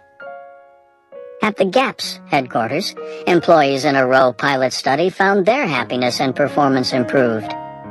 I've never seen my employees happier, said one manager. At a nonprofit organization in Redlands, California, the first nonprofit to embrace ROWE, 80% of the employees reported feeling more engaged, while over 90% thought it made their life better, which is about as close to universal agreement as is possible in a work setting. And these are just a few examples among many. The more time you spend reading the research literature, the more it becomes clear. Giving people more control over what they do and how they do it increases their happiness, engagement, and sense of fulfillment. It's no wonder, then, that when you flip through your mental Rolodex of dream jobs, control is often at the core of their appeal. Throughout rule number 3, for example, you'll meet people in a variety of different fields who wielded control to create a working life they love. Among them is a freelance computer programmer who skips work to enjoy sunny days, a medical resident who took a 2-year leave from his elite residency program to start a company, and a famous entrepreneur who gave away his millions and sold his possessions to embrace an unencumbered, globe-trotting existence. These examples all have great lives, and as you'll learn, they all use control to create them. To summarize, if your goal is to love what you do, your first step is to acquire career capital. Your next step is to invest this capital in the traits that define great work. Control is one of the most important targets you can choose for this investment. Acquiring control, however, can be complicated. This is why I've dedicated the remainder of rule number 3 to this goal. In the chapters ahead, you'll follow me on my quest to find out more about this fickle trait. Chapter 9. The First Control Trap, in which I introduce the first control trap, which warns that it's dangerous to pursue more control in your working life before you have career capital to offer in exchange. Jane's adventurous vision. Jane understands the importance of control. She was a talented student who earned top 1% scores on her standardized tests and attended a competitive university. But she was also unhappy with following a traditional path from college and into a steady, well-paying job. Her vision for her life was more exotic. As an amateur athlete who once rode a bike across the country for charity and competed in an Ironman triathlon, she envisioned a more adventurous future. A copy of the life plan she sent me includes the goal of circumnavigating the world's oceans and traveling without motor power across every continent. Australia by unicycle, Antarctica by dog sled. The list also includes more eccentric goals, such as surviving in the wilderness with no tools or equipment for 1 month and learning how to become a fire breather. To finance this adventurous life, her plan calls, vaguely, for her to build a set of low-maintenance websites that recurrently earn enough to support the pursuits on this list. Her goal was to get this revenue up to $3,000 a month, which she calculated to be enough to handle her basic expenses. Eventually, she planned to leverage these experiences to develop a nonprofit to develop my vision of health, human potential, and a life well lived. At first glance, Jane might remind you of Ryan and Sarah from Red Fire Farm. She recognized that gaining control over her life trumps simply gaining more income or prestige. Like Ryan trading in his diploma for farmland, this realization gave her the courage to step off a safe career path and instead pursue a more compelling existence. But unlike Ryan and Sarah, Jane's plans faltered. Soon after we met, she revealed that her embrace of control had led her to an extreme decision, dropping out of college. It didn't take long for her to realize that just because you're committed to a certain lifestyle doesn't mean you'll find people who are committed to supporting you. The current problem is financial independence, she told me. After quitting college, I started various businesses and launched freelance and blog projects, but lost motivation to continue before substantial results came. One of these experiments, a blog that she hoped to become the foundation of her empire of recurrent revenue generation, featured only 3 posts in 9 months. Jane had discovered a hard truth of the real world. It's really hard to convince people to give you money. I agree that it would be ideal to continue to develop my vision, she admitted. However, I also need money in order to eat. Without even a college degree to her name, finding this money was proving difficult. A commitment to dog sledding across Antarctica, it turns out, doesn't read well on a resume. Control requires capital. Control is seductive. As I discovered at Red Fire Farm, this trait defines the type of dream jobs that keeps cubicle dwellers up at night. It was this appeal that convinced Jane to leave her comfortable life as a student and pursue adventure. In doing so, however, she fell into a trap that threatens many in their quest for control. The first control trap. Control that's acquired without career capital is not sustainable. In rule number 2, I introduced the idea that career capital is the foundation for creating work you love. You must first generate this capital by becoming good at something rare and valuable, I argued. Then invest it in the traits that help make great work great. In the last chapter, I argued that control is one of the most valuable traits you can invest in. Jane recognized the second part of this argument. Control is powerful. But she unfortunately skipped the first part. You need something valuable to offer in return for this powerful trait. In other words, she tried to obtain control without any capital to offer in return and ended up with a mere shadow of real autonomy. Ryan of Redfire Farm, by contrast, avoided this trap by building up a decade's worth of relevant career capital before taking the dive into full-time farming. This trap might sound familiar, as we saw an example of it earlier in rule number 2, where I told the story of Lisa Fewer. As you'll recall, Fewer gave up her career in marketing and advertising to start a yoga business, even though her only training in yoga was a month-long certification course. Like Jane, she went after more control without the capital to back it up. Also like Jane, this path soon veered in a difficult direction. Within a year, Fewer was on food stamps. The more I studied examples of control, the more I encountered people who had made these same mistakes. Jane's story, for example, is just one of many from the growing lifestyle design community. This movement argues that you don't have to live life by other people's rules. It encourages its followers to design their own path through life, preferably one that's exciting and enjoyable to live. It's easy to find examples of this philosophy in action because many of its disciples blog about their exploits. At a high level, of course, there's nothing wrong with this philosophy. The author Timothy Ferriss, who coined the term lifestyle design, is a fantastic example of the good things this approach to life can generate. Ferriss has more than enough career capital to back up his adventurous existence. But if you spend time browsing the blogs of lesser-known lifestyle designers, you'll begin to notice the same red flags again and again. A distressingly large fraction of these contrarians, like Jane, skipped over the part where they build a stable means to support their unconventional lifestyle.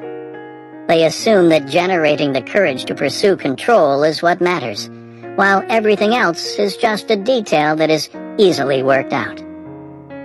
One such blogger I found, to give another example among many, quit his job at the age of 25, explaining, "I was fed up with living a normal, conventional life, working 9 to 5 for the man and having no time and little money to pursue my true passions. So I've embarked on a crusade to show you and the rest of the world how an average Joe can build a business from scratch to support a life devoted to living the dream." The business he referenced, as is the case with many lifestyle designers, was his blog about being a lifestyle designer. In other words, his only product was his enthusiasm about not having a normal life. It doesn't take an economist to point out there's not much real value lurking there. Or, put into our terminology, enthusiasm alone is not rare and valuable, and is therefore not worth much in terms of career capital. This lifestyle designer was investing in a valuable trait, but didn't have the means to pay for it. Not surprisingly, things soon turned bleak on this fellow's blog. After 3 months of posting several times a week about how to fund an unconventional life through blogging, even though he wasn't making any money himself from his own site, some frustration crept into his writing. In one post, he says, with evident exasperation, "What I noticed is that readers come and go. I've put in the hard yards, writing quality posts and finding awesome people, but alas, many of you just come and go. This is as annoying as trying to fill up a bucket with water that has a bunch of holes in it."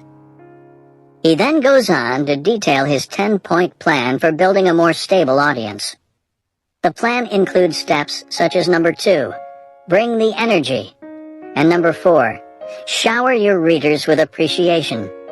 But the list still excludes the most important step of all, giving readers content they're willing to pay for. A few weeks later, the posts on the blog stopped. By the time I found it, there hadn't been a single new post in over 4 months. This story provides another clear example of the first control trap. If you embrace control without capital, you're likely to end up like Jane, Lisa, or our poor, frustrated lifestyle designer, enjoying all the autonomy you can handle, but unable to afford your next meal. This first trap, however, turns out to be only half of the story of why control can be a tricky trait to acquire. As I detail in the next chapter, even after you have the capital required to acquire real control, things remain difficult, as it's exactly at this point that people begin to recognize your value and start pushing back to keep you entrenched in a less autonomous path. Chapter 10. The Second Control Trap, in which I introduce the second control trap, which warns that once you have enough career capital to acquire more control in your working life, you have become valuable enough to your employer that they will fight your efforts to gain more autonomy. Why Lulu keeps turning down promotions. Lulu Young is a software developer, and she loves what she does. She lives in Roselandale, a close-in suburb of Boston, in a beautifully renovated duplex. When I met her there on a rainy spring day in 2011 to talk about work and control, she needed little prompting before diving into one of the more detailed autobiographies I had so far encountered in my quest. I can tell you, for example, that she scored a 5 on her AP chemistry test in high school, and that landing her first job involved a chance encounter with an old employer at a Bertucci's in Wellesley Hills. Here's what I wrote in my notes not long into the interview. This is someone who has put a lot of thought into her career. This thoughtfulness evidently paid off, as Lulu turned out to be one of the more confident and contented subjects I have encountered in my interviews. At the core of this contentment is control. Throughout her career, Lulu repeatedly fought to gain more freedom in her working life, sometimes to the shock or dismay of her employers or friends. People tell me that I don't do things the way other people do, Lulu said. But I tell them, I'm not other people. She succeeded in these fights, as you'll learn, because she was wary of the first control trap, which was described in the previous chapter. That is, she was careful to ensure she always had enough career capital to back her up before she made a bid for more control.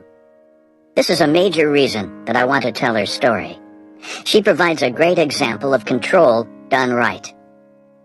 Lulu's first job after graduating Wellesley College with a mathematics degree was at the bottom rung of the software development career ladder. She was working in quality assurance, QA, a fancy term for software tester. So your job would be, for example, to put text in bold and then make sure it worked? I asked her as she explained this first job. Whoa, let's not exaggerate the amount of responsibility they gave me, she joked in response. This was not a great job. In fact, this was not even a decent job. It's here that Lulu could have easily fallen into the first control trap. Finding yourself stuck in a boring job is exactly the point where breaking away to pave your own nonconformist path becomes tempting. Instead, she decided to acquire the career capital required to get somewhere better. Things played out as follows. Lulu began hacking the Unix operating system that ran the company's software. She eventually taught herself to build scripts that automated the testing, thus saving the company time and money. Her innovations attracted notice, and after a few short years, she was promoted to senior QA engineer. By this point, Lulu had built up a legitimate store of career capital, so she decided to see what it could buy her. To regain some autonomy from a succession of micromanaging bosses who had been tormenting her, she demanded a 30-hour-a-week schedule so she could pursue a part-time degree in philosophy from Tufts. I would have asked for less time, but 30 was the minimum for which you could still receive full benefits, she explained. If Lulu had tried this during her first year of employment, her bosses would have laughed and probably offered her instead a 0-hour-a-week schedule. But by the time she had become a senior engineer and was leading their testing automation efforts, they really couldn't say no. After she earned her degree, Lulu quit the company and brought her QA automation skills to a nearby startup that had just been acquired by a major firm. I had this spacious office with 3 computer screens, she recalls. Every week, the office manager would come by to take our candy order. You would tell her what candy you wanted, and it would show up on your desk. I had a lot of fun. After several years, the parent company of the startup decided to shut down the Boston area office, so Lulu, who had just bought a house, decided it was time for something different. When she re-entered the job market, she generated several offers, including one to manage the QA group for a large company. This would have been a big promotion for Lulu. More money, more power, and more prestige. The next step on a ladder to becoming a hotshot executive VP. Lulu turned it down. Instead, she took an offer to work with a 7-person startup founded by an old college friend's boyfriend that had jumped at the chance to acquire someone with such proven skills. I didn't really understand what they did, and I'm not sure they had it all figured out yet either, she told me. But this is exactly what made it appealing to Lulu. Tackling something brand new where there wasn't a detailed plan in place already seemed interesting. A pursuit where she would have a lot of say over what she did and how she did it. By the time this company was acquired in 2001, Lulu was the head software developer. Given this career capital, when she began to chafe at the new owner's regulations, a dress code for example, plus insisting that all employees work between the hours of 9 and 5, she was able to demand and receive 3 months' leave. There will be no way for you to contact me during this period, she told her new bosses. The leave, it turned out, was also an excuse to train her staff to work without her. Soon after her leave ended, Lulu left, and in a bid for even more control, became a freelance software developer. At this point, her skills were so valuable that finding clients was no problem. More importantly, working as a contractor also gave her extreme flexibility in how she did her work. She would travel for 3 or 4 weeks at a time when she felt like getting away. If the weather was nice on a Friday, she told me, I would just take the day off to go flying. She obtained her pilot's license around this time. When she started work and when she ended her days were up to her. A lot of those days I would take a niece or nephew and have fun. I went to the Children's Museum and Zoo probably more than anybody else in the city, she recalls. They couldn't stop me from doing these things, as I was just a contractor. I interviewed Lulu early on a weekday afternoon, and the timing didn't seem to matter at all. Hold on, let me make sure Skype is turned off so no one can bother me, she told me soon after I arrived. Taking an afternoon off on a whim to do an interview is not the type of decision she could have gotten away with if she had followed a traditional career path to become a stock-owning, Porsche-driving, ulcer-suffering VP. But then again, stock-owning, Porsche-driving, ulcer-suffering VPs probably enjoy their lives quite a bit less than Lulu. Control generates resistance. Lulu's story, as I mentioned earlier, is an example of control done right. Like Ryan and Sarah of Red Fire Farms, her career is compelling because she has infused it with control over what she does and how she does it. Also, like Ryan and Sarah, she succeeds in this effort where others have failed. For example, Jane from the last chapter, by always making sure she has the career capital needed to obtain this autonomy. Lurking in this story, however, is a hidden danger. Although Lulu's career was satisfyingly self-directed, the path to acquiring this freedom generated conflict. Almost every time she invested her career capital to obtain the most control, she also encountered resistance. When she leveraged her value to obtain a 30-hour schedule at her first job, for example, her employer couldn't say no. She was saving them too much money. But they didn't like it. It took nerve on Lulu's part to push through that demand. Similarly, when she turned down a major promotion to take an ill-defined position at a 7-person startup, people in her life didn't understand. You had just bought a house, I reminded her. To turn down a big important job to go work with an unknown little company, that's a big deal. People thought I was nuts, she agreed. Leaving this startup after it was acquired was similarly difficult. Lulu was hesitant to get into details, but the subtext was that her value was so high at this company that its new owners tried every tactic they could to keep her on board. And finally, her transition to freelance work came with its own difficulties. Her first client really wanted to hire her full-time to work on the project, but she refused. They really didn't want a contractor, she recalls, But they didn't have anyone else who could do this type of work, so they eventually had no choice but to agree. The more I met people who successfully deployed control in their career, the more I heard similar tales of resistance from their employers, friends, and families. Another example is someone I'll call Lewis, who is a resident in a well-known combined plastic surgery program, which is arguably the most competitive medical residency. 3 years into his residency, he was starting to chafe under hospital bureaucracy. When I met him for coffee, he gave me a vivid example of the frustrations of life as a modern doctor. I once received this patient in the ER who had his chest cut open because he had been stabbed in the heart, he told me. I'm on the gurney, massaging his heart with my hands as he's brought into the operating room. We get to the room, and obviously this guy needs a blood transfusion because he has a hole in his heart. Where's the blood? I ask. We can't give it to you, the tech replied. You skipped registration when you came in. Remember, I literally had this guy's heart in my hand when we came through the door, and I was thinking, you've got to be freaking kidding me. That patient died in the OR. He probably would still have died even if he had been given a blood transfusion. But the point is that this was exactly the type of autonomy-demolishing experience that was eating away at Lewis. He craved more control in his life, so he did something unexpected. He took 2 years off from his residency program to start a company that builds online medical education tools. When you ask Lewis why he wanted to start a company, he paints a compelling picture. One thing a lot of people struggle with in my field is that they have a lot of ideas, but don't know how to get them turned into reality. In his vision, he would become a doctor, but also be the co-founder of this company that would continue to run without requiring his day-to-day supervision.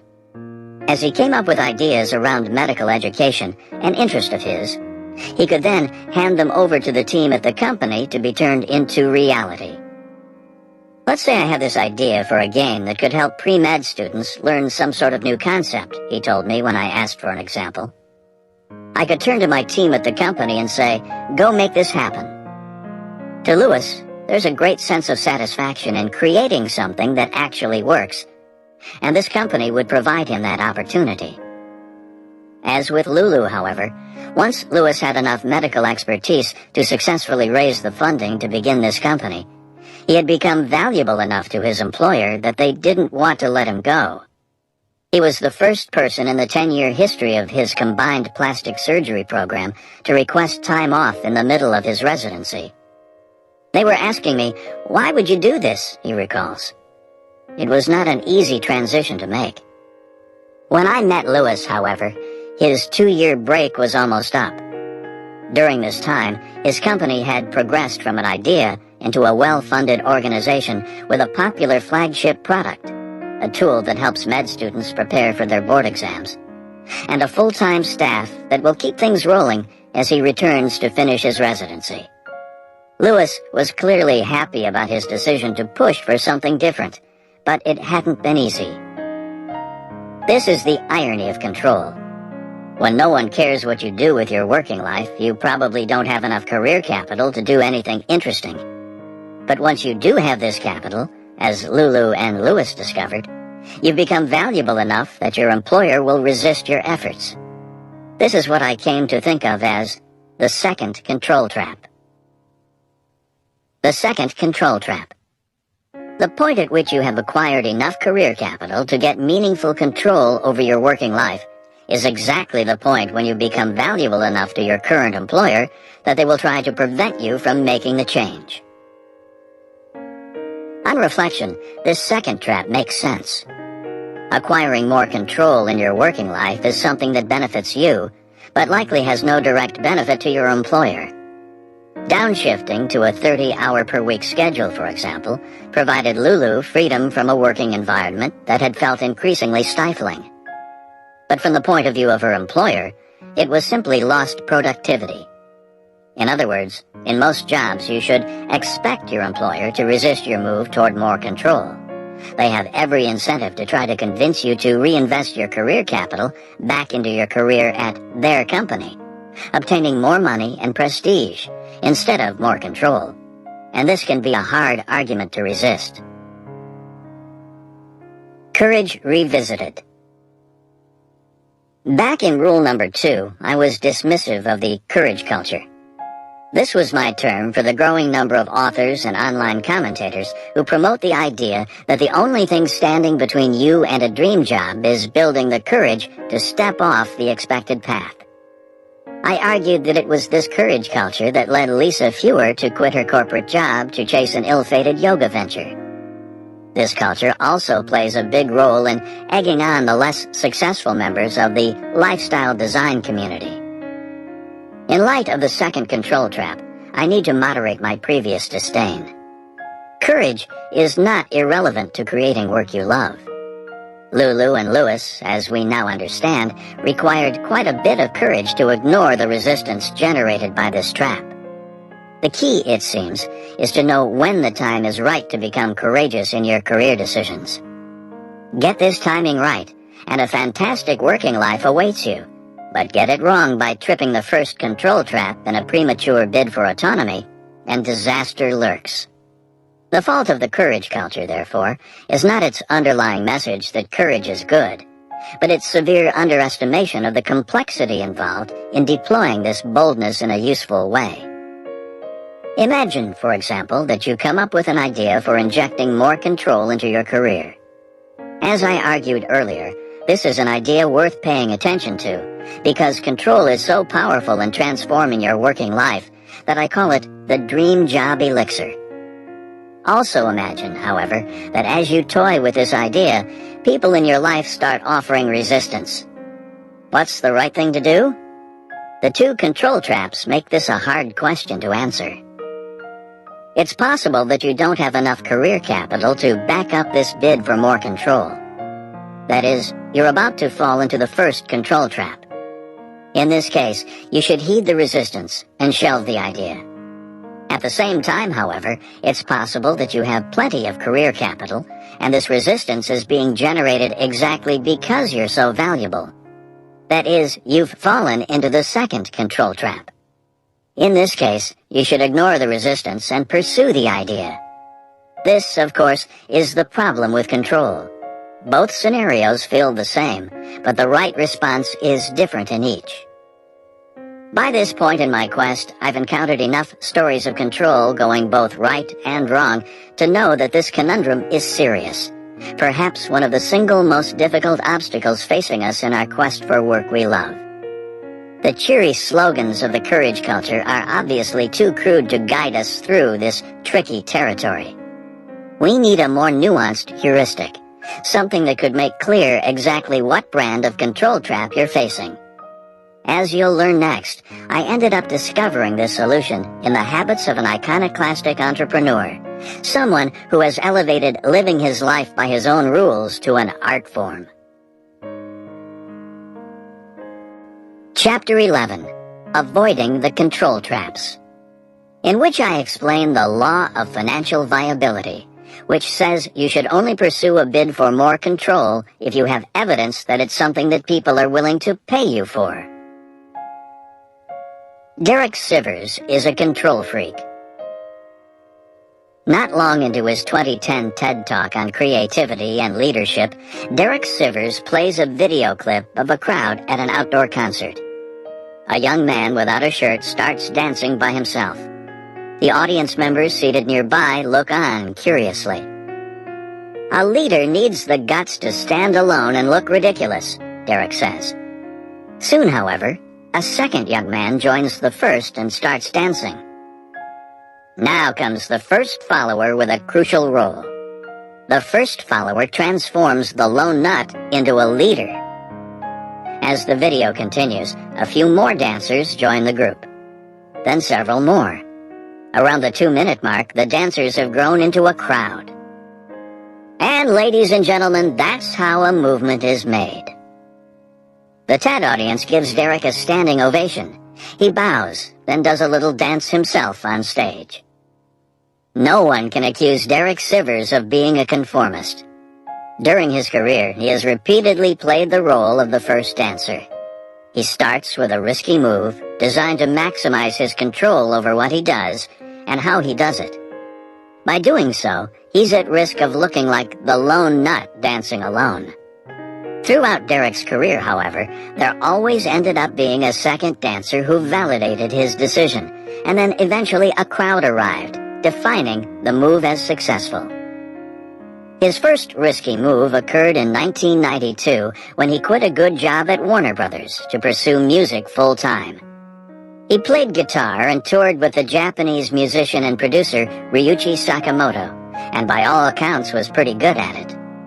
His next big move was in 1997 when he started CD Baby, a company that helped independent artists sell their CDs online. In an age before iTunes, this company filled a crucial need for independent musicians, and the company grew. In 2008, he sold it to disc makers for $22 million. At this point in his career, conventional wisdom dictated that Derek should move to a large house outside of San Francisco and become an angel investor. But Derek was never interested in conventional wisdom.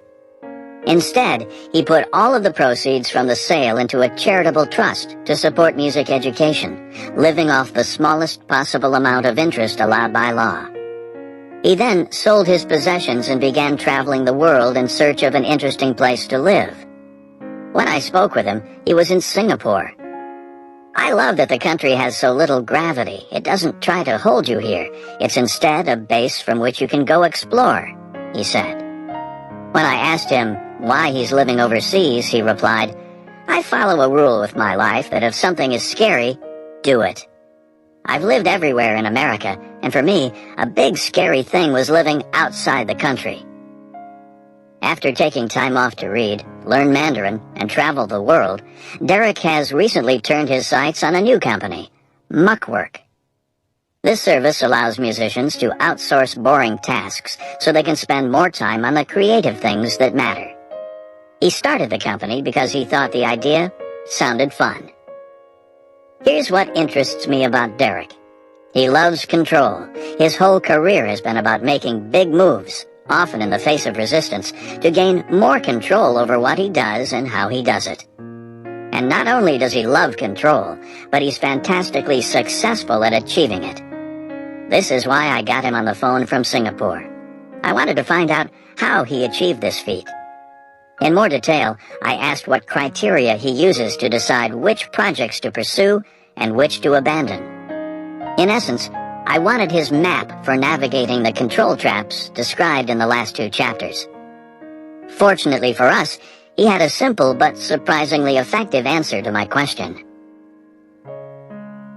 The law of financial viability. When I explained what I was after, Derek got it right away.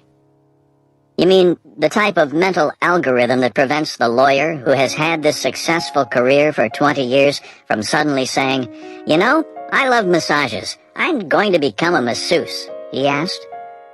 "That's it," I replied. Derek thought for a moment. "I have this principle about money that overrides my other life rules," he said. "Do what people are willing to pay for." Derek made it clear that this is different from pursuing money for the sake of having money. Remember, this is someone who gave away $22 million and sold his possessions after his company was acquired. Instead, as he explained, money is a neutral indicator of value. By aiming to make money, you're aiming to be valuable. He also emphasized that hobbies are clearly exempt from this rule. If I want to learn to scuba dive, for example, because I think it's fun, and people won't pay me to do that, I don't care.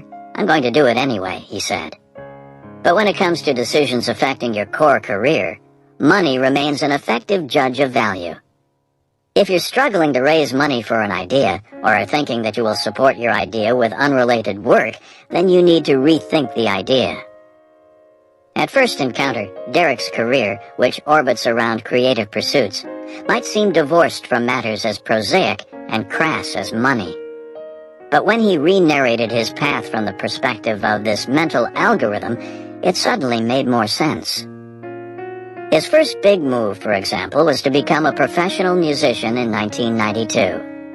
As Derek explained to me, he started by pursuing music at night and on the weekend.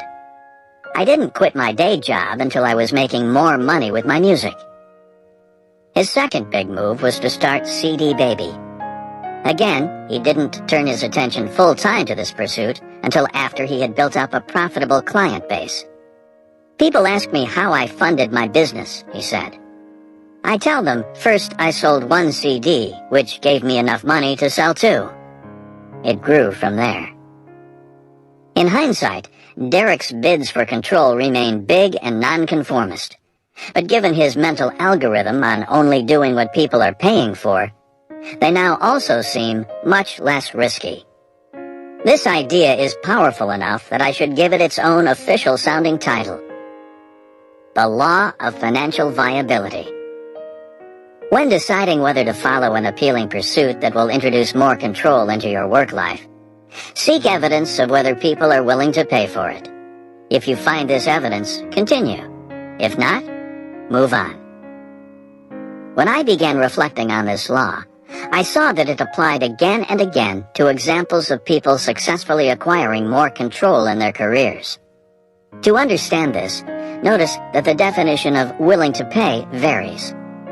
In some cases, it literally means customers paying you money for a product or a service.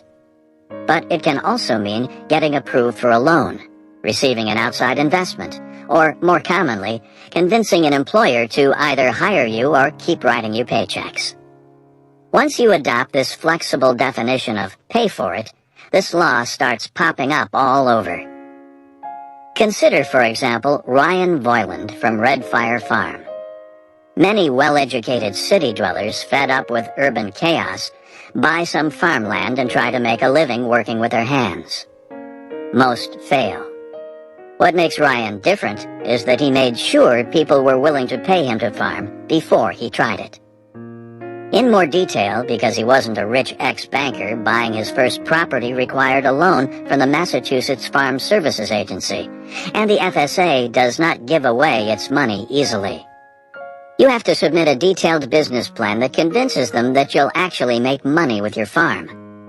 With 10 years of experience on his side, Ryan was able to make this argument. Lulu provides another good example of this law in action. Here, the definition of willing to pay concerned her paycheck. She judged her moves toward more autonomy by whether or not someone would hire her or keep paying her while she made them. Her first big move, for example, was to drop to a 30-hour-per-week schedule. She knew she had enough capital to support this change because her employer said yes. In later jobs, when she negotiated a 3-month leave or insisted on working freelance with an open schedule, these were also bids for more control that were validated by the fact that her employers accepted them. If she had had less career capital, they would have had no problem telling her goodbye. On the flip side, when you look at stories of people who were unsuccessful in adding more control to their careers, you often find that this law has been ignored. Remember Jane from earlier in rule number 3. She dropped out of college with the vague idea that some sort of online business would support a lifestyle of adventure.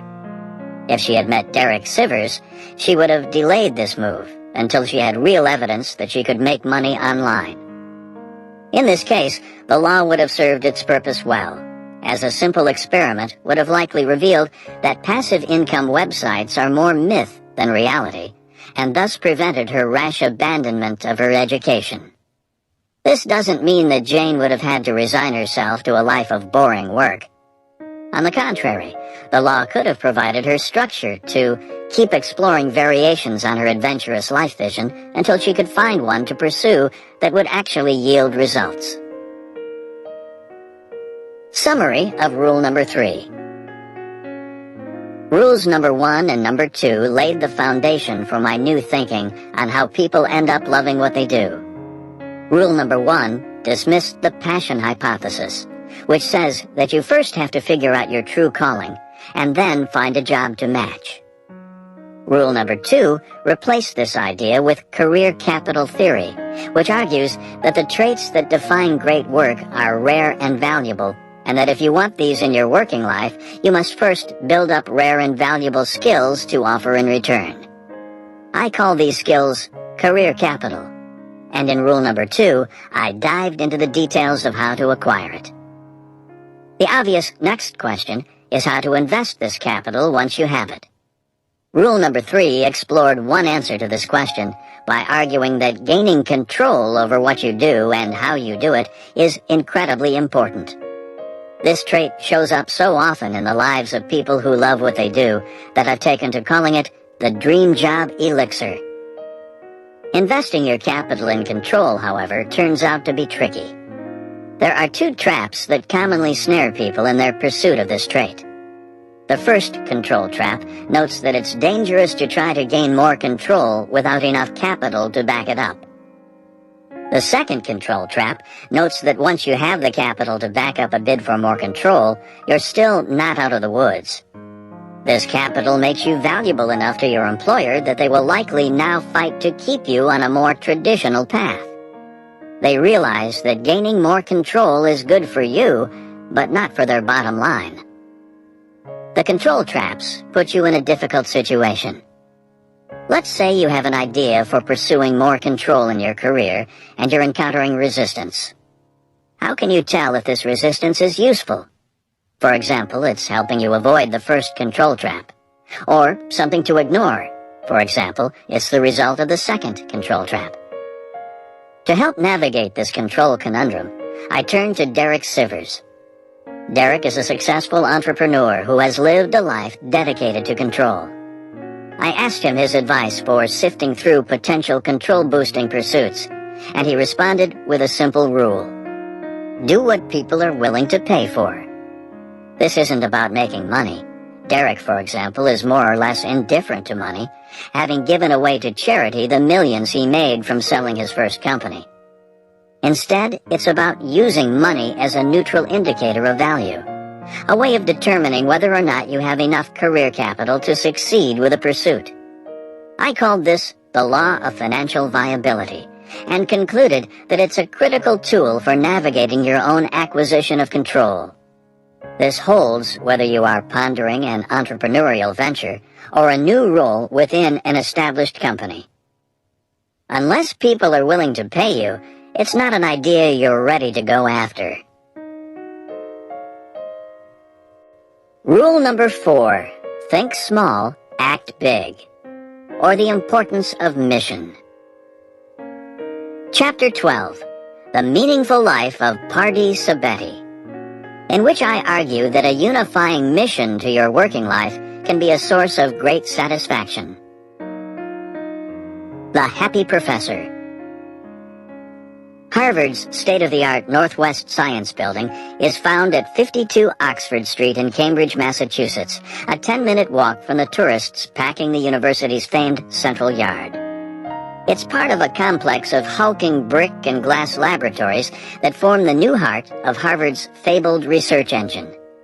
Inside, the Northwest looks like a Hollywood vision of a science lab. The hallways defining the perimeter of each floor are polished concrete and lit dimly in the style of television crime procedurals. Inside the hallways in the center of the building are the wet labs, with graduate students manipulating pipettes visible through windowed steel doors. On the other side of the hallway are the professors' offices, defined by floor-to-ceiling glass partitions. It was one of these offices in particular that drew me to the Northwest on a sunny June afternoon. The office of Pardee Sabeti, a 35-year-old professor of evolutionary biology who had mastered one of the more elusive but powerful strategies in the quest for work you love. One of the first things you'll notice if you spend time around Pardee is that she enjoys her life. Biology, like any high-stakes academic field, is demanding. Because of this, it has a reputation for turning young professors into curmudgeons who adopt a masochistic brand of workaholism, in which relaxation becomes a sign of failure and the accomplishments of peers become tragedies. This can be a bleak existence. Pardee, for her part, has avoided this fate. Not 5 minutes into my visit, for example, a young grad student, one of 10 people Party employs in her eponymous Sabeti lab, pokes his head into the office. "We're heading down to volleyball practice," he says, referencing the lab's team, which evidently takes itself seriously. She promises to join them as soon as our interview ends. Volleyball is not Party's only hobby. In a corner of her office, she keeps an acoustic guitar that serves as more than decoration. Party plays in a band called 1,000 Days, which is well known in Boston music circles. In 2008, PBS featured the band in a Nova special called Researchers Who Rock. Party's energy for these activities is a side effect of her enthusiasm for her work. The bulk of her research focuses on Africa, with studies ongoing in Senegal, Sierra Leone, and most of all, Nigeria. To Party, this work is about more than just the accumulation of publications and grant money. At one point in our conversation, for example, she pulls out her laptop. "You have to see this video of me and my girls," she says, loading up a YouTube clip of Party, guitar in hand, leading a group of 4 African women in a song. The video was shot outdoors in Nigeria. Palm trees provided the backdrop. The women, I learn, work in a clinic supported by the Sabeti lab. "These women deal with people who die in devastating ways every day," she says to no one in particular while the video plays. On screen, everyone is smiling while Party leads them with mixed success through the verses. "I love going there," she adds. "Nigeria is my African home." It's clear that Party has avoided the grinding cynicism that traps so many young academics and has instead built an engaging life. "It's not always easy," she once said in an interview, "but I truly love what I do." But how did she pull off this feat? As I spent time with Party, I recognized that her happiness comes from the fact that she built her career on a clear and compelling mission. Something that not only gives meaning to her work, but provides the energy needed to embrace life beyond the lab. In the overachieving style typical of Harvard, Party's mission is by no means subtle. Her goal, put simply, is to rid the world of its most ancient and deadly diseases. Party's mission. As a graduate student, Party stumbled into the emerging field of computational genetics, the use of computers to help understand DNA sequences.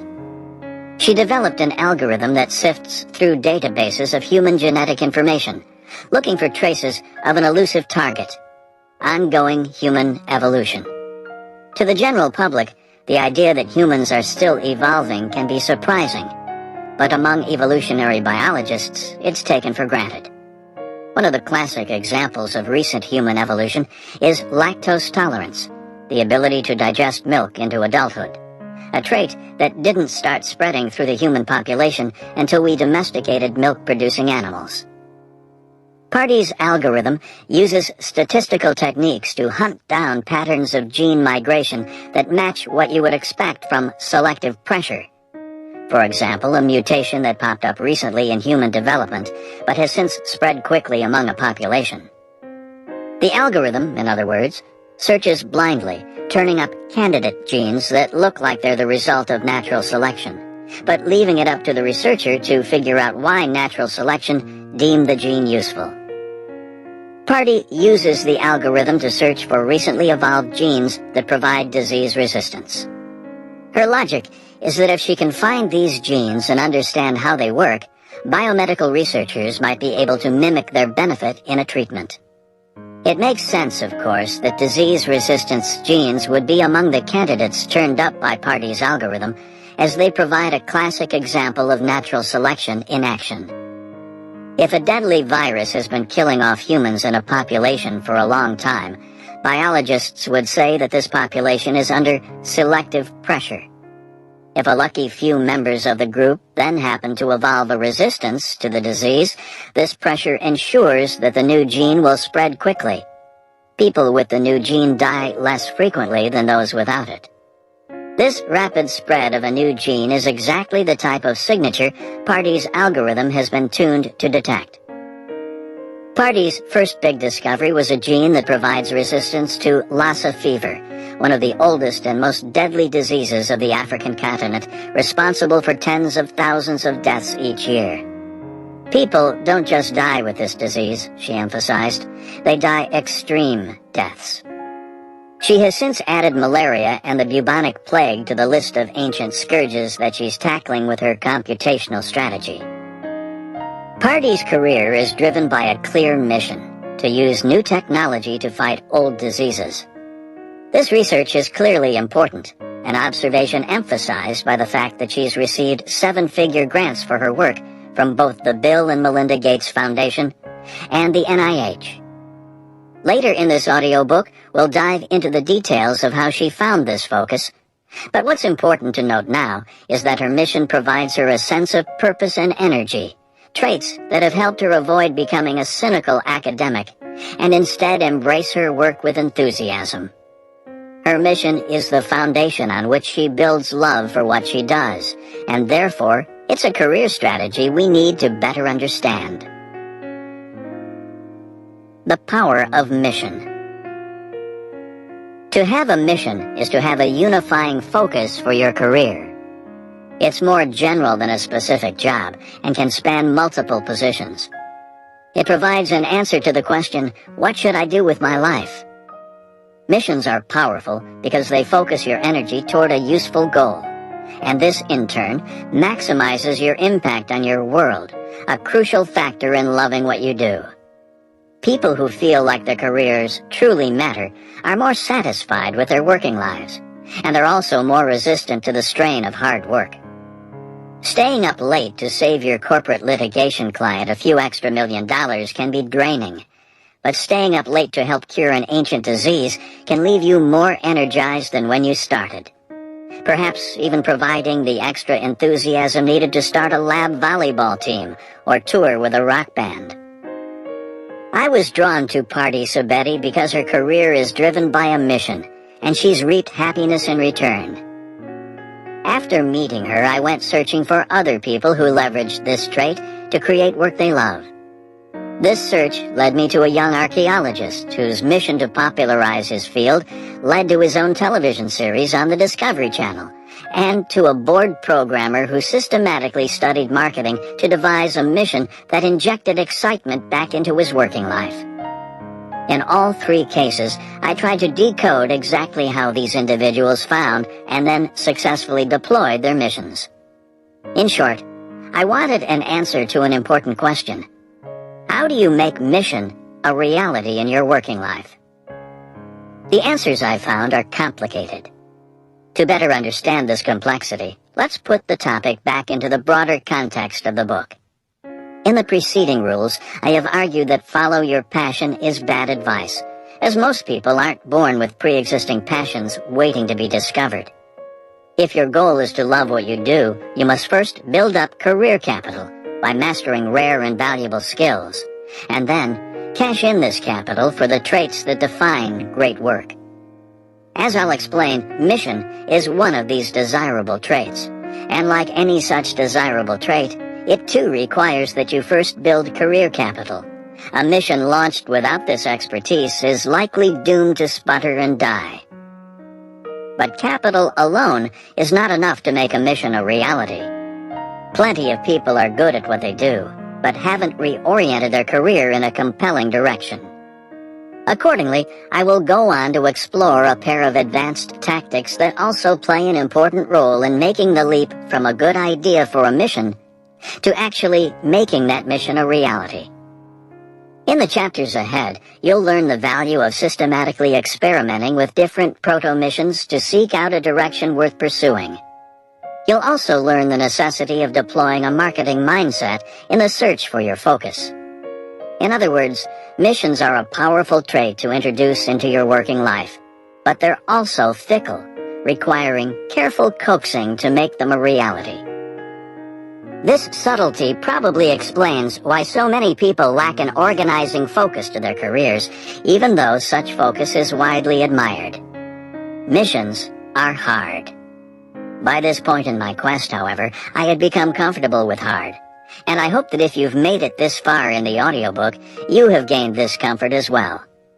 Hardness scares off the daydreamers and the timid, leaving more opportunity for those like us who are willing to take the time to carefully work out the best path forward and then confidently take action. Chapter 13. Missions Require Capital, in which I argue that a mission chosen before you have relevant career capital is not likely to be sustainable. Mission Failure. When Sarah wrote me, she was stuck. She had recently quit her job as a newspaper editor to attend graduate school to study cognitive science. Sarah had considered grad school right out of college, but at the time, she worried that she didn't have the right skills. With age, however, came more confidence, and after she signed up for and then aced an artificial intelligence course that would have scared a younger version of myself, Sarah decided to take the plunge and become a full-time doctoral candidate. Then, the trouble started. Not long into her new student career, Sarah became paralyzed by her work's lack of an organizing mission. "I feel I have too many interests," she told me. "I can't decide if I want to do theoretical work or something more applied, or which would be more useful. Even more threatening, I believe all the other researchers to be geniuses. What would you do if you were in my shoes?" Sarah's story reminded me of Jane, whom I introduced in rule number 3. As you might recall, Jane dropped out of college to start a nonprofit to develop my vision of health, human potential, and a life well lived. This mission, unfortunately, ran into a harsh financial reality when Jane failed to raise money to support her vague vision. When I met her, she was soliciting advice about finding a normal job, a task that was proving difficult because she lacked a degree. Both Sarah and Jane recognized the power of mission, but struggled to deploy the trait in their own working lives. Sarah desperately wanted a Party Sabeti style of life-transforming research focus, yet her failure to immediately identify such a focus led her to rethink graduate school. Jane, on the other hand, slapped together something vague. A nonprofit that would develop my vision of a life well lived, and then hoped the details would work themselves out once she got started. Jane fared no better than Sarah. The details, it turned out, did not work themselves out, leaving Jane penniless and still without a college degree. I tell these stories because they emphasize an important point. Missions are tricky. As Sarah and Jane learned, just because you really want to organize your work around a mission doesn't mean that you can easily make it happen. After my visit to Harvard, I realized that if I was going to deploy this trait in my own career, I needed to better understand this trickiness. That is, I needed to figure out what party did differently than Jane and Sarah. The answer I eventually found came from an unexpected place: the attempts to explain a puzzling phenomenon. The baffling popularity of randomized linear network coding. As I write this chapter, I'm attending a computer science conference in San Jose, California. Earlier today, something interesting happened. I attended a session in which 4 different professors from 4 different universities presented their latest research. Surprisingly, all 4 presentations tackled the same narrow problem: information dissemination in networks, using the same narrow technique, randomized linear network coding. It was as if my research community woke up one morning and collectively and spontaneously decided to tackle the same esoteric problem. This example of joint discovery surprised me, but it would not have surprised the science writer Stephen Johnson. In his engaging 2010 book, Where Good Ideas Come From, Johnson explains that such multiples are frequent in the history of science. Consider the discovery of sunspots in 1611. As Johnson notes, 4 scientists from 4 different countries all identified the phenomenon during that same year. The first electrical battery? Invented twice in the mid-18th century. Oxygen? Isolated independently in 1772 and 1774. In one study cited by Johnson, researchers from Columbia University found just shy of 150 different examples of prominent scientific breakthroughs made by multiple researchers at near the same time.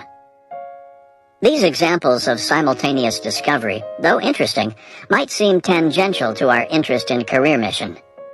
I ask, however, that you stick with me, as the explanation for this phenomenon is the first link in a chain of logic that helped me decode what Party did differently than Sarah and Jane. Big ideas, Johnson explained, are almost always discovered in the adjacent possible, a term borrowed from the complex system biologist Stuart Kauffman, who used it to describe the spontaneous formation of complex chemical structures from simpler structures. Given a soup of chemical components, sloshing and mixing together, noted Kauffman, lots of new chemicals will form.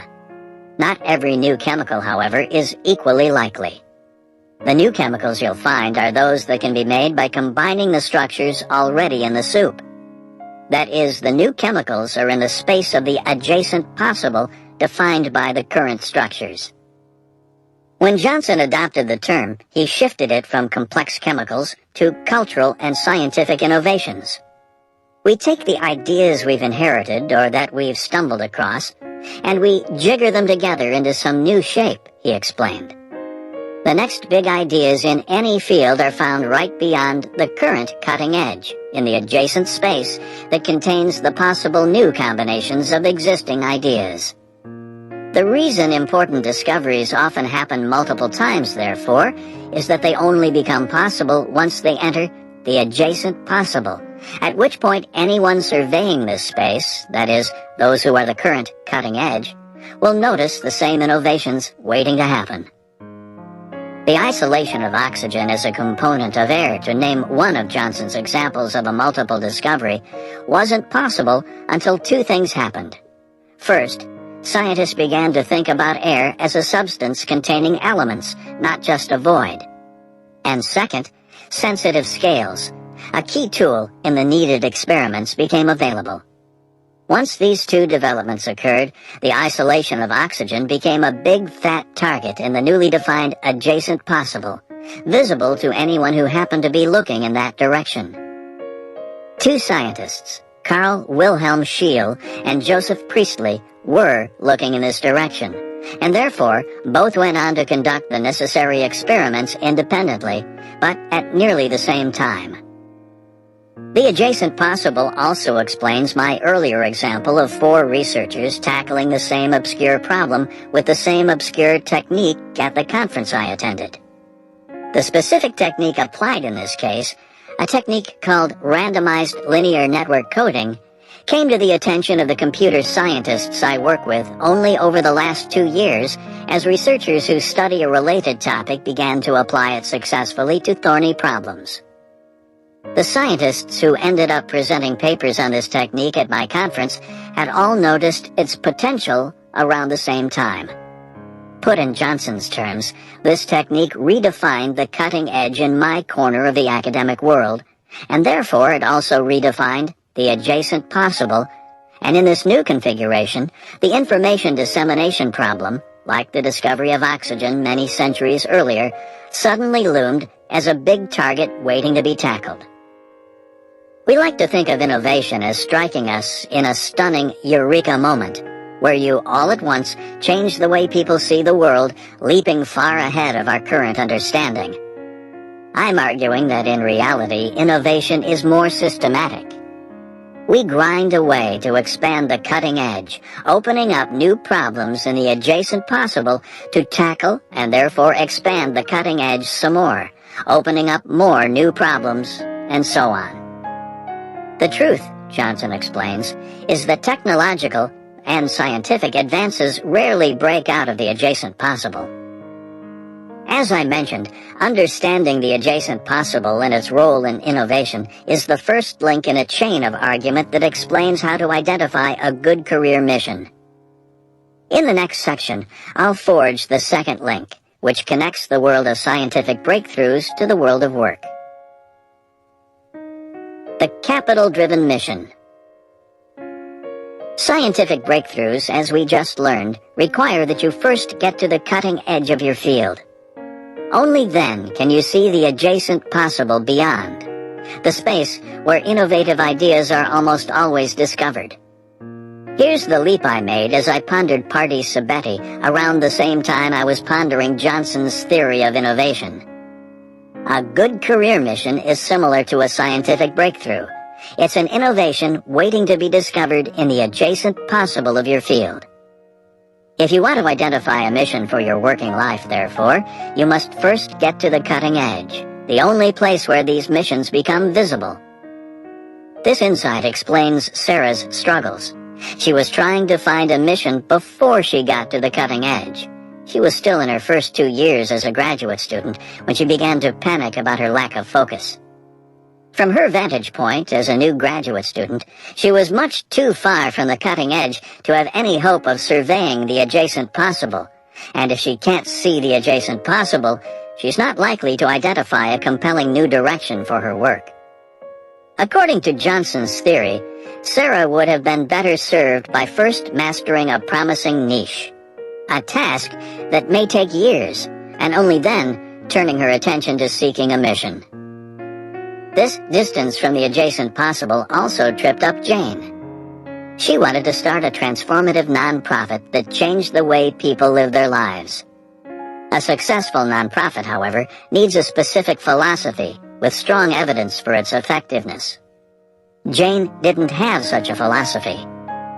To find one, she would have needed a nice view of the adjacent possible in her corner of the nonprofit sector. And this would have required that she first get to the cutting edge of efforts to better people's lives, a process that, as with Sarah, requires patience and perhaps years of work. Jane was trying to identify a mission before she got to the cutting edge, and she predictably didn't come up with anything that could turn people's heads. In hindsight, these observations are obvious. If life-transforming missions could be found with just a little navel-gazing and an optimistic attitude, changing the world would be commonplace. But it's not commonplace. It's instead quite rare. This rareness, we now understand, is because these breakthroughs require that you first get to the cutting edge. And this is hard. The type of hardness that most of us try to avoid in our working lives.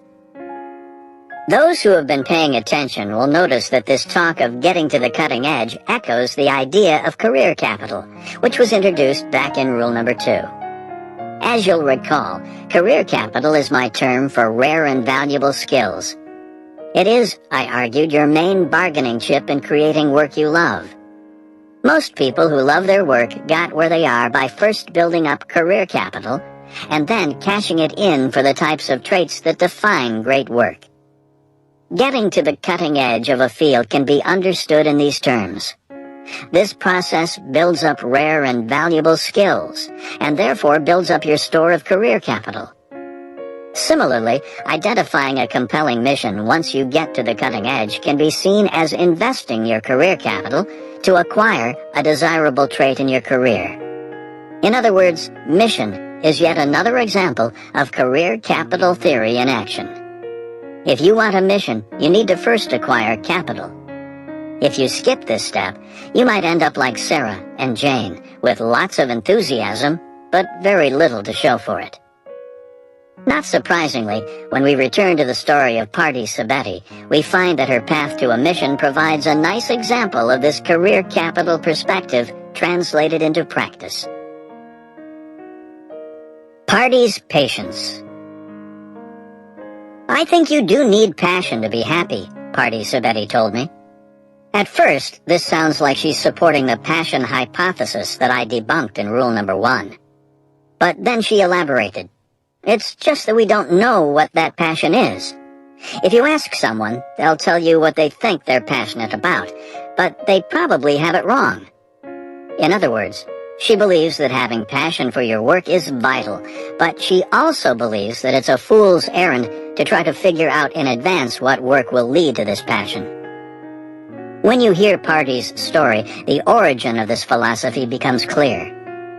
In high school, I was obsessed with math, she told me. Then she had a biology teacher whom she loved, which made her think that biology might be for her. When she arrived at MIT, she was forced to choose between math and bio. It turns out that the MIT bio department has an unbelievable emphasis on teaching, she explained. So I majored in bio. With a bio major came a new plan. She decided she was destined to become a doctor. I perceived myself as someone who cared about people. I wanted to practice medicine. Party did very well at MIT, won a Rhodes Scholarship, and used it to go earn her PhD at Oxford.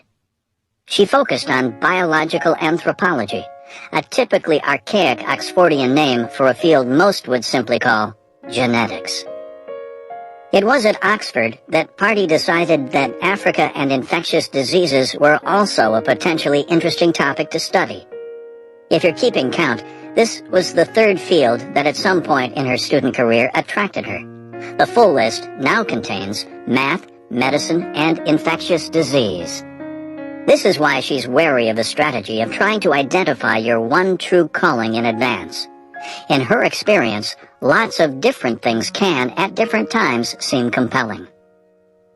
Given her new interest in Africa, Party joined a research group using genetic analysis to help African Americans trace their genealogy back to regions of Africa. After a year or so, Party decided to switch labs, and she moved into another, suggested by a friend. This lab was tackling the genetics of malaria. After Oxford, Party returned to Harvard Medical School to earn her MD. Amazingly, even as she was finishing up a PhD in genetics, she wasn't ready yet to abandon her earlier premonition that she was somehow meant to be a doctor. The result was that she became a young med student, finishing a PhD thesis during her spare time. If you want to write a thing about having a quality, enjoyable life, don't ask me about my time at Harvard, she warned. Harvard was a tough time. Party finished her dissertation and became a postdoctoral fellow, continuing to juggle this work with the end of her MD program, taking the subway back and forth between Harvard and MIT, where she was now working at the Broad Institute with the famed geneticist Eric Lander. It was during this period that her ideas about using statistical analysis to find evidence of recent human evolution began to yield results, culminating in the 2002 publication of a major paper in Nature with the innocuous title, Detecting Recent Positive Selection in the Human Genome from Haplotype Structure.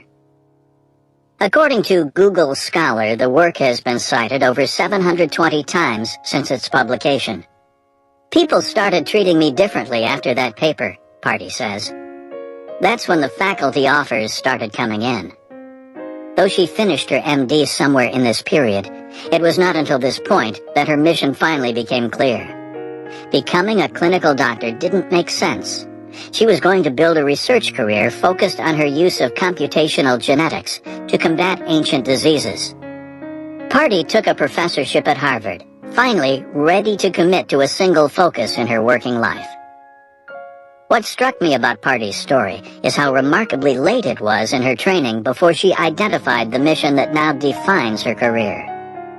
This lateness is best represented by her decision to still attend and finish medical school, even though she was working on PhD research that was starting to attract notice.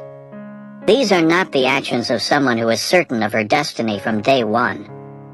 This certainty didn't come until later, around the time of her Nature publication, when Party had finally developed her computational genetics ideas to the point where their usefulness and novelty were obvious. To use my terminology, this long period of training, starting with her undergraduate biology classes and continuing through her PhD and then postdoctoral work at the Broad Institute, was when she was building up her stores of career capital. When she took a professorship at Harvard, she was finally ready to cash in this capital to obtain the mission-driven career she enjoys today. Rule number 4 is entitled, Think Small, Act Big. It's in this understanding of career capital and its role in mission that we get our explanation for this title. Advancing to the cutting edge in a field is an act of small thinking, requiring you to focus on a narrow collection of subjects for a potentially long time. Once you get to the cutting edge, however, and discover a mission in the adjacent possible, you must go after it with zeal, a big action. Pardee Sabeti thought small by focusing patiently for years on a narrow niche, the genetics of diseases in Africa. But then, acting big once she acquired enough capital to identify a mission, using computational genetics to help understand and fight ancient diseases. Sarah and Jane, by contrast, reversed this order. They started by thinking big, looking for a world-changing mission, but without capital they could only match this big thinking with small, ineffectual acts. The art of mission, we can conclude, asks us to suppress the most grandiose of our work instincts, and instead adopt the patience, the style of patience observed with Pardee Sabeti, required to get this ordering correct. Chapter 14. Missions Require Little Bets, in which I argue that great missions are transformed into great successes as the result of using small and achievable projects, little bets, to explore the concrete possibilities surrounding a compelling idea. Leaping the gap between idea and practice. My time with Pardee Sabeti convinced me that career capital is necessary to identify a good mission. But even as this understanding solidified, a nagging thought kept spoiling my intellectual satisfaction. Why don't I have a personal mission-driven career? When I met Pardee, I had a PhD in computer science from MIT and close to 24 peer-reviewed publications to my name. I'd given talks on my work all over the world, from Rio to Bologna to Zurich. In other words, I had accumulated career capital, and this capital allowed me to identify many potential missions relevant to my skills. I even had a written record of these brainstorms, as I always keep an idea notebook with me. On March 13, 2011, for example, I recorded the possibility of focusing my career on a new style of distributed algorithm theory that was just emerging, the study of algorithms in communication graphs with unrestrained topology changes. I could, I noted, immerse myself in its development much in the same way the early proponents of chaos theory did in their field back in the early 1980s. But this brings me back to my nagging question. I had notebooks filled with potential missions, yet I had resisted devoting myself to any one in particular. And I'm not alone in this reluctance to act. Many people have lots of career capital and can therefore identify a variety of different potential missions for their work. But few actually build their career around such missions. It seems, therefore, that there's more to this career tactic than simply getting to the cutting edge. Once you have the capital required to identify a mission, you must still figure out how to put the mission into practice. If you don't have a trusted strategy for making this leap from idea to execution, then, like me and so many others, you'll probably avoid the leap altogether. This chapter is the first of two that investigate people who have successfully made this leap. My goal for these investigations is to find specific strategies that take you from big idea to big results, the type of strategies that can transform the missions in my notebooks from being merely ideas to becoming the foundation of an attention-catching career. We'll start with the story of a brash young archaeologist from a small town in southeast Texas, someone who discovered a systematic strategy for deploying a bold mission in a field famous for its conformity. American Treasures. I first encountered Kirk French while watching the Discovery Channel. During a commercial break, I saw an ad for the network's newest show. It was called American Treasures. The spot showed a pair of young archaeologists, dressed in jeans and battered work shirts, driving around the American backcountry in an old Ford F-150, helping people determine the historical significance of their family heirlooms. The hosts, who were revealed to be archaeologists, Kirk French and Jason DeLeon, seemed loud and energetic and enjoying the hell out of what they were doing. It was like Antiques Roadshow, but with considerably more drinking and cursing. I set my DVR to record the premiere. Early in this first episode, Kirk and Jason find themselves in the East Texas flatlands at a rundown dirt road homestead. They are there to investigate the authenticity of a suit of clothes that supposedly belonged to Clyde Barrow of Bonnie and Clyde fame. It takes the archaeologists all of 30 seconds to disprove this claim. Not a lot of suits from that period feature a Made in China tag. But this doesn't dampen their enthusiasm. "You're from a moonshine family," notes French. "Yep," drawls Leslie, the suit's owner. "Let's try some moonshine." Soon a glass pitcher is produced. As Leslie pours the hooch into mason jars, he offers a warning. "Don't ask about the proof. You wouldn't drink it if you knew." As Kirk and Jason sit on a pair of logs, drinking the moonshine and swapping stories, surrounded by East Texas nothingness, they seem to be having a great time. I was hooked. To understand the appeal of American Treasures, you must understand its competition. At the time, cable TV was overrun with cash-for-junk style shows, such as the History Channel's Pawn Stars, which follows the staff of a Las Vegas pawn shop as they try to bargain cash-strapped people out of valuable possessions, and the Discovery Channel's Auction Kings, which follows the adventures of an Atlanta-based auction house whose website deploys significantly more exclamation points than, say, Sotheby's might approve of. These shows, of course, are not to be confused with Discovery's American Pickers, which also follows a team that buys people's possessions, but now features the key twist that the bargain hunters travel in a van instead of working out of a storefront. And none of these should be confused with either Discovery's Auction Hunters or the History Channel's Storage Wars, both of which take a hard-hitting look at buying abandoned storage units at auction. A topic too nuanced, it seems, to be fully plumbed by only a single series. These programs never interested me, but something about American Treasures caught my attention. I think once I looked past the name, which Kirk later admitted to me he both hated and fought against, I was struck by the fact that the hosts had a purpose beyond just wanting to be on television. For one thing, they aren't full-time TV personalities, but are instead academic archaeologists. The Discovery Channel had to buy out a semester of their teaching obligations so they could film the first season. In addition, there's no exchanging of cash in this show, a mainstay of all other entries in this genre. Putting monetary value on artifacts is antithetical to the mission of archaeology, and Kirk and Jason refused to do so in their show.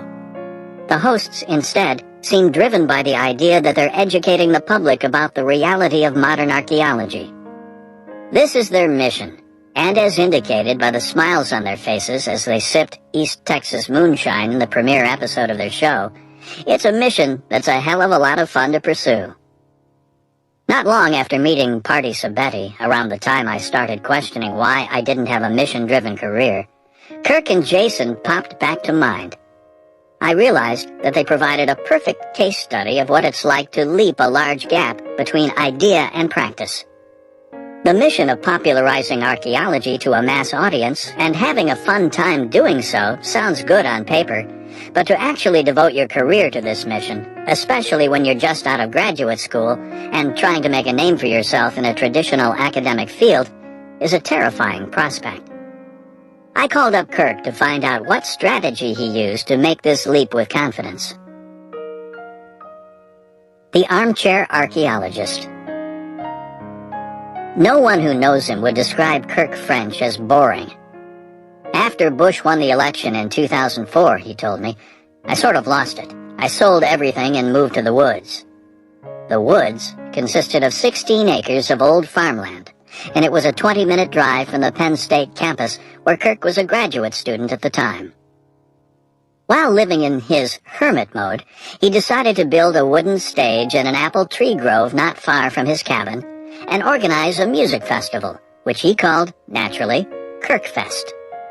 Jason DeLeon, a fellow grad student at Penn State, had a band named Wilcox Hotel at the time, which played at the festival.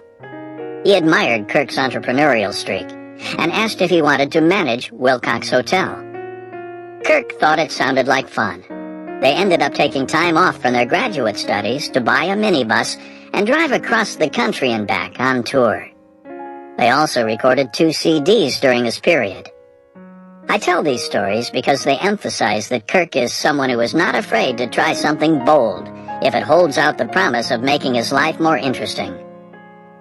During this period as a graduate student, Kirk, who specialized in Mayan water management, was interviewed for a History Channel documentary on the Maya called Lost Worlds.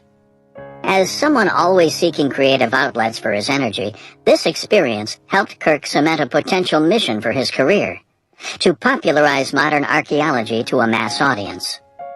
His first efforts to explore this direction began after he graduated with his PhD and became a postdoc, and they centered on a classic 1961 documentary called Land and Water, an ecological study of the Teotihuacan Valley of Mexico, filmed by the late Penn State archaeologist William Sanders. This film documents how the rise of Mexico City has transformed the ecology and lifestyle in the Teotihuacan Valley. For those, like Kirk, who study historical ecology, it's an influential film. In the fall of 2009, Kirk got his hands on the original 16mm reels, including outtakes that never made the original cut, as well as Sanders' notes. He launched 2 projects surrounding this find. The first was to digitize the original film footage and release a DVD of the original documentary, a project he completed in the spring of 2010. The second project was more ambitious. He decided to film a new version of the documentary, an update that would show the further changes that have happened between the 1960s and the present in the valley. Kirk raised seed money from Penn State's anthropology department and the Maya Exploration Center, put together a team, and in the winter of 2010 headed down to Mexico City to begin filming sample footage. The goal was to pull together enough compelling shots to convince funding agencies of the importance of the project. Kirk's breakthrough for his mission, however, began in December 2009. George Milner, a professor in the office next to Kirk, called him in to join a group of archaeologists who were all standing around Milner's phone. "You've got to listen to this message," he said while dialing into his voicemail. The recording was of a man who lived just north of Pittsburgh. He sounded articulate and thoughtful, at least until he got to the reason he was calling the Penn State Archaeology Department. "I've got what I think is the treasure of the Knights Templar in my backyard," he explained. The gathered academics all had a good laugh, but then Kirk interjected, "I'm going to call him back." His more experienced colleagues tried to talk him out of it. "He will never leave you alone," they told him. "He will call you back every week and keep asking you questions." As Kirk explained to me, in an academic field like archaeology, you get a lot of these types of calls. People who think they found a dinosaur footprint or whatever, and there's just not time with the pressure of research and teaching to keep up with them. But Kirk saw an opportunity here that would support his mission. This type of public outreach is exactly what we archaeologists should be doing, he realized. He decided he was going to follow up on the random calls that came into the department. He planned to go meet the people, hear their stories, and help explain how the principles of archaeology can lead them to figure out whether or not a medieval organization of knights was actually traipsing around the hills of Pittsburgh. Not only would he meet them, but he would also film the encounters, with the eventual goal of producing a documentary on the most interesting case. He called the project the Armchair Archaeologist. He envisioned this side project taking 5 or 10 years, something to work on alongside his filming in the Teotihuacan Valley. I figured, at the very least, I could show it to the students in my intro archaeology classes, he said. On a Sunday morning, not long after hearing the call about the Knights Templar treasure, Kirk gathered a cameraman and soundman and headed out to Pittsburgh to investigate the claim. He was the coolest guy, Kirk recalls. He had crazy ideas, but he was fun to talk to. We hung out all day and had some beers and chatted. The treasure, it turns out, was just some old deer bones and railroad spikes found in a gravel pit, but the experience was invigorating for Kirk. It also turned out to be more consequential than he could ever have guessed. Around this time, the Discovery Channel decided it wanted a reality show that had something to do with archaeology. As is common in the TV business, instead of developing the idea themselves, the channel instead spread word of their general interest and left it to the independent production companies to pull together specific show concepts. 3 months after Kirk filmed his Pittsburgh footage, one of these production companies contacted the head of the archaeology department at Penn State, who forwarded the message to the whole staff. "Sure, I only had 3 months of experience on my job as a lecturer at the time," Kirk recalled. "But I was really interested in media, so I thought, why not me?" Kirk followed up with the production company. "I have your show idea," he told them, not long into their initial conversation. He sent them his armchair archaeologist footage. The production company loved the idea, and they loved Kirk. They refilmed his visit to the Templars' treasure site and sent the tape to the Discovery Channel and the History Channel. The latter agreed to finance a pilot, but the former said, "Screw a pilot, let's film 8 episodes." When they asked Kirk about a co-host, he had only one name to offer, his good friend, Jason DeLeon, who had also recently graduated Penn State and had just started as an assistant professor at Michigan. They both arranged for the Discovery Channel to buy out their teaching obligations for the following fall, and then hit the road to film the first season of what would become American Treasures. Leveraging little bets. Kirk's mission was to popularize archaeology, and he wanted to do so in a way that generated an exciting life. Hosting American Treasures made this mission a reality. The question at hand is how he made this leap from a general idea into specific action. Here's what I noticed. Kirk's path to American Treasures was incremental. He didn't decide out of nowhere that he wanted to host a television show and then work backward to make that dream a reality. Instead, he worked forward from his original mission to popularize archaeology with a series of small, almost tentative steps. When he stumbled on the old film reels for Land and Water, for example, he decided to digitize them and produce a DVD. After this small step, he took the slightly larger step of raising money to shoot exploratory footage for a new version of the documentary. When George Milner played him that fateful answering machine tape, Kirk took another modest step by launching the Armchair Archaeologist Project, with no real vision of how it would prove useful, other than perhaps as fodder for his intro archaeology courses. This final little step, however, turned out to be a winner, leading directly to his own television show. As I was struggling to make sense of Kirk's story, I stumbled across a new business book that had been making waves. It was titled Little Bets, and it was written by a former venture capitalist named Peter Sims. When Sims studied a variety of successful innovators, from Steve Jobs to Chris Rock to Frank Gehry, as well as innovative companies such as Amazon and Pixar, he found a strategy common to all. Rather than believing they have to start with a big idea or plan out a whole project in advance, he writes, they make a methodical series of little bets about what might be a good direction, learning critical information from lots of little failures, and from small but significant wins. This rapid and frequent feedback, Sims argues, allows them to find unexpected avenues and arrive at extraordinary outcomes. To illustrate this idea, Sims details the example of Chris Rock preparing a comedy set for one of his acclaimed HBO specials.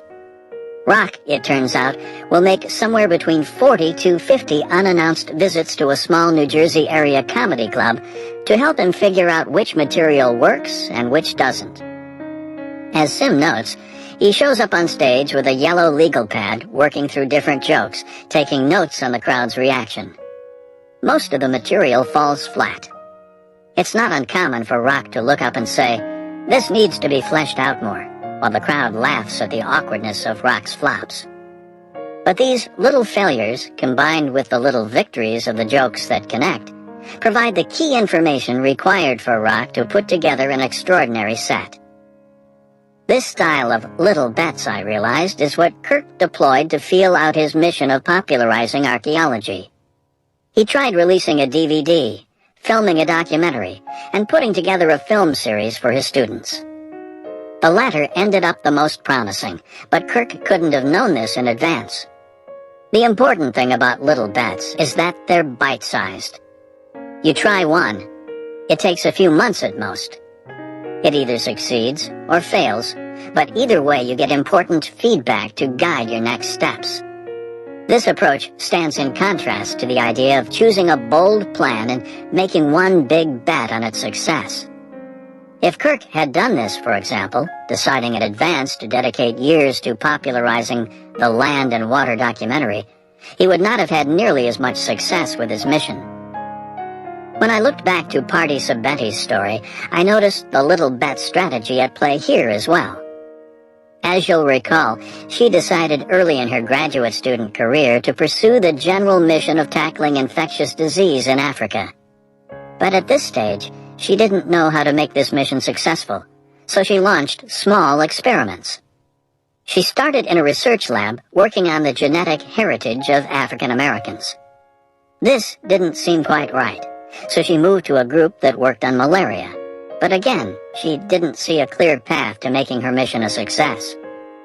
Returning to Harvard, she began work as a postdoctoral fellow at the Broad Institute. It was here that she began to gain traction for her computational approach to seeking out markers of natural selection in the human genome. It was this last bet out of a long string of such bets that proved to be a big winner, at which point she dedicated her career to its pursuit. It was tentativeness, not boldness, that transformed Party's general mission into a specific success. A brief mission intermission. Let's take a moment to pull together what we've learned so far about mission.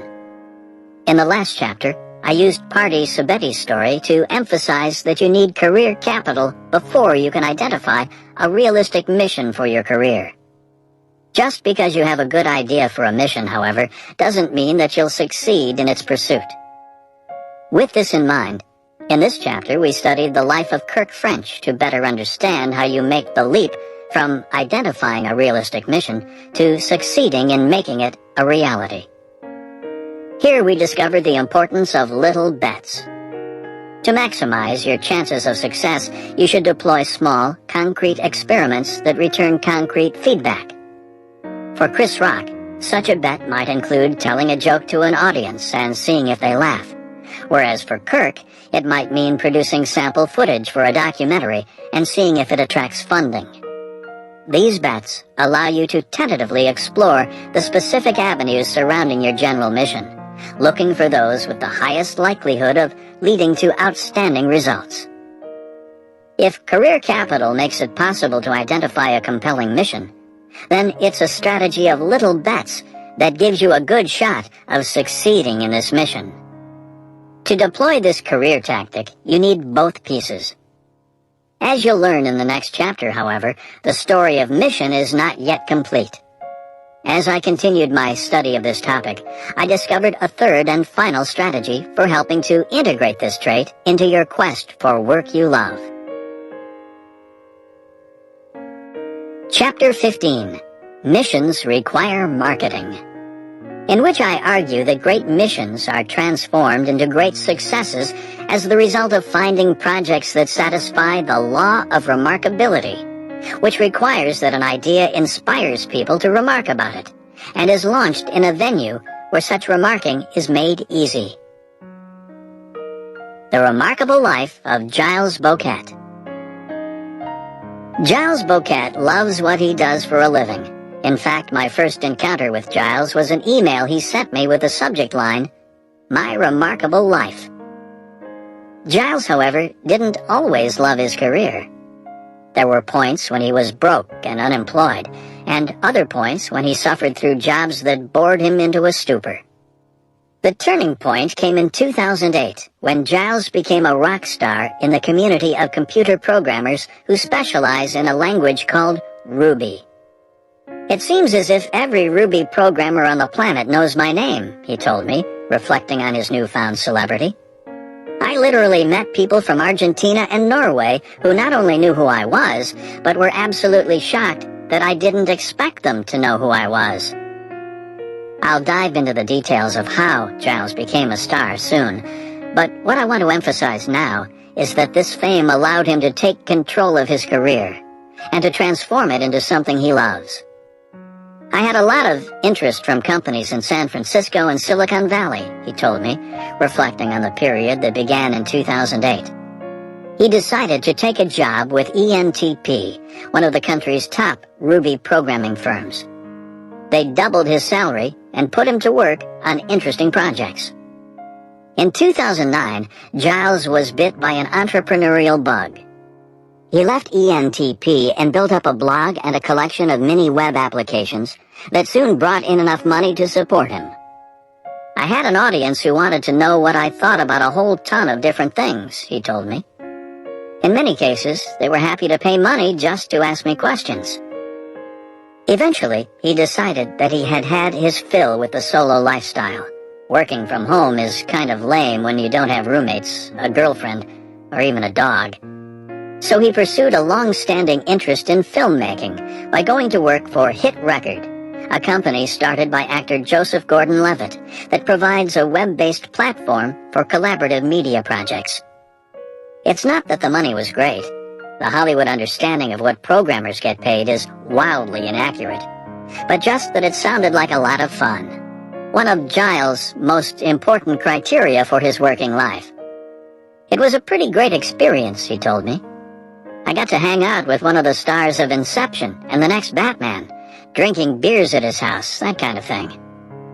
Not long after I met Giles, after he had successfully scratched his Hollywood itch, he once again moved on. A publisher had asked him to write a book, and he had agreed. And why not? It seemed like an interesting thing to do.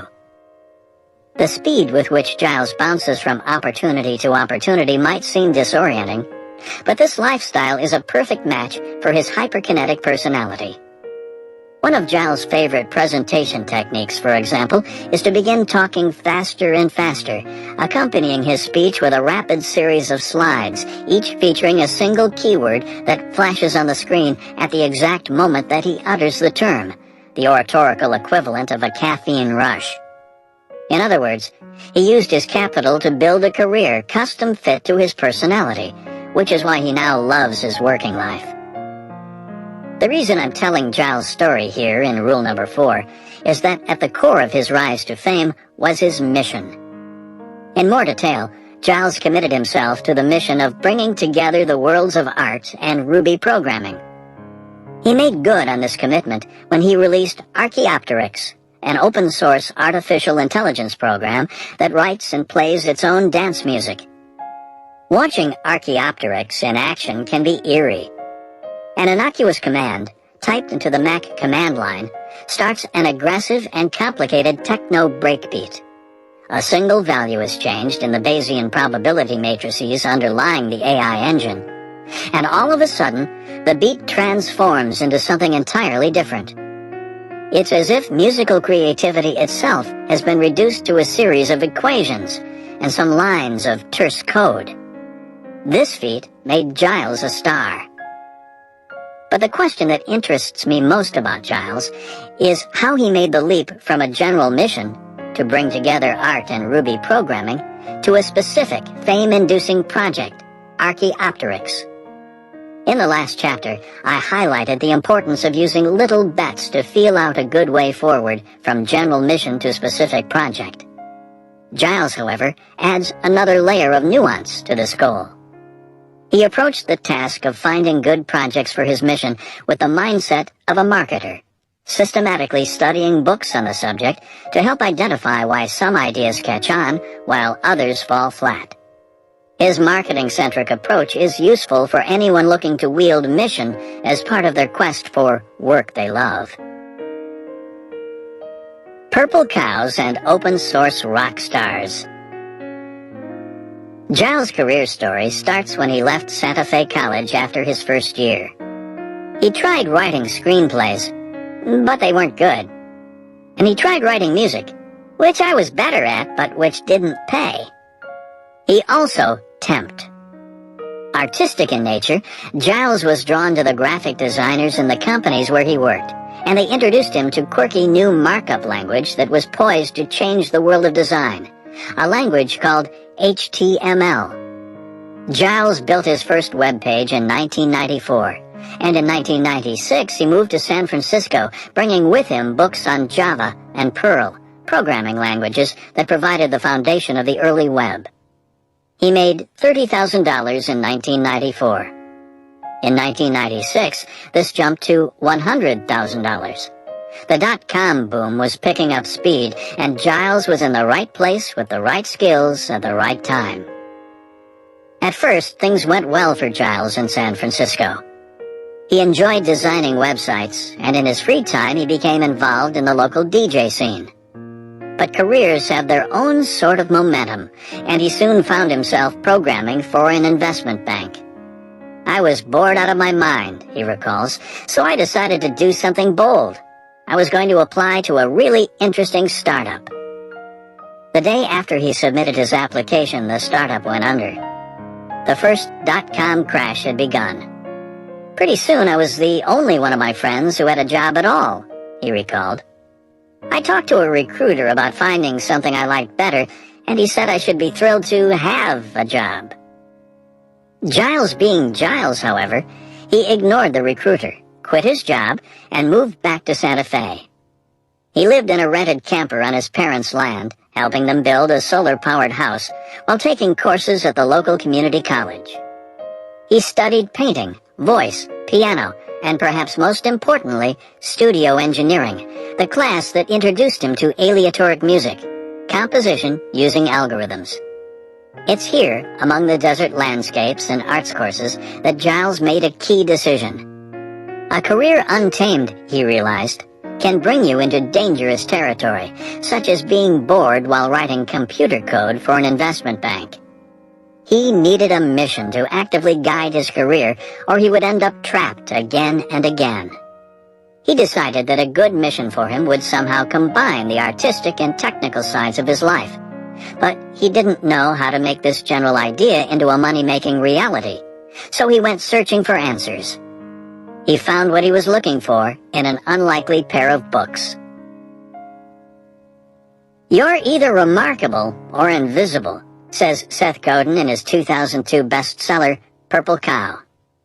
As he elaborated in a Fast Company manifesto he published on the subject, the world is full of boring stuff, brown cows, which is why so few people pay attention.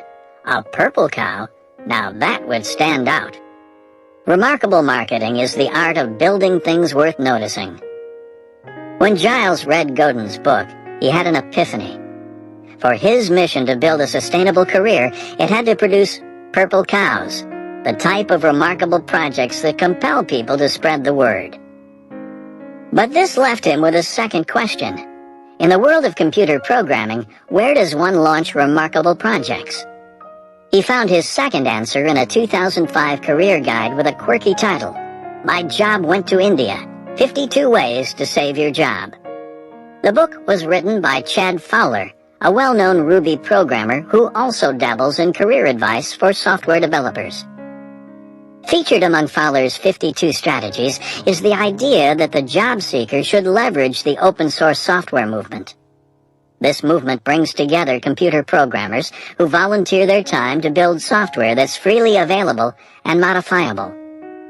Fowler argued that this community is well respected and highly visible. If you want to make a name for yourself in software development, the type of name that can help you secure employment, focus your attention on making quality contributions to open source projects. This is where the people who matter look for talent. At this point, I'd basically just put two and two together, Giles told me. The synthesis of Purple Cow and My Job Went to India is that the best way to market yourself as a programmer is to create remarkable open source software. So I did. Following Godin's advice, Giles came up with the idea for Archaeopteryx, his AI-driven music creator. I don't think there was anybody else with my combined background, he said. Plenty of Ruby programmers love dance music, But I don't think any of them has sacrificed the same ridiculous number of hours to tweaking breakbeats and synth patches over and over again, releasing white-label records that never made a dime, and studying music theory. In other words, Giles' ability to produce a Ruby program that produced real music was unique. If he could pull it off, it would be a purple cow. Drawing from Fowler's advice, Giles then decided that the open-source community was the perfect place to introduce this purple cow to the world. In addition to releasing the Archaeopteryx code as open source, he took to the road to spread the word. I basically took Chad Fowler's advice way too far and went to speak at almost every user group and conference that I could, at least 15 in 2008, Giles recalled. This hybrid Godin-Fowler strategy worked. I got offers from all over the place, Giles recalled. I got to work with stars in my industry. I got approached to write a book on Archaeopteryx. I could charge a lot more money than I used to. It was, in other words, a strategy that made his mission into a success. The Law of Remarkability. Reflecting on Giles' story, I kept coming back to the same adjective: remarkable. What Giles discovered, I decided, is that a good mission-driven project must be remarkable in two different ways. First, it should be remarkable in the literal sense of compelling people to remark about it. To understand this trait, let's first look at something that lacks it. Before releasing Archaeopteryx, Giles had worked on another open-source project. He collected popular command line tools for Ruby and combined them into one package with consistent documentation. If you asked a Ruby programmer about this project, he would tell you that this is solid, quality, useful work. But it's not the type of achievement that would compel this same Ruby programmer to write his friends and tell them, "You have to see this." In the words of Seth Godin, this early project was a brown cow. By contrast, teaching your computer to write its own complex music is a purple cow. It inspires people to take notice and spread the word. What's nice about this first notion of remarkability is that it can be applied to any field. Take book writing. If I published a book of solid advice for helping recent graduates transition to the job market, you might find this a useful contribution, but probably wouldn't find yourself whipping out your iPhone and tweeting its praises. On the other hand, if I publish a book that says, "Follow your passion" is bad advice, hopefully, this would compel you to spread the word. That is, the book you're listening to was conceived from the very early stages with the hope of being seen as remarkable.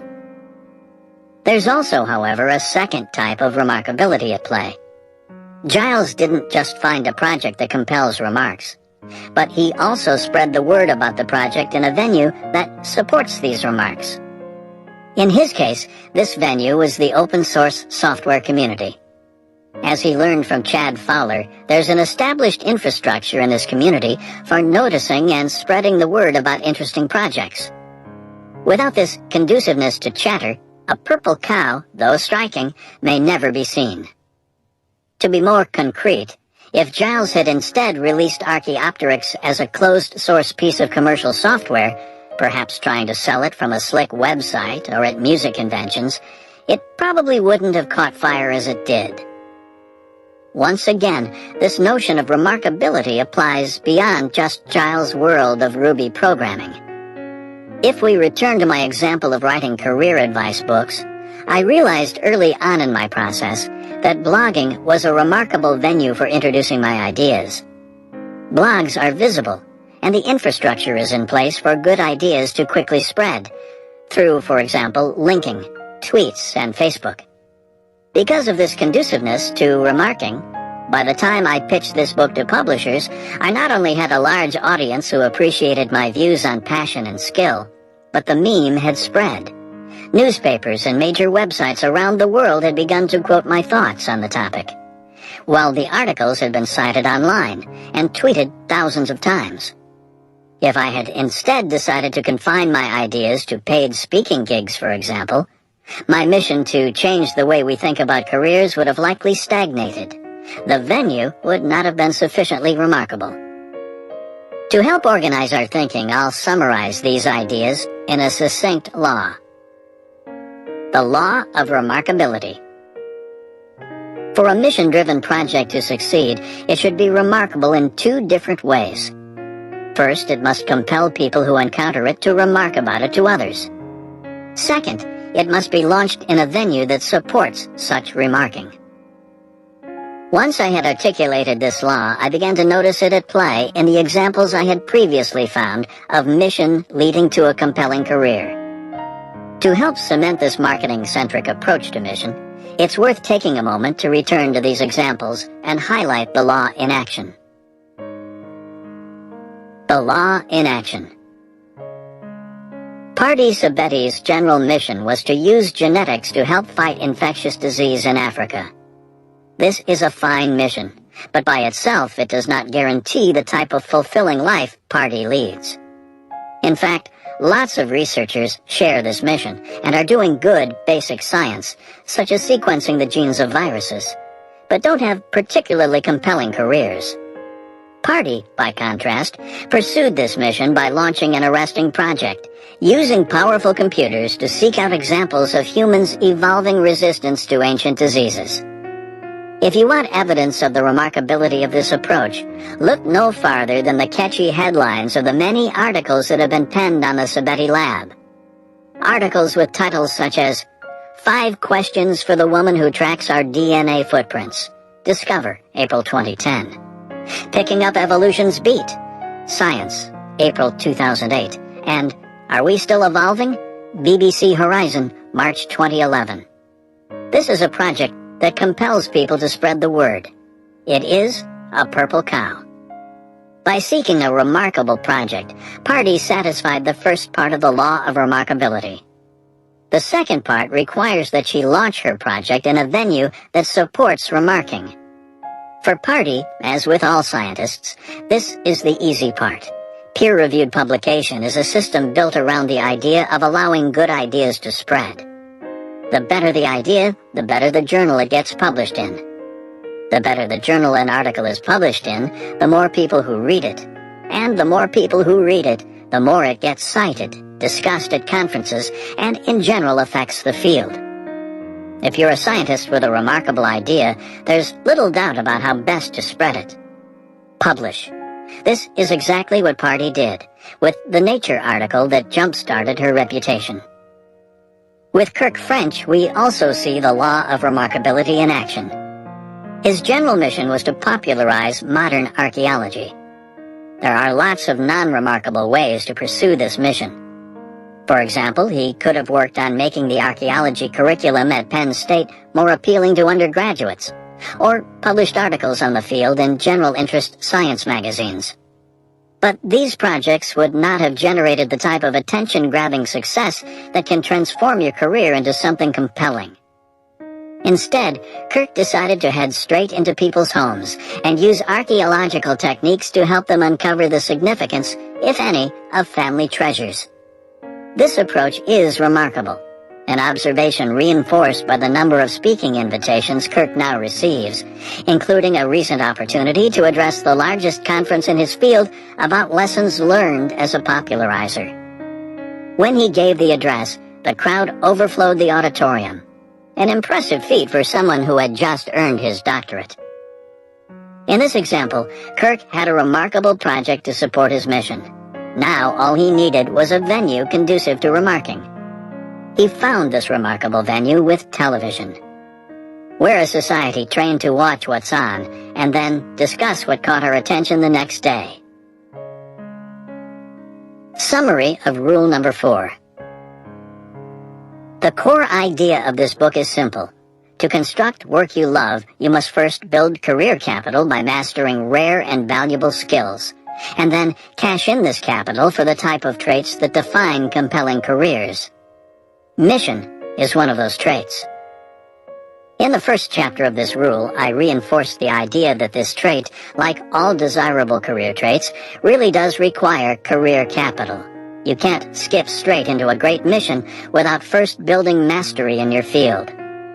Drawing from the terminology of Stephen Johnson, I argued that the best ideas for missions are found in the adjacent possible, the region just beyond the current cutting edge.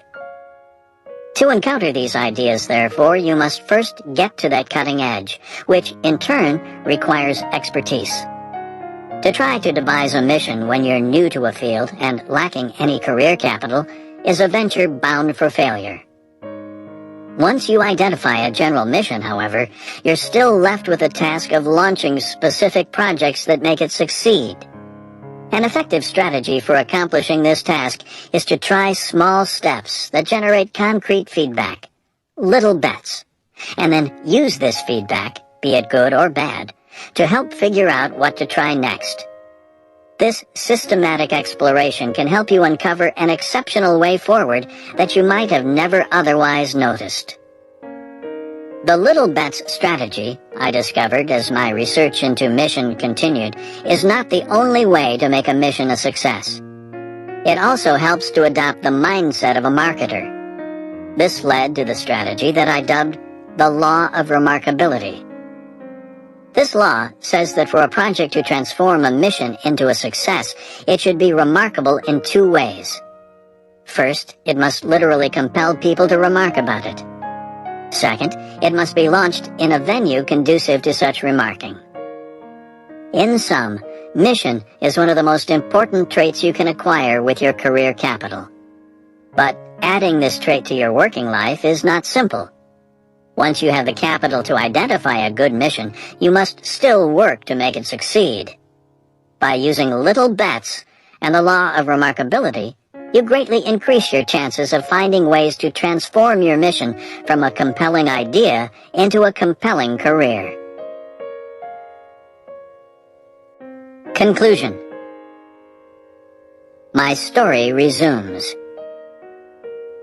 In the introduction to this book, I described the circumstances that launched me on the quest you just finished reading about. My time as a graduate student and postdoc was winding down, and I was about to enter the academic job market. Succeeding as a professor, I knew, was not an easy task. If you're not in control of your career, it can chew you up and spit you out. To make matters worse, I was entering the market in a bad economy, so there was a chance I might not find a suitable academic position at all, which would force me to start from scratch in my career thinking. This uncertainty made the following question suddenly seem pressing. How do people end up loving what they do? In the fall of 2010, I sent out my applications for academic jobs. By early December, I had applied to 20 positions. A curious quirk of the academic job search process is that your colleagues expect it to be demanding, so they keep tasks off your desk. And though the process is in fact demanding, these demands come in bursts, leaving long stretches of downtime in between. Without much work to fill these stretches, you can find yourself uncomfortably idle. So it was that as November gave way to December and I finished submitting my 20 applications, I had, for the first time since my college summer vacations, not much to do. With free time on my hands, I could finally begin to tackle my quest in earnest. It was at this point that I began to seek out people's career stories, both successes and failures, to see what I could learn. It was in November, for example, that I first met Thomas, whose tale opened this book. The stories I encountered that fall cemented an idea that I had long suspected to be true. Follow your passion is bad advice. But this validation only brought forward the more difficult task of figuring out what career happiness strategies do work. My search for this answer was put on hold in January and February as my job search process picked up steam. I began to prepare my job talk and sift through the interview offers that started to trickle in. In early March, I went on an interview trip that included a stop at Georgetown University. Everything about Georgetown felt right. Fortunately, I had another offer at the time with a tight deadline. I told my contacts at Georgetown that I enjoyed my visit and was interested in the position, but that I had a fast-approaching deadline. Later that night, I received the key email from the head of their search committee. It was terse, just 3 sentences. We will have an offer for you on Thursday. We just need to know where to contact you to communicate it in the afternoon. Will your cell phone be the best way to reach you? I turned down a pair of interviews that had been scheduled for later in the spring and accepted the Georgetown offer. My career die had been cast. I was going to be a professor.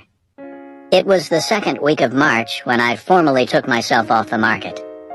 My start date would be in August. This left a gap of 4 months to finalize my answers to my pressing career questions. I now had a job, but I needed to figure out how to transform it into one I loved. During that spring and subsequent summer, I hit the road conducting the interviews that formed the core of rules number 2 through 4. As I'm writing this conclusion, I'm now 2 weeks away from my first semester as a professor. I have been working hard over the past several months to not only finish the quest I described in this book, but also to write up my experiences in the form in which you just encountered them. I signed the deal for this book only 2 weeks after accepting my Georgetown offer. This conclusion is the last piece of the book to be written, and the timing couldn't be better. I'll be handing in this manuscript mere days before turning my attention to my new life as a professor, allowing me to start this new chapter of my career with confidence in what I should do to push it somewhere remarkable. My quest, of course, uncovered several surprising ideas. If your goal is to love what you do, I discovered, follow your passion can be bad advice. It's more important to become good at something rare and valuable, and then invest the career capital this generates into the type of traits that make a job great. The traits of control and mission are 2 good places to start. My goal for this final part of the book is to describe how I am applying these ideas in my own working life. That is, I want to take you inside my thought process and highlight the specific ways in which the insights of rules number 1 through 4 are playing a role in this early stage of my new career. Obviously, these applications are tentative. I have not yet been a professor long enough to see how they will all play out. But it's this tentativeness, I think, that makes them more relevant. They provide a real-world example of the type of concrete actions you can take right now to start applying the lessons of this book in your own working life. Your decisions will differ from mine, but I hope that you'll encounter in this conclusion a better sense of what it means to reform a career to match this new way of thinking about creating work you love. How I applied rule number 1. Rule number 1 argued that follow your passion is bad advice, as the vast majority of people don't have pre-existing passions waiting to be discovered and matched to a career. The real path to work you love, it noted, is often more complicated. This insight was not one that I encountered for the first time during my quest, but was instead something I had long suspected to be true. Although the chapter on rule number 1 describes my recent efforts to find real evidence for this intuition, the seeds for this thought had been planted long before. The story of my passion aversion starts in high school when my friend Michael Simmons and I started a web design company. We called it Princeton Web Solutions. The origin of our company was modest. It was the late 1990s, the first .com boom, and the media was obsessed with stories of teenage CEOs earning millions. Michael and I thought this sounded like fun, certainly a better way to make money than our standard summer jobs. We tried to think up a creative new idea for a high-tech company, something along the lines of a new Amazon.com, but we were stumped and ended up defaulting to an idea that we had earlier vowed we wouldn't pursue: designing websites. To be clear, we were by no means following our true calling. We were bored, available, and ambitious. A dangerous combination, and starting a company sounded as promising as anything else we could imagine. Princeton Web Solutions wasn't a meteoric success, but this was partly by design, as we didn't really want to invest the time required to grow a serious company. During our senior year of high school, we worked with 6 or 7 clients, including a local architecture firm, a local technical college, and an ill-conceived but oddly well-funded web portal targeting the elderly. Most of these contracts paid between $5,000 and $10,000, a healthy chunk of which we passed on to a team of Indian subcontractors who did most of the actual programming work. When Michael and I left for college, he to NYU and I to Dartmouth, I decided I was done with website design and moved on to more pressing interests, such as girls. For many in my generation, the rejection of follow your passion as career advice is heretical. I never felt this same attraction to the cult of passion, and for this, I give credit to my experience with Princeton Web Solutions. As I mentioned, starting this company had nothing to do with me following a passion. Once Michael and I figured out how to keep the business humming, however, the skill turned out to be rare and valuable, especially for people our age. This career capital could then be cashed in for a variety of different exciting experiences. We got to wear suits and make pitches to boardrooms. We made enough money to never have to worry about not being able to afford the types of things teenagers buy. Our teachers were impressed by the company and allowed us to unofficially ditch classes for meetings. Magazines wrote about us, photographers came to take our pictures for newspapers, and the whole experience certainly played a large role in our being admitted to elite colleges. The traits that can make your life interesting, I learned, had very little to do with intensive soul-searching. Princeton Web Solutions, in other words, had inoculated me against the idea that occupational happiness requires a calling. Because of these early experiences, I looked on with curiosity once I arrived at college, when my classmates began to wring their hands about the question of what they wanted to do with their lives. For them, something as basic as choosing a major became weighted with cosmic significance. I thought this was nonsense. To me, the world was filled with opportunities like Princeton Web Solutions waiting to be exploited to make your life more interesting. Opportunities that had nothing to do with identifying predestined dispositions. Driven by this insight, while my classmates contemplated their true calling, I went seeking opportunities to master rare skills that would yield big rewards. I started by hacking my study skills to become as efficient as possible. This took one semester of systematic experiments, and subsequently earned me 3 consecutive years of a 4.0 grade point average, a period during which I never pulled an all-nighter and rarely studied past dinner. I then cashed in this asset by publishing a student advice guide. These experiences helped me build an exciting student life. I was, I imagine, the only student on Dartmouth's campus taking regular calls from his literary agent. But neither came from the pursuit of a pre-existing passion. Indeed, the motivation to write my first book was an idle dare, leveled by an entrepreneur I admired, whom I met one night for drinks. "Don't just talk about it," he scolded me when I offhandedly mentioned the book idea. "If you think it would be cool, go do it." This seemed as good a reason as any for me to proceed.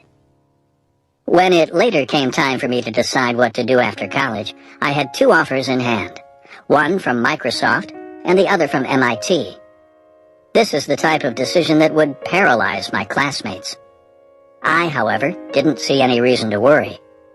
Both paths, I was sure, would yield numerous opportunities that could be leveraged into a remarkable life. I ended up choosing MIT, among other reasons, in order to stay closer to my girlfriend. The point I'm trying to make in this section is that the core insight of rule number 1 came to me before my quest started, and in fact was something I internalized as early as high school. When I came to the fall of 2011, therefore, and was facing the period of uncertainty when I wasn't sure if I would become a professor or end up doing something completely different, this rule number 1 mindset saved me from needless fretting about which of these paths forward was my true calling. If tackled correctly, I was absolutely confident that either could yield a career I love. Figuring out how to achieve this goal, however, was less certain. And it was this question that led me to the insights described in rules number 2 through 4.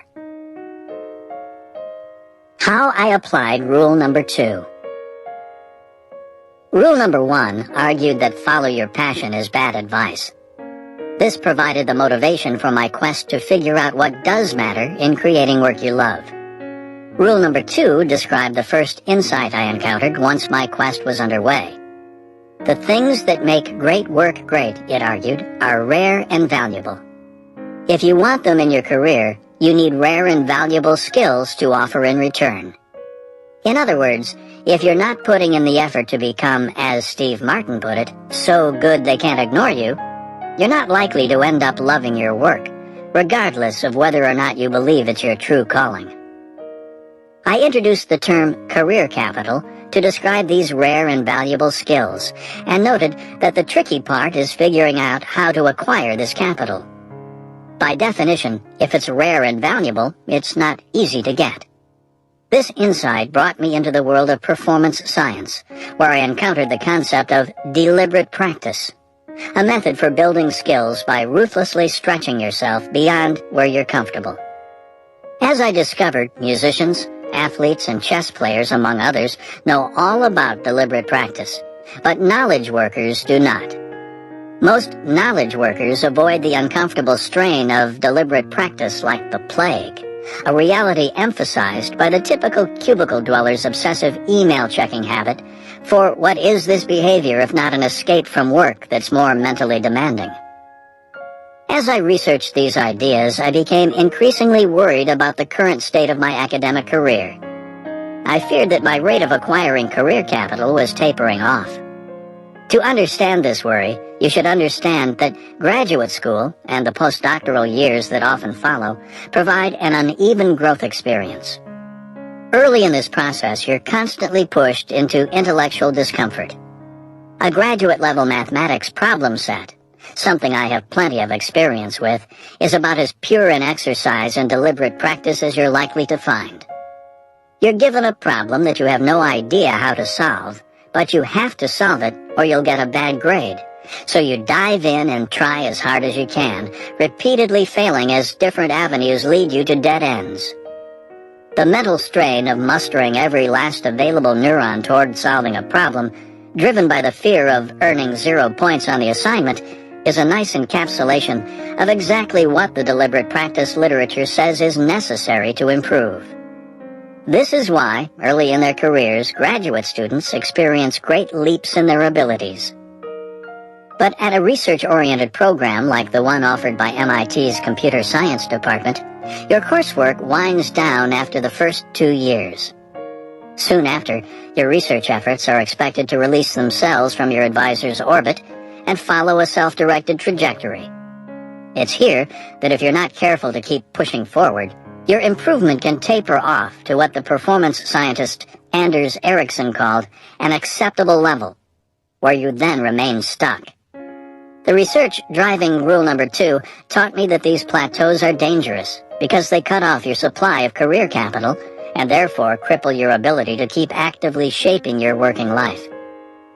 As my quest continued, therefore, it became clear that I needed to introduce some practical strategies into my own working life that would force me to once again make deliberate practice a regular companion in my daily routine.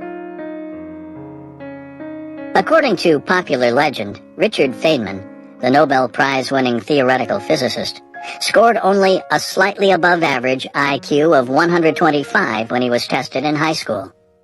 In his memoirs, however, we find hints of how he rose from modest intelligence to genius when he talks about his compulsion to tear down important papers and mathematical concepts until he could understand the concepts from the bottom up.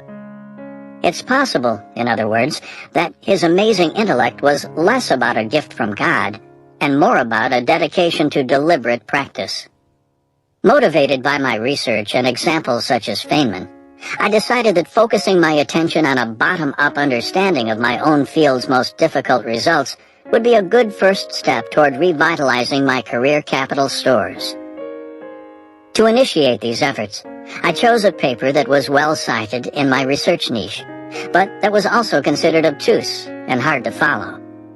The paper focused on only a single result, the analysis of an algorithm that offers the best-known solution to a well-known problem. Many people have cited this result, but few have understood the details that support it. I decided that mastering this notorious paper would prove a perfect introduction to my new regime of self-enforced deliberate practice. Here was my first lesson.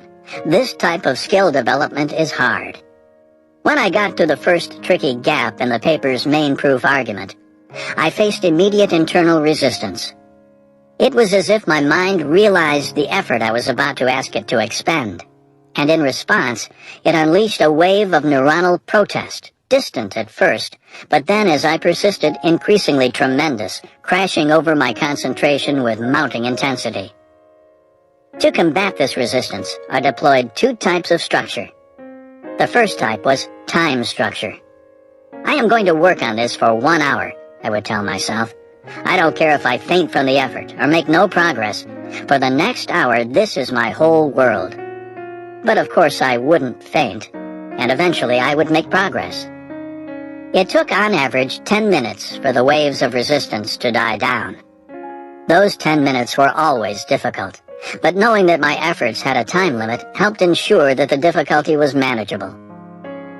The second type of structure I deployed was information structure, a way of capturing the results of my hard focus in a useful form. I started by building a proof map that captured the dependencies between the different pieces of the proof. This was hard, but not too hard, and it got me warmed up in my efforts to understand the result. I then advanced from the maps to short, self-administered quizzes that forced me to memorize the key definitions the proof used. Again, this was a relatively easy task, but it still took concentration, and the result was an understanding that was crucial for parsing the detailed math that came next. After these first two steps, emboldened by my initial successes in deploying hard focus, I moved on to the big guns, proof summaries. This is where I forced myself to take each lemma and walk through each step of its proofs, filling in missing steps. I would conclude by writing a detailed summary in my own words. This was staggeringly demanding, but the fact that I had already spent time on easier tasks in the paper built up enough momentum to help push me forward. I returned to this paper regularly over a period of 2 weeks. When I was done, I had probably experienced 15 hours total of deliberate practice-style strain, but due to its intensity, it felt like much more. Fortunately, this effort led to immediate benefits. Among other things, it allowed me to understand whole swaths of related work that had previously been mysterious. The researchers who wrote this paper had enjoyed a near monopoly on solving this style of problem. Now, I could join them. Leveraging this new understanding, I went on to prove a new result, which I published at a top conference in my field. This is now a new research direction open for me to explore as I see fit. Perhaps even more indicative of this strategy's value is that I actually ended up finding a pair of mistakes in the paper. When I told the authors, it turned out I was only the second person to notice them, and they hadn't yet published a correction. To help calibrate the magnitude of this omission, bear in mind that according to Google Scholar, the paper had already been cited close to 60 times. More important than these small successes, however, was the new mindset this test case introduced. Strain, I now accepted, was good. Instead of seeing this discomfort as a sensation to avoid, I began to understand it the same way that a bodybuilder understands muscle burn, a sign that you're doing something right. Inspired by this insight, I accompanied a promise to do more large-scale paper deconstructions of this type, with a trio of smaller habits designed to inject even more deliberate practice into my daily routine. I describe these new routines as such. My Research Bible Routine. At some point during my quest, I started what I came to call my Research Bible, which is in reality a document I keep on my computer. Here's the routine. Once a week, I require myself to summarize in my Bible a paper I think might be relevant to my research.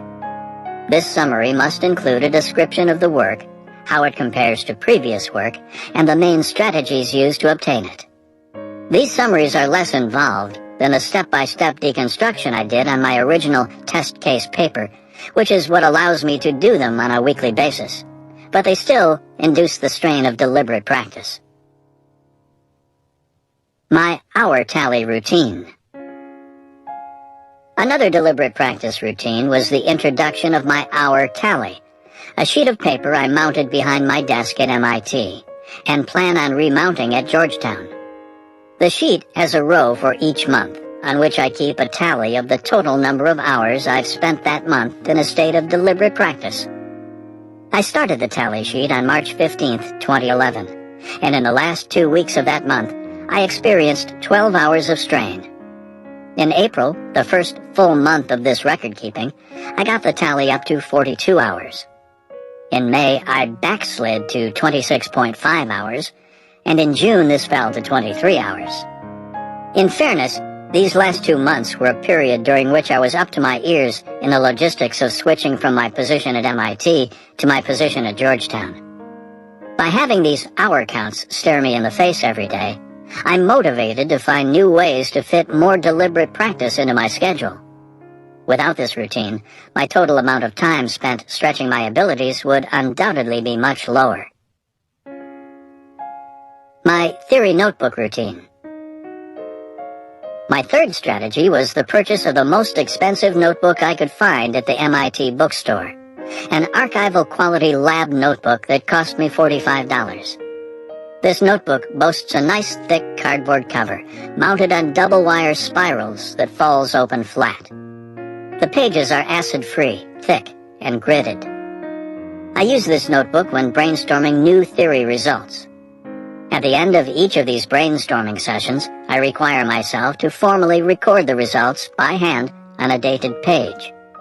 The expense of the notebook helps signal the importance of what I'm supposed to write inside it, and this, in turn, forces me into the strain required to collect and organize my thinking. The result? More deliberate practice. The insights of rule number 2 fundamentally changed the way I approach my work. If I had to describe my previous way of thinking, I would probably use the phrase productivity-centric. Getting things done was my priority. When you adopt a productivity mindset, however, deliberate practice-inducing tasks are often sidestepped, as the ambiguous path toward their completion, when combined with the discomfort of the mental strain they require, makes them an unpopular choice in scheduling decisions. It's much easier to redesign your graduate student web page than it is to grapple with a mind-melting proof. The result for me was that my career capital stores, initially built up during the forced strain of my early years as a graduate student, were dwindling as time went on. Researching rule number 2, however, changed this state of affairs by making me much more craft-centric. Getting better and better at what I did became what mattered most, and getting better required the strain of deliberate practice. This is a different way of thinking about work, but once you embrace it, the changes to your career trajectory can be profound. How I applied rule number 3. In the early spring of 2011, my academic job hunt took an interesting turn. At the time, I had a verbal offer from Georgetown University, but nothing in writing. And as my postdoctoral advisor told me, if it's not in writing, it doesn't count. While waiting for the official offer, I received an interview invitation from a well-known state university with a well-funded research program. Deciding how to navigate this career conundrum was vastly simplified by my quest, which was underway at the same time. In particular, it was my investigation of the value of control, as detailed in rule number 3, that provided me guidance.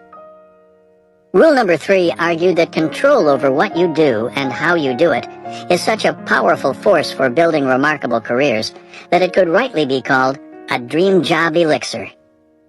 When you study the type of careers that make others remark, "That's the type of job I want," this trait almost always plays a central role. Once you understand this value of control, it changes the way you evaluate opportunities, leading you to consider a position's potential autonomy as being as important as its offered salary or the institution's reputation. This was the mindset I took into my own job search, and it helped me re-envision my choice between accepting Georgetown's offer or delaying it to go interview at the unnamed state university. There were two important points I noticed when I started evaluating my options through the lens of control. First, Georgetown was just starting up its computer science PhD program as part of a more general campus-wide investment in the sciences. Throughout my job hunt process, my PhD advisor at MIT had been telling me about her experiences early in her own career, working in Georgia Tech's computer science department during the period when it too was first transitioning toward a research-centric program. In a growing program, you'll always have a say, she told me. By contrast, at a well-established institution, your position in the hierarchy as a new assistant professor is clear. At the bottom. At these universities, you often have to wait until you are a full professor, years and years into your career, before you can start affecting the program's direction. Until this point, you follow along with what gets passed down from on high. The second thing I noticed was that Georgetown's tenure process was going to differ somewhat from the pattern of standard well-established programs. At a large research institution, tenure happens as follows.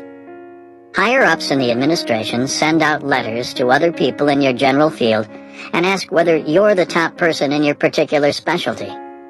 If you're not, they'll fire you and try to hire whoever is. Some places go so far as to essentially tell their new hires not to expect tenure. Academic job markets are so tough, and with so much more available talent than open positions, they can get away with this. If your specialty is new, as mine is, and they can't therefore find experts with an opinion on it either way, you're going to have a real hard time keeping your position, as there's no one out there to validate your stature. Because of this, the system rewards conformity for junior faculty.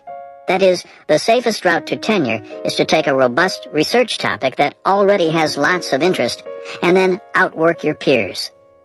If you want to innovate, wait until later in your career. In his famed last lecture, the late Carnegie Mellon computer science professor, Randy Pausch, captured this reality well when he quipped, "Junior faculty members used to come up to me and say, 'Wow, you got tenure early. What's your secret?' I said, 'It's pretty simple. Call me any Friday night in my office at 10 o'clock and I'll tell you.'" Georgetown, by contrast, made it clear that they weren't interested in this explicit comparison-based approach to tenure. At this stage in its growth, the computer science department was more focused on developing star researchers than trying to hire them away. In other words, if I published good results in good venues, I could stay. Without pressure to choose a safe, pre-existing area to dominate, I would therefore have much more flexibility in how my research program unfolded. Viewed from the perspective of the control I would enjoy over my career, Georgetown was clearly more attractive than the well-established state university. Before finalizing my decision, however, I took some time to reflect on the other insights of rule number 3. Insights that nuanced its otherwise enthusiastic endorsement of autonomy. During my quest, for example, I discovered 2 traps that typically trip people up in their search for control. The first trap was having too little career capital. If you go after more control in your working life without a rare and valuable skill to offer in return, you're likely pursuing a mirage. This was the trap tripped, for example, by the many fans of lifestyle design who left their traditional jobs to try to make a living on passive income-generating websites. Many of these contrarians quickly discovered that the income-generating piece of that plan doesn't work well if you don't have something valuable to offer in exchange for people's money. This trap might not seem relevant to my job hunt, as the academic search process usually demands large stores of career capital, in the form of peer-reviewed publications and strong recommendation letters, before a candidate has a possibility of earning an offer. But there are departments lurking out there that will attract second-tier candidates, that is, those without much career capital, with the allure of the autonomous academic life. But then, once they arrive on campus, saddle them with an overwhelming amount of teaching and service responsibilities. In other words, even in this rarefied world, one must still be wary of control mirages. The second trap describes what happens when you do have enough capital to successfully make a shift toward more control. It's at this point that you're most likely to encounter resistance from others in your life, as more control usually benefits only you. Fortunately for me, my closest advisors at MIT encouraged me to pursue the flexibility offered by a fast-growing program like Georgetown's. But there were certainly those farther out in my professional orbit who were more resistant to this decision. To them, pounding a well-trod path at a well-established university was the safest route to the desired outcome of tenure and a good research reputation. The personal benefits of having more control over my work were not on their professional radar, so any decision outside the safe decision was deemed alarming. While researching rule number 3, I came across a useful tool for navigating between these two traps. I called it the law of financial viability and described it as follows. When deciding whether to follow an appealing pursuit that will introduce more control into your work life, ask yourself whether people are willing to pay you for it. If so, continue. If not, move on. Ultimately, this was the law that helped me finalize my own career decision. Georgetown offered much greater potential for control over what I did and how I did it. This seemed clear. Furthermore, they were willing to pay me well for this move toward autonomy, both financially and in terms of support for my research initiatives. According to the law of financial viability, I could therefore be confident that in going to Georgetown, I would be avoiding both control traps. I had enough career capital to exchange for the potential flexibility and could confidently ignore the status quo-themed voices of resistance. So I turned down the interview request from the State University and held out for Georgetown.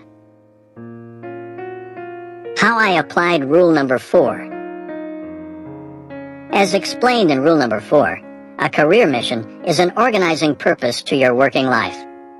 It's what leads people to become famous for what they do, and ushers in the remarkable opportunities that come along with such fame. It's also an idea that has long fascinated me. Academia is a profession well suited for mission. If you identify professors with particularly compelling careers, and then ask what they did differently than their peers, the answer almost always involves them organizing their work around a catchy mission. Consider, for example, Alan Lightman, an MIT physics professor turned writer. Lightman started as a traditional physicist, but was writing on the side, both fiction and nonfiction, that grappled with the human side of science. He's perhaps best known for his best-selling award-winning novel, Einstein's Dreams, though he's written many other books, and his essays have appeared in basically every important American literary publication. Lightman's career is based on his mission to explore the human side of science, and this led him to fascinating places. He left behind the grueling MIT physics tenure track to become the first professor in the Institute's history to be dual appointed in both science and humanities. He helped develop MIT's communications requirement, and then went on to found its graduate science writing program. By the time I met Lightman, he had shifted to an adjunct professor position, providing him even more freedom in his schedule, and had crafted for himself an impressively unburdened life of the mind. He now teaches writing courses that he designed, and that focus on issues he thinks are important. He has freed himself from the need to be constantly seeking grant money or publications. He spends his summers with his family on an island in Maine, a location with no phone, TV, or internet, presumably thinking big thoughts while basking in the sublimity of his surroundings. Most impressive to me, Lightman's contact page on his official MIT website gives the following disclaimer: I don't use email, a move towards simplicity that a less famous academic would never get away with. This is just one example among many of professors who leveraged mission to create an offbeat and compelling career. Some of these professors, such as Pardee Sabeti and Kirk French, I ended up tracking down and interviewing when researching this book, which is why you'll find the details of their stories in rule number 4. Others, such as Alan Lightman or Erez Lieberman, who earned fame by the age of 31 through his combination of mathematics and cultural studies, or Esther Duflo, who won a MacArthur Genius Grant for her work evaluating anti-poverty programs. Didn't make the cut for the book, but still weigh heavily on my thinking about how to best shape my own career. It wasn't until I got started in earnest in my Rule Number 4 research, however, and met mission mavens such as Pardee, Kirk, and Giles Boquet that I understood just how tricky it is to make this trait a reality in your working life. The more you try to force it, I learned, the less likely you are to succeed. True missions, it turns out, require two things. First, you need career capital, which requires patience. Second, you need to be ceaselessly scanning your always changing view of the adjacent possible in your field, looking for the next big idea. This requires a dedication to brainstorming and exposure to new ideas. Combined, these two commitments describe a lifestyle, not a series of steps that automatically spit out a mission when completed. As I entered the summer of 2011, I leveraged this new understanding to try to transform my approach to work into one that would lead to a successful mission. These efforts generated a series of routines that I combined into a mission development system. This system is best understood as a 3-level pyramid. I'll explain each of these levels next. Top level, the tentative research mission. My system is guided at the top level of the pyramid by a tentative research mission, a sort of rough guideline for the type of work I'm interested in doing. Right now, my mission reads, to apply distributed algorithm theory to interesting new places with the goal of producing interesting new results. In order to identify this mission description, I had first to acquire career capital in my field. I've published and read enough distributed algorithm results to know that there's great potential in moving this body of theory to new settings. The real challenge, of course, is finding the compelling projects that exploit this potential. This is the goal the other two levels of the pyramid are designed to pursue. Bottom level, background research. We now dive from the top level of the pyramid to the bottom level, where we find my dedication to background research. Here's my rule. Every week, I expose myself to something new about my field. I can read a paper, attend a talk, or schedule a meeting.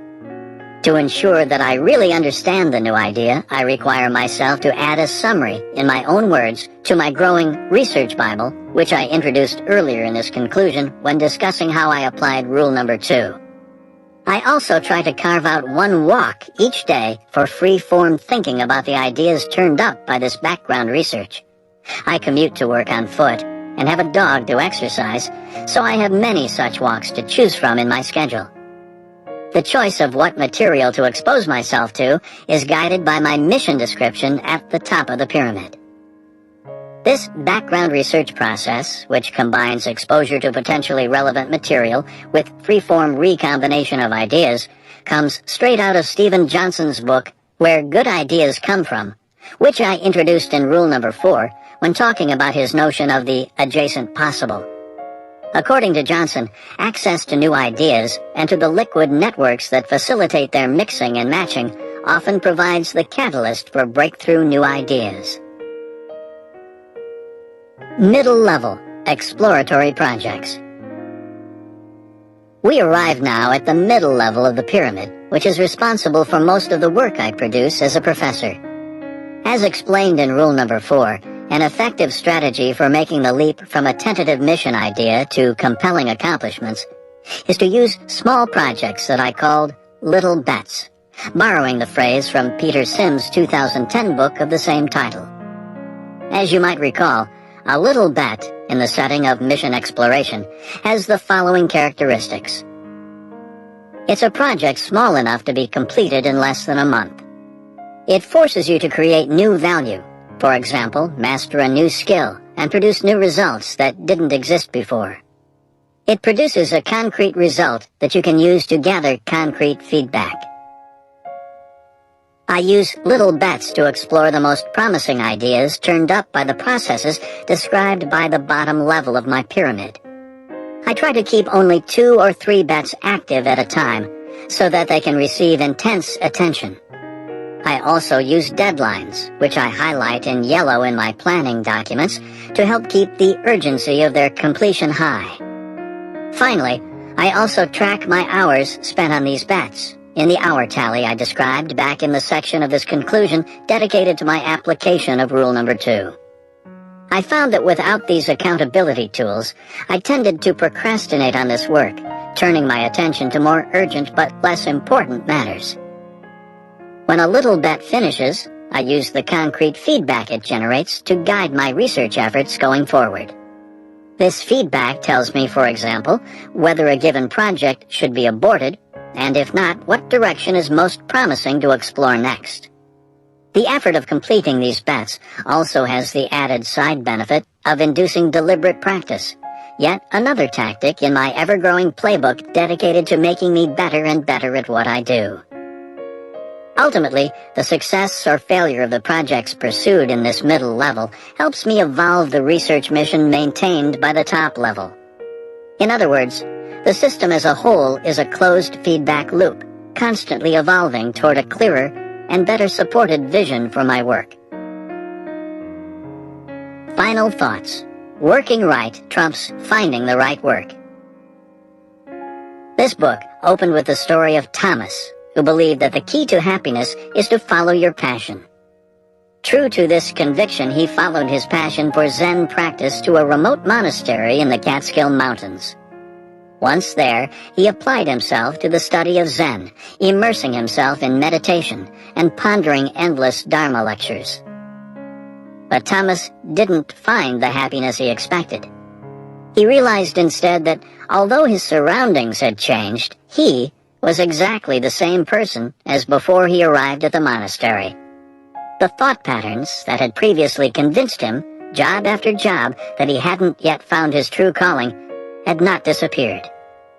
When we left Thomas back in this book's introduction, the weight of this realization had reduced him to tears. He sat in the quiet oak forest surrounding the monastery, crying. Almost 10 years later, I met Thomas at a coffee shop not far from my building at MIT. He was working in Germany at the time and was visiting Boston for a conference. Thomas is tall and slim with close-cropped hair. He wears the thin-framed square glasses that seem to be mandatory issue among European knowledge workers.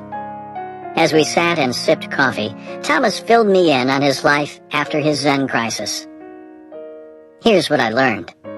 After leaving the monastery, Thomas returned to the banking job he had left 2 years earlier when he moved to the Catskills to pursue his passion.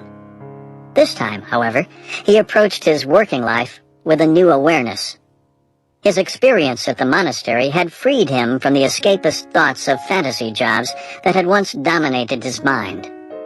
He was able instead to focus on the tasks he was given and on accomplishing them well.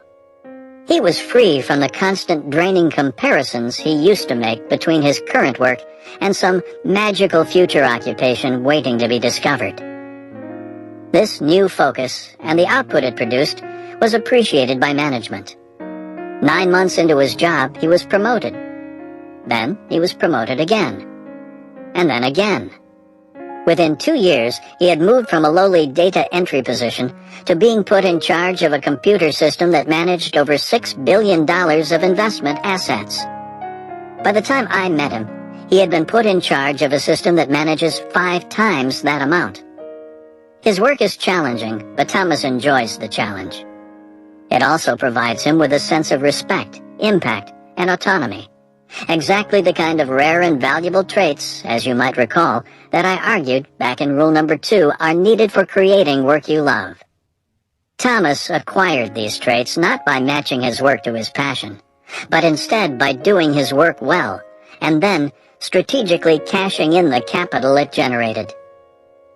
Managing computer systems might not generate the daily bliss that defined Thomas's old daydreams, but as he now recognized, nothing would. A fulfilling working life is a more subtle experience than his old fantasies had allowed.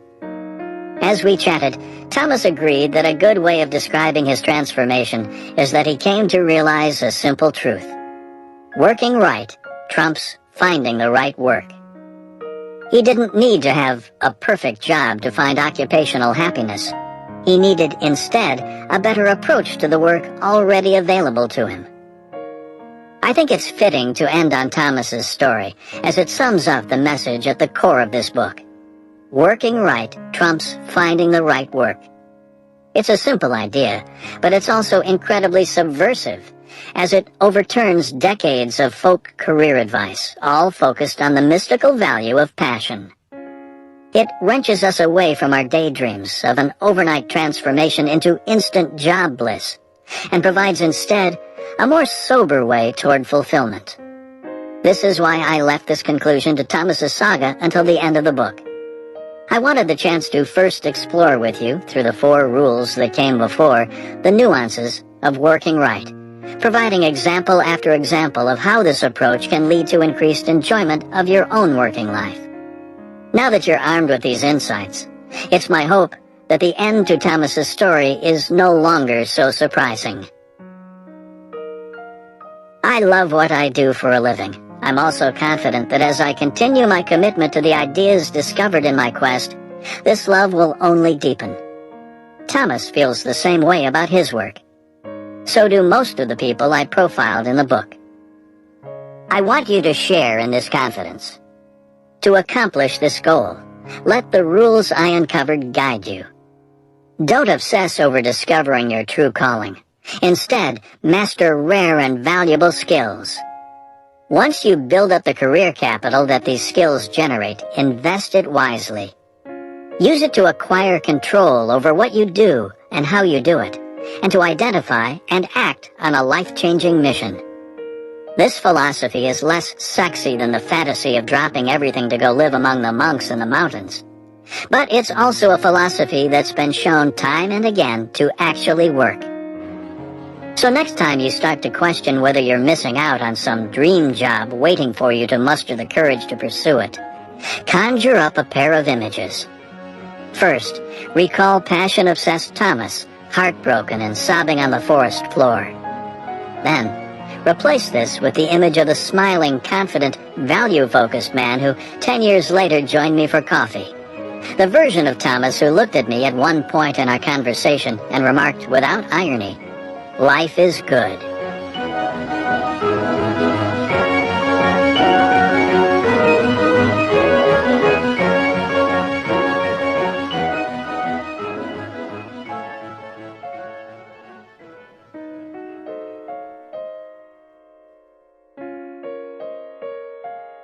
Glossary. A summary of the important terms, theories, and laws introduced in the book, presented in the order of their appearance. The passion hypothesis, introduced in rule number 1. This hypothesis claims that the key to occupational happiness is to first figure out what you're passionate about, and then find a job that matches this passion. The basic tenet behind this book is that the passion hypothesis, although widely believed, is both wrong and potentially dangerous. Be so good they can't ignore you, introduced in rule number 2. A quote from comedian Steve Martin that captures what is needed to build a working life you love. It is excerpted from the following longer quote, which Martin gave in a 2007 interview with Charlie Rose when asked what his advice was for aspiring entertainers. Nobody ever takes note of my advice because it's not the answer they wanted to hear. What they want to hear is, here's how you get an agent, here's how you write a script. But I always say, be so good they can't ignore you. The craftsman mindset, introduced in rule number 2. An approach to your working life in which you focus on the value of what you are offering to the world. The passion mindset, introduced in rule number 2. An approach to your working life in which you focus on the value your job is offering you. This mindset stands in contrast to the craftsman mindset. The passion mindset ultimately leads to chronic dissatisfaction and daydreaming about the better jobs you imagine existing out there waiting to be discovered. Career capital, introduced in rule number 2. a description of the skills you have that are rare and valuable to the working world. This is the key currency for creating work you love. The career capital theory of great work, introduced in rule number 2. This theory provides the foundation for all of the ideas that follow it in this book. It claims that the key to work you love is not to follow your passion, but instead to get good at something rare and valuable, and then cash in the career capital this generates, to acquire the traits that define great jobs. This requires that you approach work with a craftsman mindset, focusing on your value to the world, and not a passion mindset, focusing on what value the world is offering you. Here is the formal 3-part definition of the theory as presented in rule number 2. The traits that define great work are rare and valuable. Supply and demand says that if you want these traits, you need rare and valuable skills to offer in return. Think of these rare and valuable skills you can offer as your career capital. The craftsman mindset, with its relentless focus on being so good they can't ignore you, is a strategy well suited for acquiring career capital. This is why it trumps the passion mindset if your goal is to have work you love. The 10,000-hour rule, introduced in rule number 2. A rule well known to performance scientists, describing the amount of practice time required to master a skill. Malcolm Gladwell, who popularized the concept in his 2008 book, Outliers, described it as follows. The idea that excellence at performing a complex task requires a critical minimum level of practice surfaces again and again in studies of expertise. In fact, researchers have settled on what they believe is the magic number for true expertise, 10,000 hours. Deliberate practice, introduced in rule number 2. The style of difficult practice required to continue to improve at a task. Florida State University professor Anders Ericsson, who coined the term in the early 1990s, describes it formally as an activity designed typically by a teacher for the sole purpose of effectively improving specific aspects of an individual's performance. Deliberate practice requires that you stretch past where you are comfortable and then receive ruthless feedback on your performance. In the context of career construction, most knowledge workers avoid this style of skill development because, quite frankly, it's uncomfortable. To build up large stores of career capital, however, which is necessary for creating work you love, you must make this style of practice a regular part of your work routine. Career capital markets, introduced in rule number 2. When acquiring career capital in a field, you can envision that you're acquiring this capital in a specific type of career capital market. There are 2 types of these markets, winner-take-all and auction. In a winner-take-all market, there is only one type of career capital available, and lots of different people competing for it. An auction market, by contrast, is less structured. There are many different types of career capital, and each person might generate their own unique collection of this capital. Different markets require different career capital acquisition strategies. In a winner-take-all market, for example, you need to first crack the code on how people master the one skill that matters. In an auction market, by contrast, you might simply emphasize rareness in the skill combinations that you create. Control, introduced in rule number 3. Control is having a say in what you do and how you do it. This is one of the most important traits to acquire with your career capital when creating work you love. The first control trap, introduced in rule number 3. A warning to heed when trying to introduce more control into your working life. It represents the principle that control that's acquired without career capital is not sustainable. The second control trap, introduced in rule number 3. Another warning to heed when trying to introduce more control into your working life. It represents the principle that when you acquire enough career capital to acquire meaningful control over your working life, that's exactly when you've become valuable enough to your current employer that they will try to prevent you from making the change. Courage culture, briefly introduced in rule number 2, elaborated in rule number 3. a term that describes the growing number of authors and online commentators who promote the idea that the only thing standing between you and a dream job is building the courage to step off the expected path. Though well-intentioned, this culture is dangerous, as it underplays the importance of also having career capital to back up your career aspirations. It has led many people to quit their current job and to end up in a new situation where they are much worse off than before. The law of financial viability, introduced in rule number 3. A simple law that can be deployed to help sidestep the 2 control traps when trying to introduce more control into your working life. It suggests that when deciding whether to follow an appealing pursuit that will introduce more control into your work life, you should ask yourself whether people are willing to pay for it. If so, continue. If not, move on. Mission, introduced in rule number 4. A mission is another important trait to acquire with your career capital when creating work you love. It provides a unifying goal for your career. It's more general than a specific job and can span multiple positions. It provides an answer to the question, what should I do with my life? The adjacent possible, introduced in rule number 4. A term taken from the science writer Stephen Johnson, who took it from Stuart Kauffman, that helps explain the origin of innovation.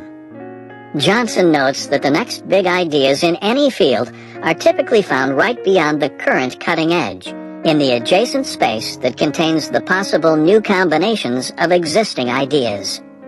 The key observation is that you have to get to the cutting edge of a field before its adjacent possible, and the innovations it contains, becomes visible.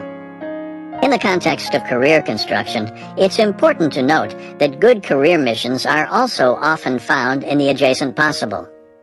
The implication, therefore, is that if you want to find a mission in your career, you first need to get to the cutting edge of your field. Little bets, introduced in rule number 4. An idea borrowed from the business writer Peter Sims. When Sims studied innovative corporations and people, he noted the following. Rather than believing they have to start with a big idea or plan out a whole project in advance, they make a methodical series of little bets about what might be a good direction, learning critical information from lots of little failures and from small but significant wins. In the context of career construction, little bets provide a good strategy for exploring productive ways to turn a vague mission idea into specific successful projects. The law of remarkability, introduced in rule number 4. A simple law that can help you identify successful projects for making your mission a reality. This can be used in conjunction with the little bet strategy. The law says that for a mission-driven project to succeed, it should be remarkable in 2 different ways. First, it must compel people who encounter it to remark about it to others. Second, it must be launched in a venue that supports such remarking. Career Profile Summaries. A quick summary of the main career profiles from the book, presented in the order in which they appear. Joe Duffy, introduced in rule number 2. Current job. Before recently retiring, Joe ran Duffy & Partners, his own 15-person branding and design shop. Why he loves what he does. He worked on hand-picked international projects and was greatly respected and rewarded for his work. Between engagements, he spent much of his time at Duffy Trails, a 100-acre retreat he owns, tucked away on the banks of Wisconsin's Tobatic River. How he applied the rules described in this book to get this job. When Joe was starting out in his advertising career, like many at his young age, he chafed at the constraints of working for a large company. He had originally planned on being an artist and was entertaining the thought of quitting his job and returning to that dream. Instead, Joe deployed career capital theory. He realized that the traits that define great work are rare and valuable, and that therefore they require rare and valuable skills to be offered in return. He found a specialty within his field, brand communication through logos, and hunkered down to dominate the skill. He was hired away by a larger agency which gave him more money and more freedom. As he continued to build career capital, they appeased him by allowing him to run an independent agency within the larger agency, providing Joe even more control. Eventually, he left to run his own shop on his own terms, using the monetary rewards of his expertise to buy Duffy trails. Given that before he retired he controlled when he worked and what he worked on, he was able to get the most out of both his work and his relaxation. Alex Berger, introduced in rule number 2. Current job: Alex is a successful television writer. Why he loves what he does. When you're good enough to find a steady stream of work, television writing is a fantastic gig. It pays you loads of money to do highly creative projects that are seen by millions. In addition, it also gives you months off every year. How he applied the rules described in this book to get this job. When Alex first arrived in Hollywood, Ivy League diploma in hand, he thought he could break into the industry by launching and carefully managing a variety of different entertainment-related projects. It turned out that no one cared about his big ideas. It didn't take long for Alex to pare his attention down to a more specific pursuit: television writing. He realized that all that mattered in this field was a single type of career capital: the ability to write quality scripts. Using the practice techniques honed as a college debate champion, he began to systematically improve his script writing capability, sometimes working on as many as 4 or 5 writing projects at a time, while constantly exposing himself to ruthless feedback. This strategy paid off as his scriptwriting improved quickly, eventually earning him his first produced scripts, which in turn earned him his first staff writing jobs, which led to him co-creating a show with Michael Eisner. This is a classic example of career capital theory in action. To get a job he loved, Alex needed to first become so good that he couldn't be ignored. Mike Jackson, introduced in rule number 2. Current job: Mike is a director at the Westley Group, a clean tech venture capital firm on Silicon Valley's famous Sand Hill Road. Why he loves what he does. Clean energy venture capital is a hot field. It offers a way to help the world, while at the same time, as Mike admitted, you make a lot of money. How he applied the rules described in this book to get this job. Mike didn't start with a clear vision of what he wanted to do with his life. He did understand, however, the basics of career capital theory. The more rare and valuable skills you have to offer, the more interesting opportunities will become available. With this in mind, Mike formed his early career around the goal of dominating one valuable pursuit after another, trusting that the large stores of career capital this would generate would lead him somewhere worth going.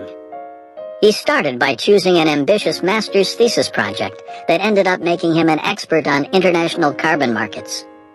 He then leveraged this expertise to run a green energy startup that sold carbon offsets contracts to American companies. This combination of expert knowledge on green energy markets and entrepreneurship experience made him a perfect match for the Westley Group, the clean energy venture capital firm where he now works. Throughout this process, Mike's focus was on how to get better, not on figuring out his true calling. The result was an enviable job. Ryan Voiland, introduced in rule number 3. Current job: Ryan, along with his wife Sarah, runs Red Fire Farm, a thriving organic farm in Granby, Massachusetts. Why he loves what he does. Ryan has been training in horticulture since he was a teenager. To now own land that he can cultivate on his own terms is deeply fulfilling to him. How he applied the rules described in this book to get this job. Many people harbor a rosy image of farm life. They imagine it would be nice to spend time outdoors in nice weather and be free from the distractions of the modern office.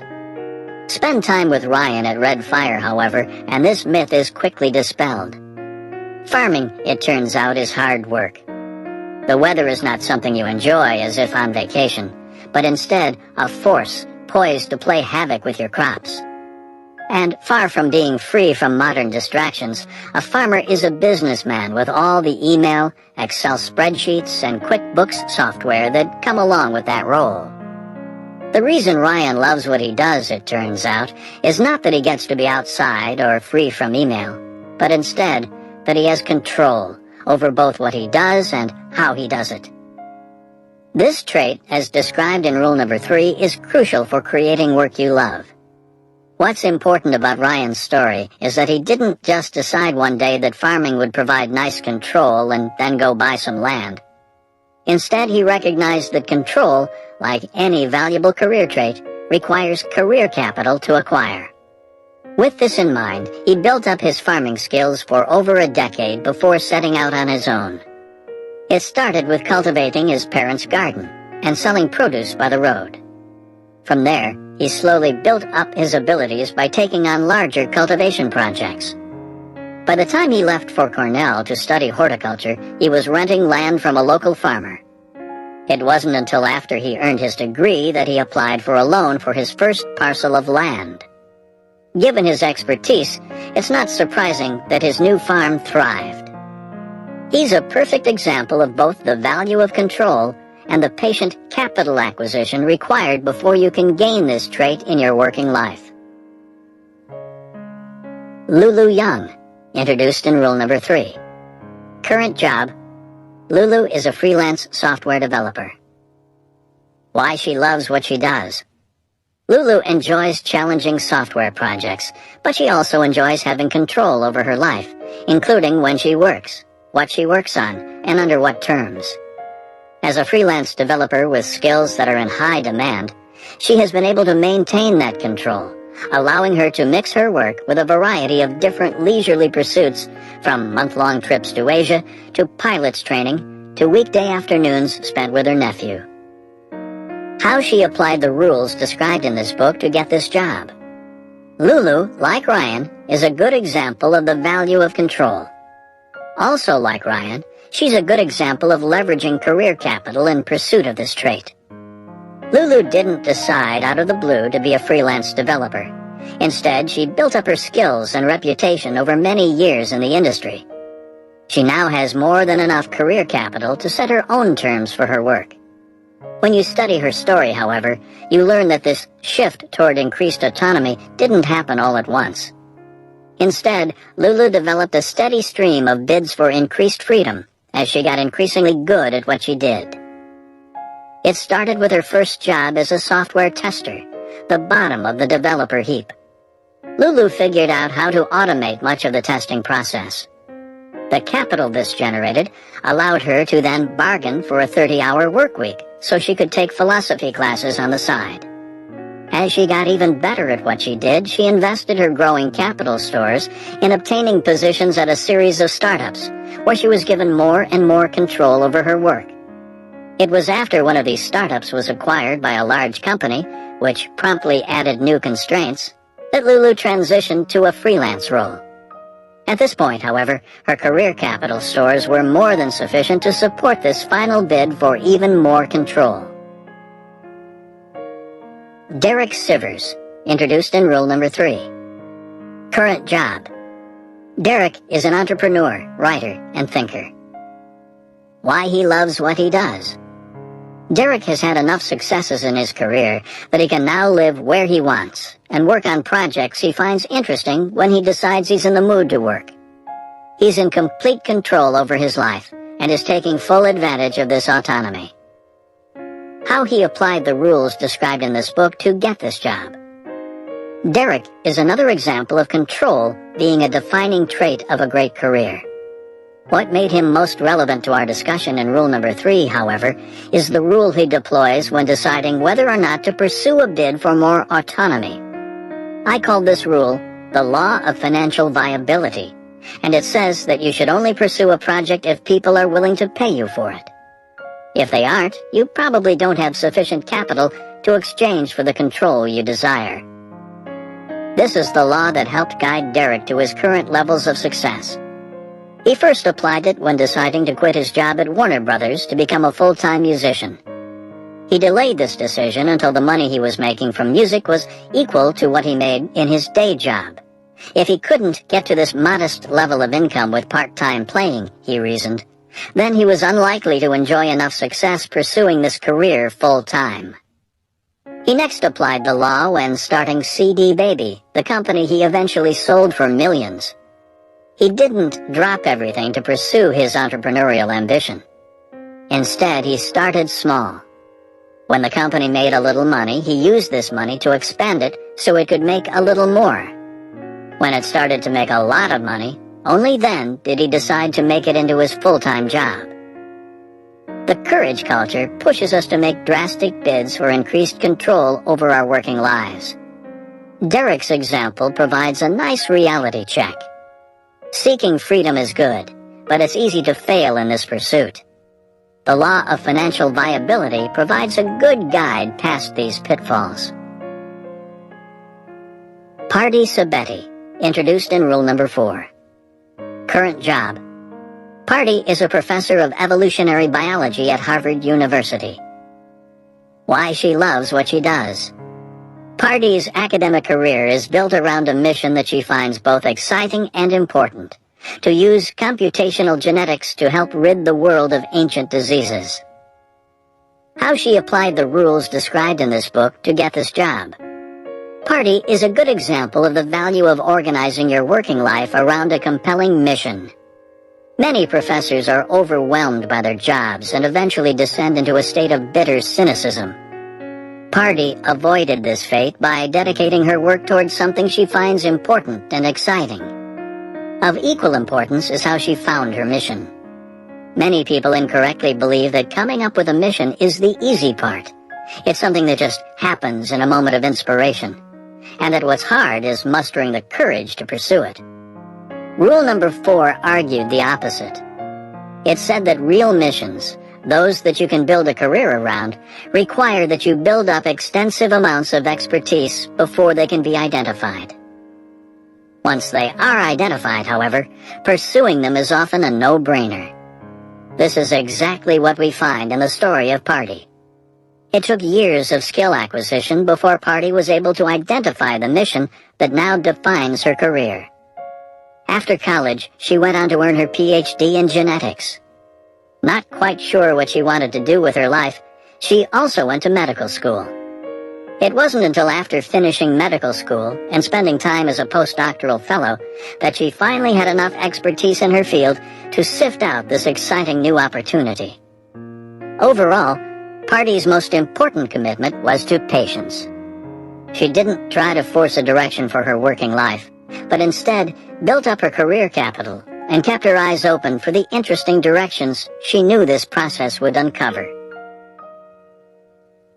Kirk French, introduced in rule number 4. Current job. Kirk teaches archaeology at Penn State University and is the co-host of a television show on the Discovery Channel that lets him travel the country helping people figure out the historical importance of their keepsakes and heirlooms. Why he loves what he does. As a teacher, Kirk has long been interested in spreading the word about modern archaeology. Ever since being interviewed for a documentary on the Mayan culture, Kirk's specialty, he has also been interested in media as a vehicle for popularizing archaeology. Landing a television show has been a fantastic realization of these interests. How he applied the rules described in this book to get this job. Kirk organized his archaeological career around the mission of popularizing his field. This mission has helped him turn an academic career that could become dry or overwhelming into a source of adventure and fulfillment. As with Party, this mission first required career capital. In Kirk's case, this came in the form of his PhD. His story, however, also highlights the first of 2 strategies presented in rule number 4 for helping career missions, once they're identified, succeed. The idea to host a television show did not come to Kirk out of the blue. Instead, he explored his general mission idea to popularize archaeology by means of a series of little bets. Many of these, such as his attempts to raise finances for a documentary, failed. But these failures were important, as they helped Kirk shift his attention away from non-productive directions. In the end, it was one of these bets that led him directly to his television show. He decided to film a visit to a local man who claimed to have found the Knights Templar's treasure buried in his suburban Pittsburgh property. Not long afterward, a producer wrote Kirk's department chair looking for ideas for an archaeology-related television show. Kirk saw the email and sent the producer his Knights Templar tape. The producer loved it, and not long after, a show concept was born with Kirk as the host. Building the expertise to identify a quality career mission is the first step toward leveraging this trait. As Kirk's story demonstrated, deploying a series of little bets to feel out the best way forward with his mission is a good second step.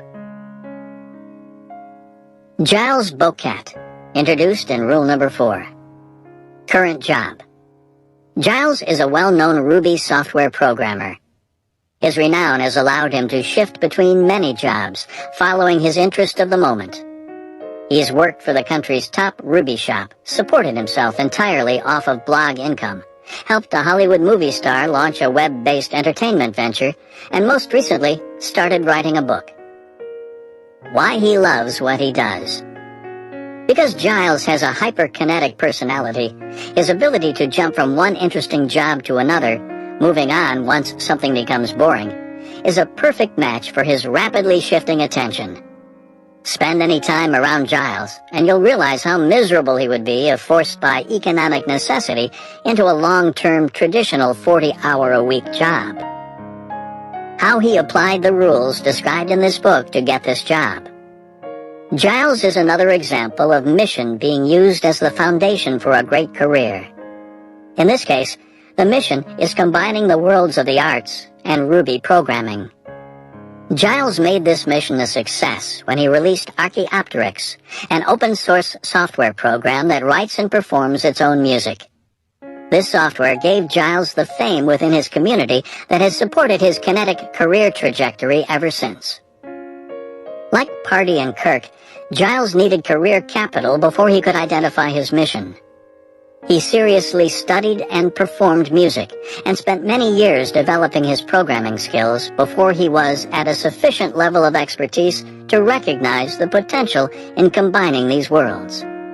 His story, however, also captures the second of the two strategies presented in rule number 4 for helping missions once identified to succeed. This second strategy, which I called the law of remarkability, says that a good mission-driven project should be remarkable in two ways. First, it should compel people to remark about it. And second, it should be deployed in a venue conducive to remarking. These were the rules that led Giles to his idea for Archaeopteryx. He recognized that a demo of a piece of computer code generating sophisticated music would be something that would catch people's attention. He had also realized that the open-source software community was well-structured to spread the word about interesting projects, making it a perfect venue for the software's release. Combined, these two traits made the project, and therefore Giles' career mission, a success. Acknowledgements. The decision to write this book can be traced back to a series of posts on the passion hypothesis that I first published on my blog, Study Hacks. The reaction from my readers was immediate and voluminous. Their feedback helped shape and focus my thinking on this topic, and convinced me that this was a discussion worth sharing with a wider audience. As such, I thank them for spurring me into starting this project. It was at this point that my publishing team entered the picture. My longtime agent and mentor, Lori Abkemeyer, worked her magic and helped me transform my diverse thoughts into a cohesive book proposal. The book ended up with Rick Wolf at Grand Central Business Plus, and I couldn't be happier about this turn of events. Rick is the type of editor authors hope for. He understood my idea at a gut level, and his enthusiasm for it never waned. He helped me find the right voice for expressing these provocative arguments in a way that people would accept. The book is indisputably better due to his efforts.